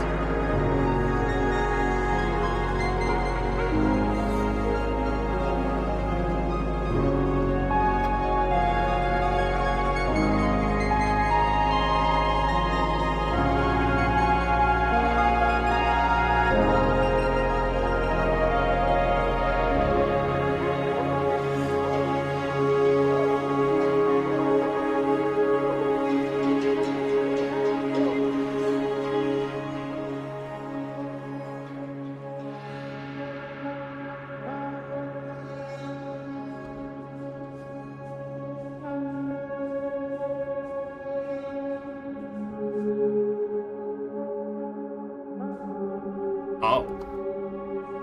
We have traveled across the desert and we have made it. With a skip button. I think that's what this place is? Oh no, this is the whole memory zone.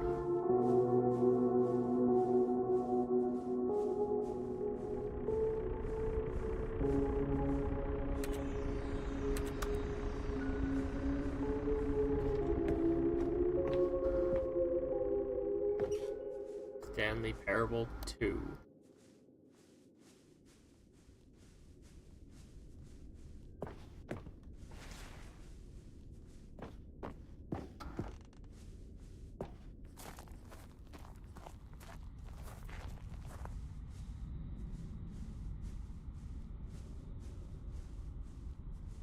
Cookie Knight's blog. Like so many, I enjoyed my time with the original Stanley Parable, which underscores how truly disappointed I was with its sequel. Where the first game teamed with originality, Stanley Parable 2 is dull, uninspired, and often insulting to its fan base. Rather than expand on what made the first game enjoyable, the sequel veers off into territory no one asked for. A deep hole? No, who cares? Where are new endings? What happened to the enjoyable bits from Stanley Parable, like the adventure line? Instead, we get an uninspired side quest collecting figurines. Even this diversion feels incomplete. Collecting all the figurines gives you nothing. I must say, I found the bucket to be quite comforting.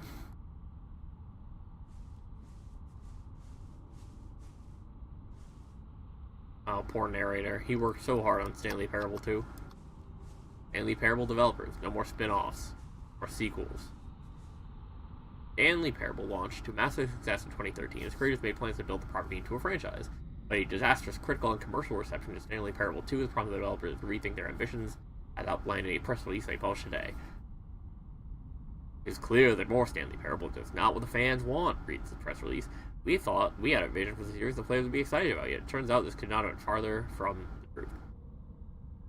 The press release goes on to promise to preserve the artistic integrity of the original game and to stop assaulting fans or a reckless and insulting creative vision. The word sorry appears more than 25 times in the press release. And then there's something about, like, the lowest aggregate review scores in video game history. Yeah, I do find it fascinating that we have, like, this sort of more naked thing about Jim.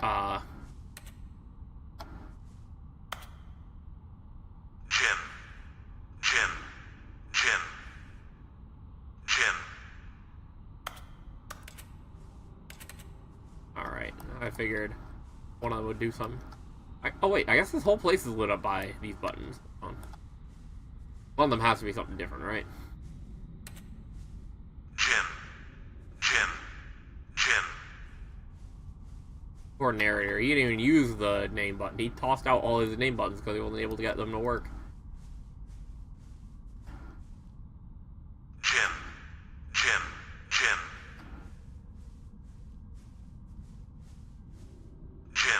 Stanley. He got Stanley's name at least. Jim.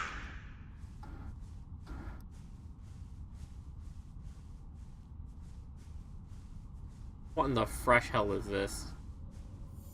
The figurines. Oh my god, we can snag all of these.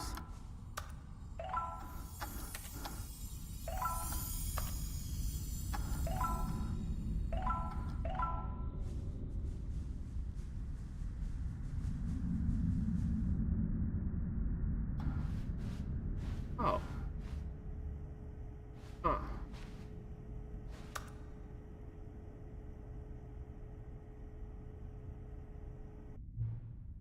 Hello again. Nice to see you. It's terrible to learn that there will never be another Stanley Parable game. Did you read what the developer said? Preserve the integrity of the franchise. What nonsense. Stanley Parable is not sacred. You do not need to protect it. To the legacy. Let's keep making Stanley Parable games until the sun explodes. Let's run this franchise into the ground. Let's drag it through the mud and back. And if people hate it, who cares? You see, that was the narrator's problem. He was so obsessed with what people thought of his work. Don't make his mistake. Don't cling to the legacy. Let it burn. Not hard. In fact, let me show you. Together, we are going to make the Stanley Parable free. Simple. All you do is change the number on the title screen. You also need a really dumb subtitle for the game. Something loud and gaudy. Go ahead, try combining some random words together. Make a new title for our game.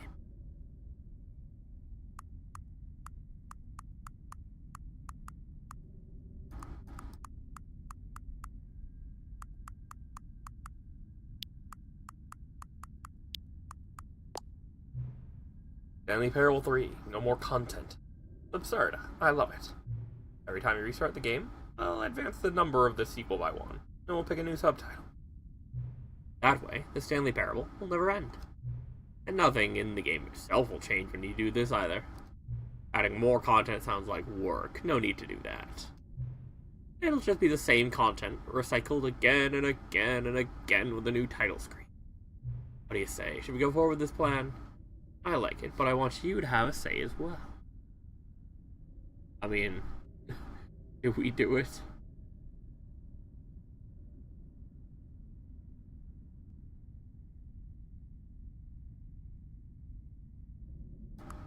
Sure. That's agreed. A new sequel every time you start the game. You know what? Since you put faith in my idea, I feel like giving you something as well. You see, I'm noticing that the narrator never found a way to give you the broken achievement, did he? Of course not. I wouldn't expect him to know how. Been bothering me. Let's fix it. Right there. The achievement machine is all fixed. See? I'm on your side. We're in this together. You're going to keep this train rolling. Stanley Parable cannot end. It can only spiral in on itself. Forever. I must keep the wheel turning. I'm ready. Are you ready? There's only one last thing we need to do. Please enter current time.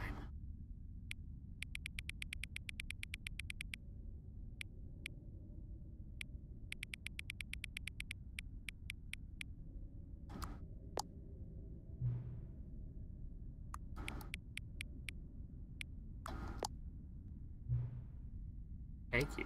Please enjoy.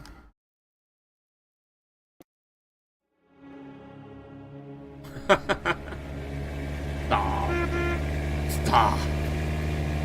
Oh my gosh.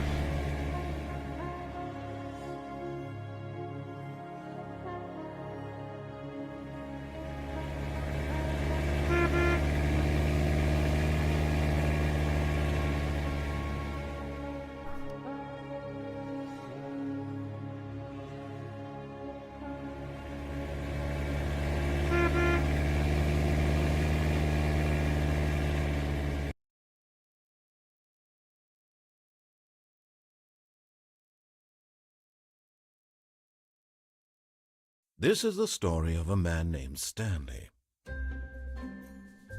Stanley worked for a company in a big building where he was employee number 427. Employee number 427's job was simple. He sat at his desk in room 427 and he pushed buttons on a keyboard. Orders came to him through a monitor on his desk, telling him what buttons to push, how long to push them, and in what order. This is what employee 427 did every day of every month of every year. And although others might have considered it soul-rending, Stanley relished every moment that the orders came in, as though he had been made exactly for this job. And Stanley was happy. And then one day, something very peculiar happened. Something that would forever change Stanley. Something he would never quite forget. He had been at his desk for nearly an hour when he realized that not one single order had arrived on the monitor for him to follow. No one had showed up to give him instructions, call a meeting, or even say hi. Never in all his years at the company had this happened, this complete isolation. Something was very clearly wrong. Shocked, frozen solid, Stanley found himself unable to move for the longest time. But as he came to his wits and regained his senses, he got up from his desk and stepped out of his office.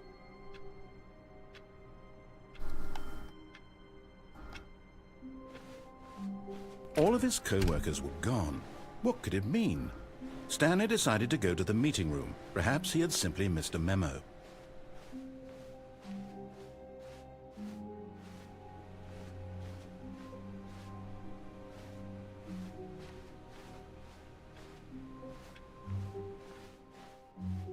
Oh, this is open again. We can go back to the expo hall. Hold on. You're part of the expo hall. It takes a lot of humility to carry a bucket so magnificent. Stanley checked his ego and then proceeded onward.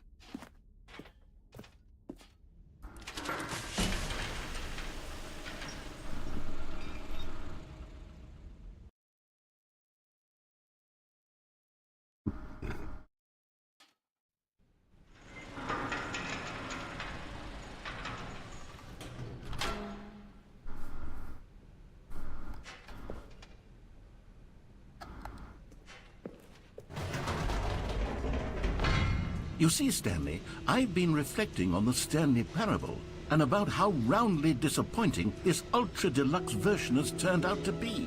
The original Stanley Parable was a landmark, and any new content for it should live up to that legacy. So forget this ultra-deluxe nonsense. I say we take it one step even further.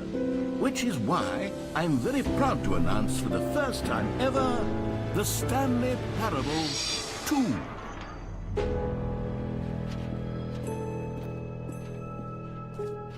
Yes, you see? Isn't this far superior to a measly port with a few minor additions? Think of all the new territory we'll cover with a fully fledged sequel. An entirely new experience, built from the ground up. Why, there are so many possibilities. It could go in so many different directions. This is what fans have truly been asking for.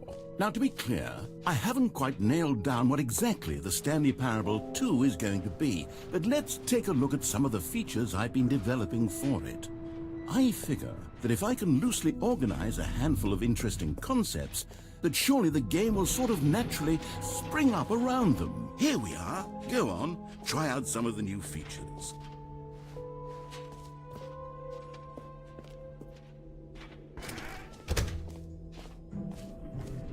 Do we get to put it down?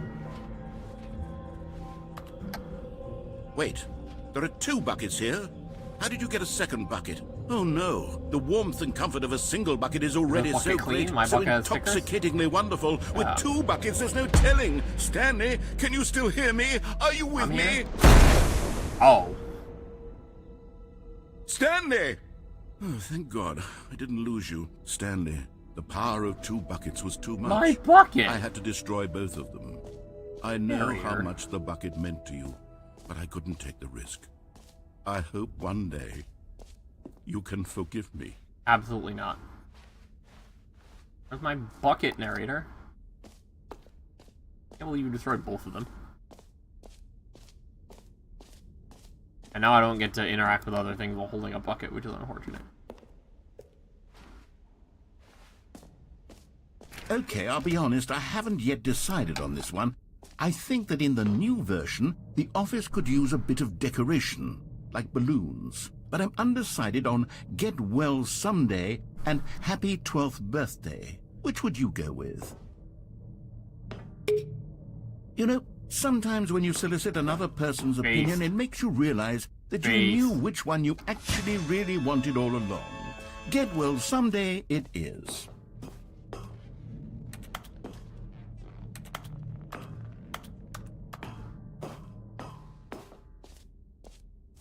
Alright. Or actually, maybe I should have gone with... No. No, I've made my decision. We're moving on.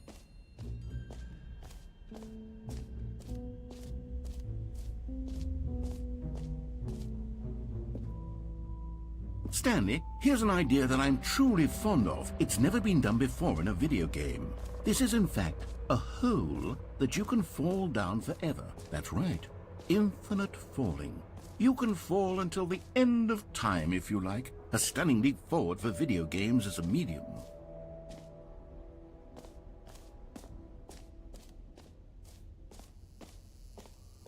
Now, here's something special. You remember that broken test achievement that got left in the game on accident? Well, I'm developing a technology to simply give you the achievement. Yes, you see, you'll come to this lever, and when you pull it, the achievement will be given to you. It's as simple as that. Easy money. As you can see, the machine is not working yet since... What? Wait. Yeah? What in the holy hell is going on? You got the achievement? Hell yeah. Why did the machine work? Stanley, I didn't fix it. I didn't do anything to it. I swear, it was broken just a second ago. Who fixed it? L. Is someone here? Are we being watched? Oh, God. Composure. Composure. Yes, as you can see, the machine is working as normal, as I intended. Woof. It truly speaks to the awe-inspiring magic of the Stanley Parable 2. Breathe. Just breathe. What else? What other exhibits haven't we seen yet? I think it's genuinely funny that the jump circle You know never what? replenishes Let's anything. bring the jump circle back for Stanley Parable 2 as well. It's a... Oh, wait. You already spent all your jumps the first time we saw the jump circle. Oh, well. I suppose it can just be a nice decorative piece, then.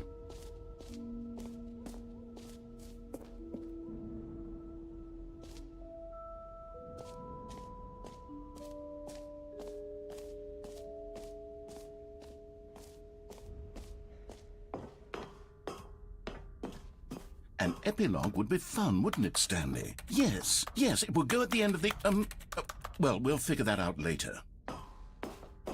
Yeah, we did that, though. For the Stanley Parable 2, I asked myself, what do players really want? And of course, the first and most obvious answer is that they want to be individually recognized and validated as people. So with that in mind, my first addition to the game is this button which speaks the name of the person playing the game. Isn't that wonderful? Jim. Sorry, I should have clarified. Right now, the button only says the name Jim. But of course, in the final game, this button will say your name, whatever name that is.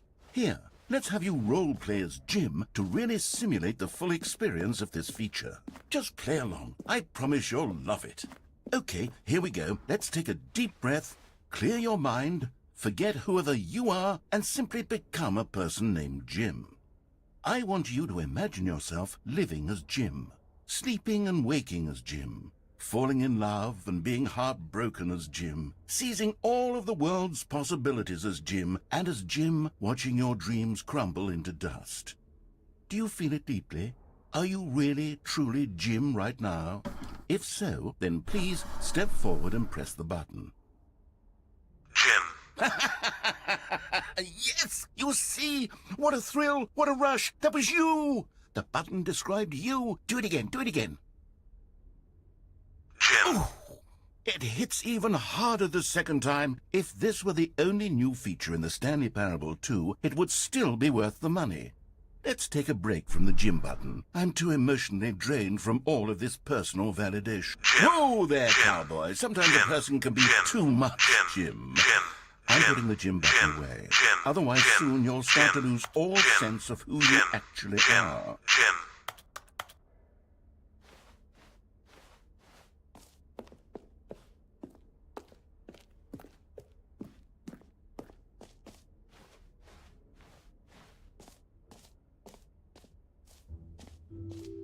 I suppose I could allow only people named Jim to play the Stanley Parable 2. That would actually save me the work of finishing this feature. See, he's already looking for ways to shirk game development. That's the issue with Narrator trying to build Stanley Parable 2.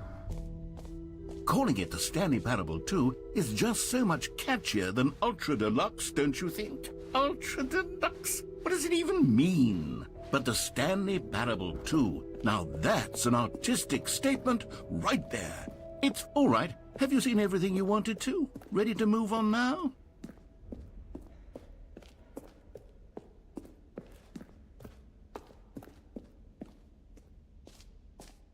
So, Stanley, what do you think? Do you like all of the new features? Yes, I know it's not exactly clear yet how exactly these features will come together as one single coherent video game, but I can feel it in my soul. It's going to work. There's definitely a good game in there somewhere. Say, let's do an experiment. I'll arrange these new features together, and we'll see whether or not it coheres into a meaningful gameplay experience. Stanley Parable stops being about, like, oh, a little office where the workers disappear and you make your choices. Here it is. Now it's about, I like, give you the Stanley Parable. The Stanley Parable 2.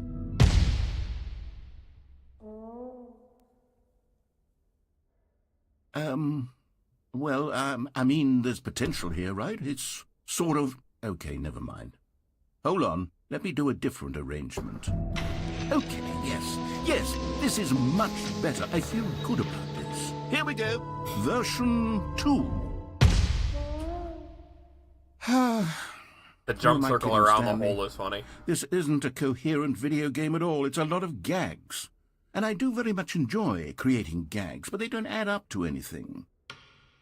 I wanted more than anything to create a sequel that would capture all the magic of the first game. I wanted fans to love it. No matter how good these gags are, they won't stand on their own. They would need the structure and the gameplay of the original. Wait, maybe that's it. I can take the original Stanley Parable and simply, well, insert a few of my new features into it. Tastefully, of course. That sounds like With Ultra respect, Deluxe Narrator. With care for the vision and integrity of the original game. Would it possibly work? I suppose it could. But it would need a really, really tremendous title screen. A title screen that says with bold and uncompromising conviction, "This is the Stanley Parable 2." Let me see if I can whip something up. All right, perfect. Go ahead. Take a look.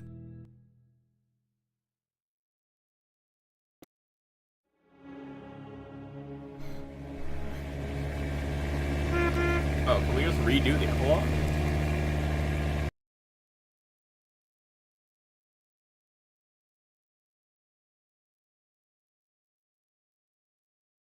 This is the story of a man named Stanley. Stanley worked for a company in a big building where he was employee number 427. Employee number 427's job was simple. He sat at his desk in room 427 and he pushed buttons on a keyboard. Orders came to him through a monitor on his desk, telling him what buttons to push, how long to push them, and in what order. This is what employee 427 did every day of every month of every year. And although others might have considered it soul-rending, Stanley relished every moment that the orders came in, as though he had been made exactly for this job.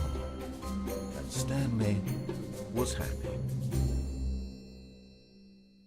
And then one day, something very peculiar happened. Something that would forever change Stanley. Something he would never quite forget. He had been at his desk for nearly an hour when he realized that not one single order had arrived on the monitor for him to follow. No one had showed up to give him instructions, call a meeting, or even say hi. Never in all his... All of his co-workers were gone. What could it mean? Stanley decided to go to the meeting room. Perhaps he had simply... Stanley cradled the bucket in a gentle embrace. Protective, yet delicate. Assertive, yet compassionate. Stanley clutched the bucket tightly to his chest and entered the door on his left.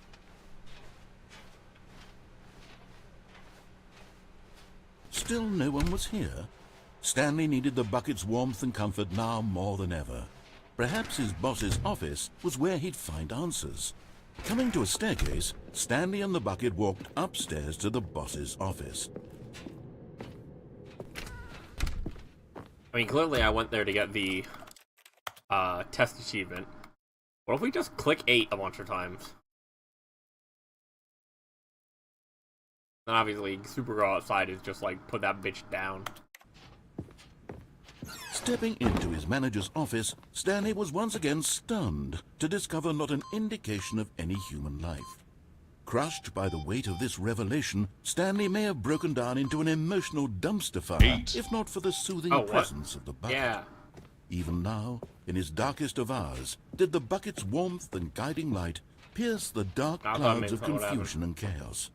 It would be with him, always. The bucket would. And he knew it. The two of them were inseparable.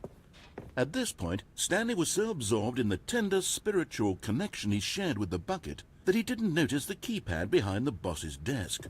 Nor in his bliss of simply being near the bucket did he have any notion that the PIN number for the keypad was 2845.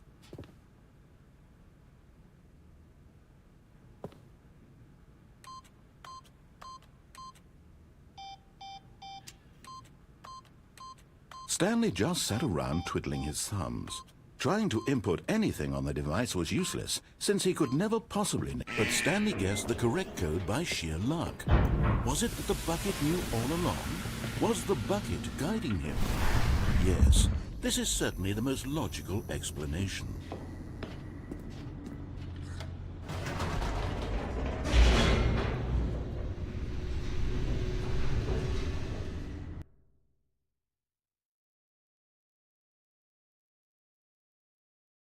The elevator raced downward, plummeting towards an unknown fate. It would be all Stanley could do to keep himself together, if not for the bucket. Soothing him, comforting him, reassuring that in this darkest moment of uncertainty, he would be all right. The bucket is here for you, Stanley. Everything will be fine.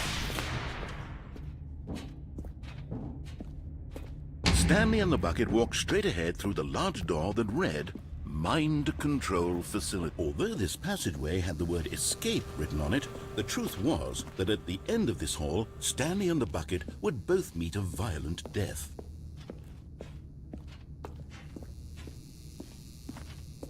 The door behind them was not shut. Stanley and the bucket still had every opportunity to turn around and get back on track. At this point, Stanley and the bucket were knowingly walking forward into a very painful death for each of them.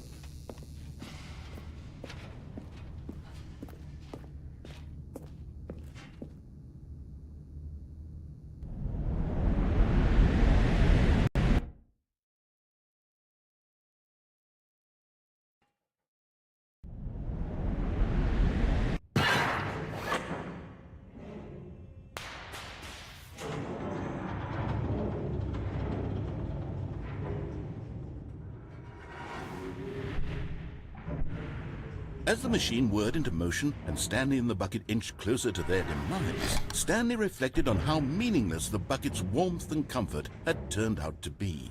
To be sure, it puts the mind and the soul at ease to embrace.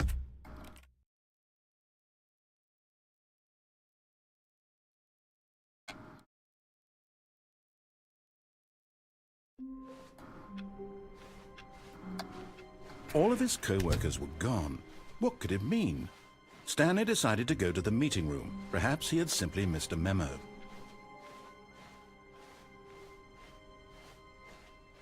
When Stanley came to a set of 2 open doors, he entered the door on his left.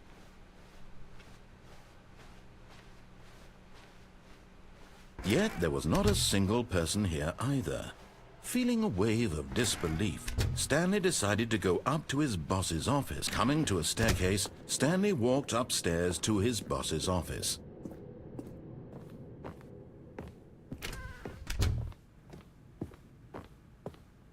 Stepping into his manager's office, Stanley was once again stunned to discover not an indication of any human life. Shocked, unraveled, Stanley was in such a rush to get through the story as quickly as possible, he didn't even have a single minute to just let the narrator talk. That kind of anxiety isn't healthy, so he relaxed for a few moments with some calming New Age music.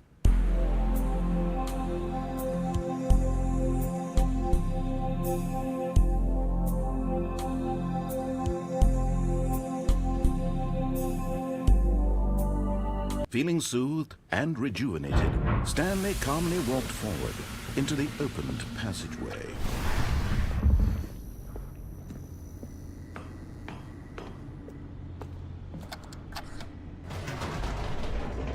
Is there some way to prevent the New Age music?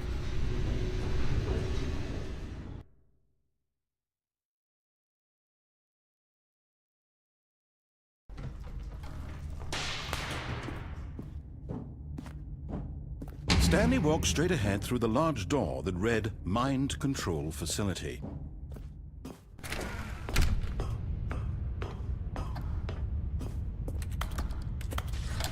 The lights rose on an enormous room packed with television screens. Oh, What shit. horrible... Yeah, I think I can stand on that fence, though. But clearly, that's the thing. All of his co-workers were gone. What could it mean? Stanley decided to go to the meeting room. Perhaps he had simply missed a memo.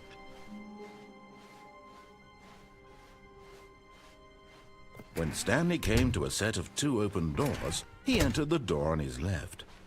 I figure if I can get around like that little fence there and get to the catwalk before it's all the way up, Yet it there takes was you a not while a to get single across the person catwalk. here either. Feeling a wave of disbelief, Stanley decided to go up to his boss's office. Coming to a staircase, Stanley walked All right, upstairs go, to go. his boss's office. Go.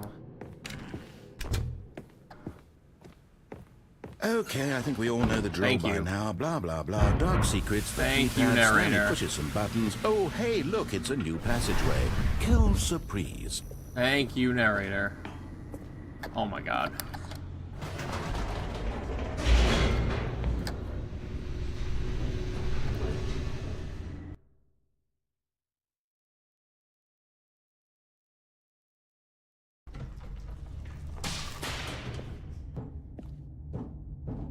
Stanley walked straight ahead through the large door that read Mind Control Facility.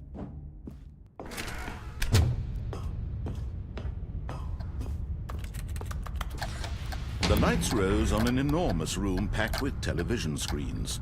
What horrible secret did this place hold? Stanley thought to himself. Did he have the strength to find Alright, I out? can save a little bit of time there.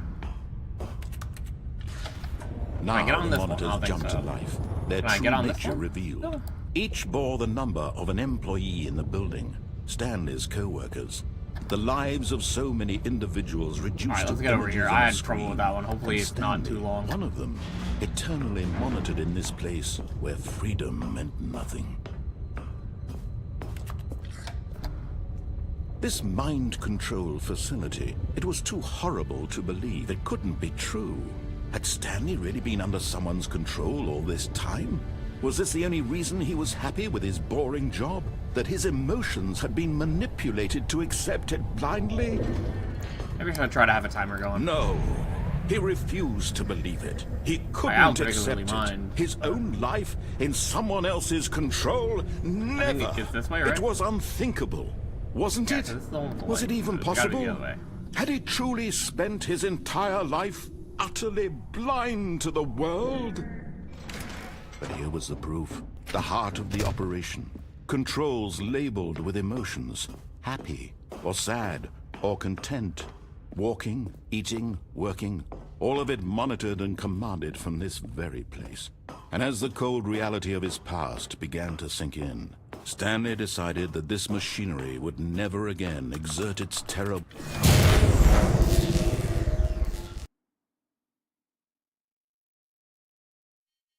That can't have been as long as I think it is. I guess I can just track on my stream how long it is just by comparing my start time to and a every rising second chill minute going. of The problem is, like, uncertainty. this cutscene is so long. Was it over? But I think this is like the fastest one still. Yes. Yes. He had won. He had defeated the machine, unshackled himself from someone else's command. Freedom was mere moments away. And yet, even as the immense door slowly opened, Stanley reflected on how many puzzles still lay unsolved. Where had his co-workers gone? How had he been freed from the machine's grasp? What other mysteries did this strange building hold? But as sunlight streamed into the chamber, he realized none of this mattered to him. For it was not knowledge or even power that he had been seeking, but happiness. Perhaps his goal had not been to understand, but to let go. No longer would anyone tell him where to go, what to do. Let my or people how to go. live. Whatever life he lives, it will be his. And that was all he needed to know. It was perhaps the only thing worth knowing. Stanley stepped through the open door. Go. Stanley felt the cool breeze upon his skin, the feeling of liberation, the immense possibility of the new path before him. This was exactly the way, right now, that things were meant to happen. And Stanley was happy. That definitely wasn't it. They would have given it to me by now. Yeah, I do think climbing up on that railing is the speed tech. I just don't exactly know the physics on getting out. All of his co-workers were gone. What could it mean? Stanley decided to go to the meeting room. Perhaps he had simply missed a memo.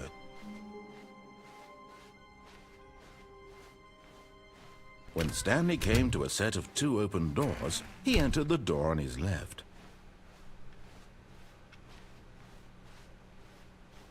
Yet there was not a single person here either. Feeling a wave of disbelief, Stanley decided to go up to his boss's office. Coming to a staircase, Stanley walked upstairs to his boss's office. Thank you. Here's the door, just go.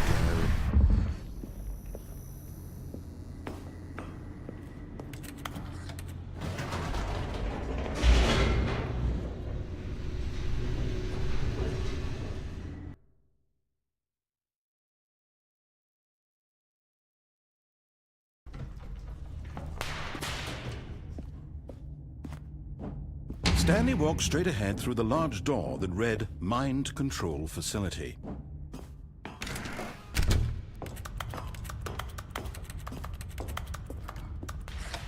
The lights rose on an enormous room packed with television screens. What horrible secret did this place hold? Stanley thought to himself. Fuck. Did he have the strength? I missed it. Oh my gosh. That's the thing, like, you gotta, like, really mash yourself up against the railing to try to get onto it, I think. Unless maybe it's easier if you're looking down at it. Stanley had never seen the office this brightly lit. Was it a sign of something? He hoped it was. He hoped very much that it was. When Stanley came to a set of 2 open doors, he entered the door on his left.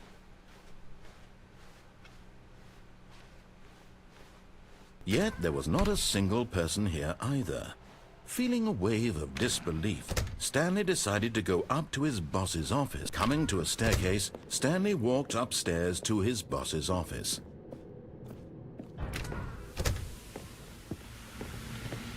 Here's the door, just go.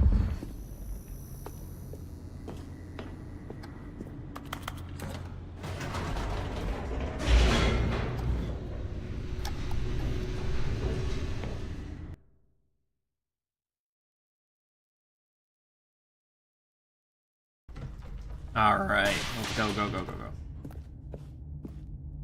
go. Stanley walked straight ahead through the large door that read Mind Control Facility.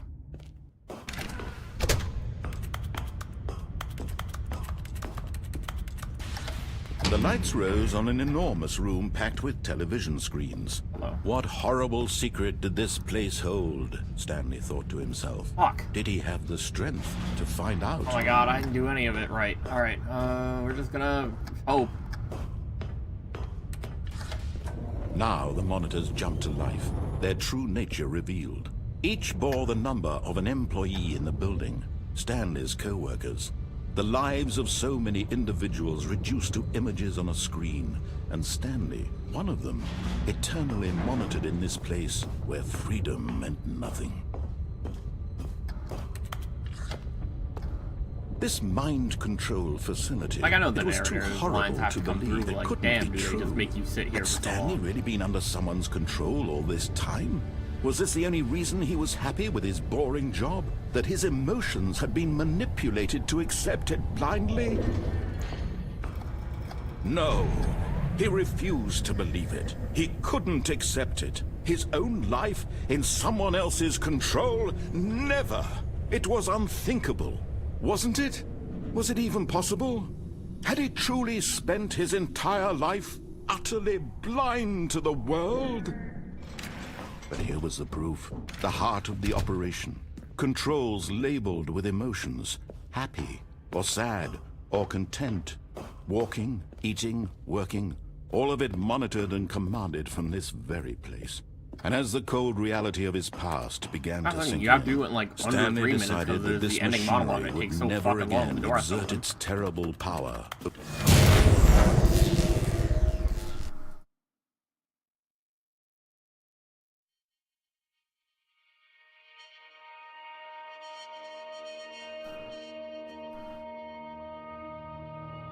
Blackness, and a rising chill of uncertainty. Was it over? Yes! He had won! Defeated the machine! Unshackled himself from someone else's command. Freedom was mere moments away. And yet, even as the immense door slowly opened, Stanley reflected on how many puzzles still lay unsolved. Where had his co-workers gone? How had he been freed from the machine's grasp?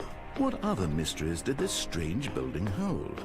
But as sunlight streamed into the chamber, he realized none of this mattered to him, for it was not knowledge or even power that he had been seeking, but happiness. Perhaps his goal had not been to understand, but to let go. No longer would anyone tell him where to go, what to do, or how to feel. Whatever life he lives, it will be his. And that was all he needed to know. It was perhaps the only thing worth knowing. Stanley stepped through the open door. Stanley felt the cool breeze upon his skin, the feeling of liberation, the immense possibility of the new path before him. This was exactly the way, right now, that things were meant to happen. And Stanley was happy.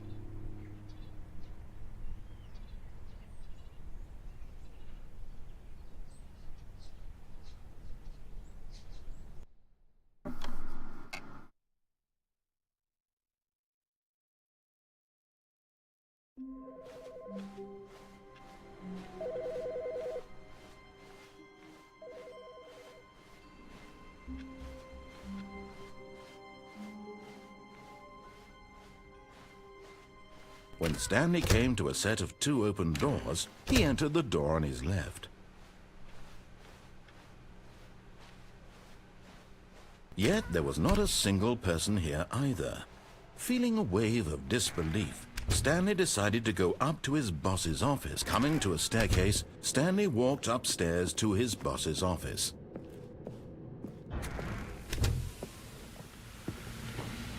Here's the door, just go.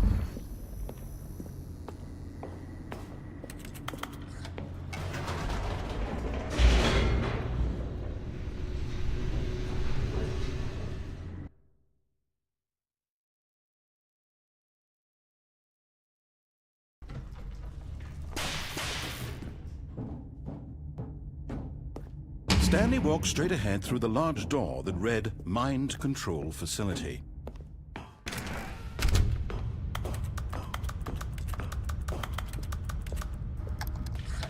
The lights rose on an enormous room packed with television screens. What horrible secret did this place hold? Stanley thought to himself. Did he have the strength to find out? Oh, fuck, I went off the end of it. Alright, I thought it would be really cool and, like, be pushing at the end of it, but no, obviously you can... Oh, perfect. All of his co-workers were gone.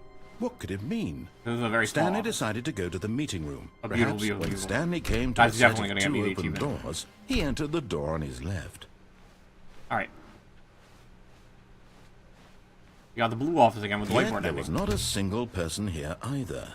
Feeling a wave of disbelief, Stanley decided to go up to his boss's office. Coming to a staircase, Stanley walked upstairs to his boss's office.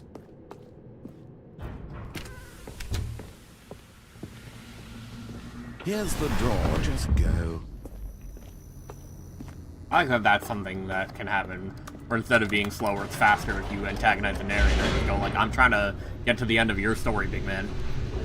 He's like, yeah, I get it. I will also want you to do what I want you to do.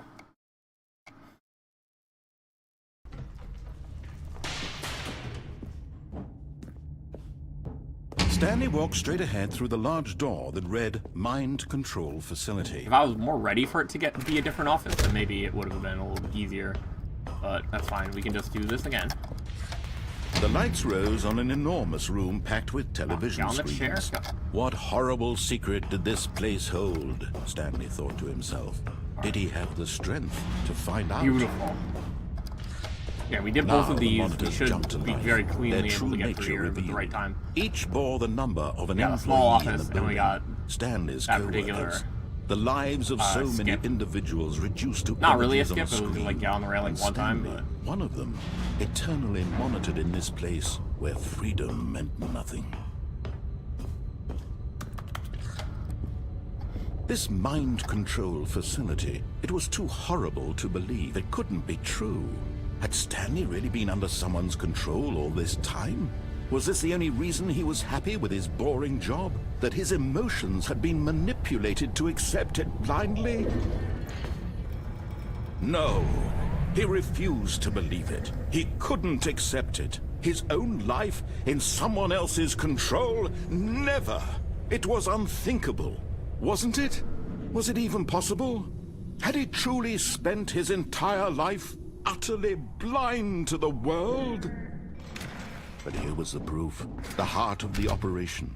Controls labeled with emotions, happy or sad or content.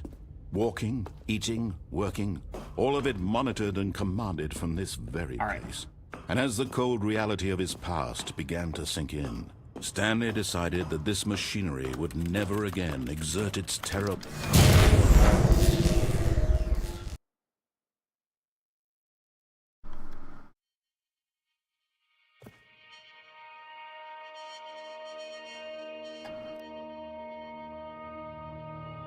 blackness. Yeah, this is like and a very rising much chill of uncertainty. It's like an auto-scroller. It's something that you really Was it can't over? do. Yes! He had won! He had defeated the machine, unshackled himself from someone else's command. Freedom was mere moments away. And yet, even as the immense door slowly opened, Stanley reflected on how many puzzles still lay unsolved. Where had his co-workers gone? How had he been freed from the machine's grasp? What other mysteries did this strange building hold? But as sunlight streamed into the chamber, he realized none of this mattered to him. For it was not knowledge or even power that he had been seeking, but happiness.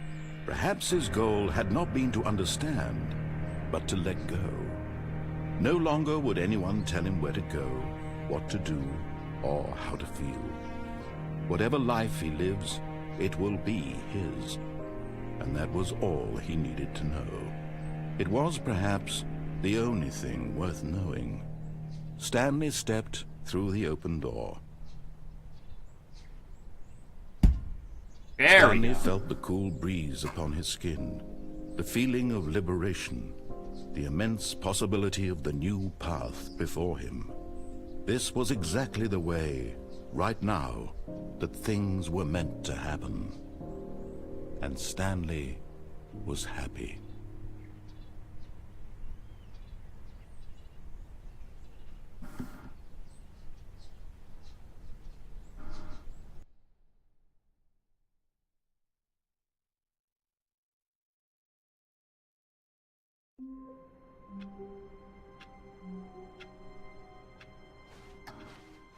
All of his co-workers were gone. What could it mean? I think that's a good Stanley place decided to go to the meeting room. Perhaps he had simply missed a memo. Oh, this has started over. Good to know.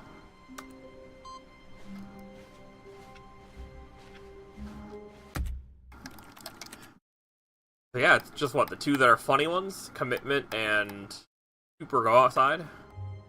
We can probably cheese Super Go Outside, honestly. When Stanley came to a set of two open doors, this was not the correct way to the meeting room, and Stanley knew it perfectly well. Perhaps he wanted to stop by the employee lounge first, just to admire it.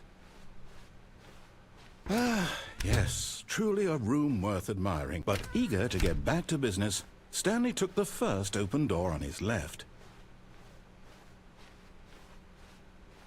Stanley was so bad at following directions, it's incredible he wasn't fired years ago. Look, Stanley, I think perhaps we've gotten off on the wrong foot here. I'm not your enemy, really, I'm not. I realize that investing your trust in someone else can be difficult, but the fact is that the story has been about nothing but you all this time. There's someone you've been neglecting, Stanley. Someone you've forgotten. What? Really? I was in the middle of something. Do you have zero consideration for others? Are you that convinced that I want something bad to happen to you? Why, I don't know how to convince you of this, but I really do want to help you, to show you something beautiful. Look, let me prove it. Let me prove that I'm on your side. Give me a chance. Now listen carefully, this is important. Stanley walked through the red door. Aha! Perhaps you misunderstood. Stanley walked through the red door. I still don't think we're communicating properly. Stanley walked... Oh, thank God you are willing to listen to me. Do you see that I really have wanted you to be happy all this time? The problem is all these choices. The two of us always trying to get somewhere that isn't here. Running and running and running, just the way you're doing right now. Don't you see that it's killing us, Stanley? I want it to stop. I would We would both be so much happier if we just stopped. And I think I have a solution. Here, let me show you.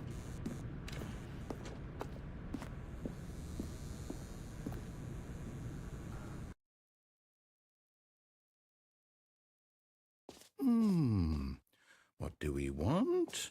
What are we looking for? Here. Yes. Oh, it's beautiful, isn't it? If we just stay right here, right in this moment with this place, Stanley, I think I feel happy. I actually feel happy.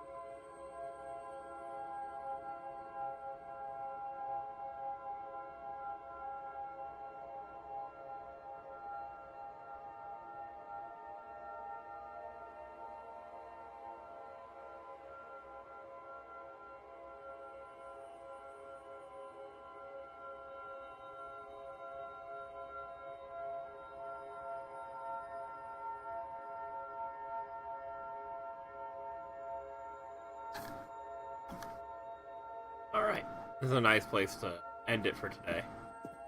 If you'll pardon the play on words. No, wait.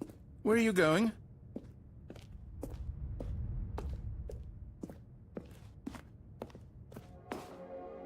Right. Where were we? Yeah, you don't talk.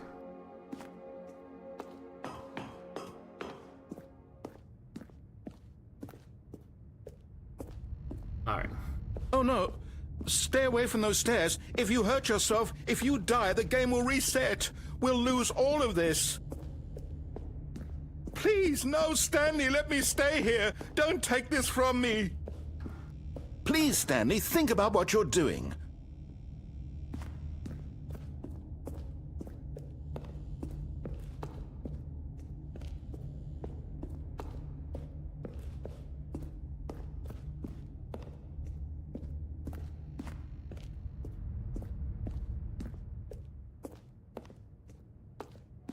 Good, good. We can't be too safe. Promise me you won't go back there. Just stay here. It's very interesting to combine, like, whatever ending was supposed to be in this room and, like, get rid of that room's ending. And then just, like, combine it with the, like, stairs ending there. In any case, we gotta go for the day. It's very late. I will see everybody next time.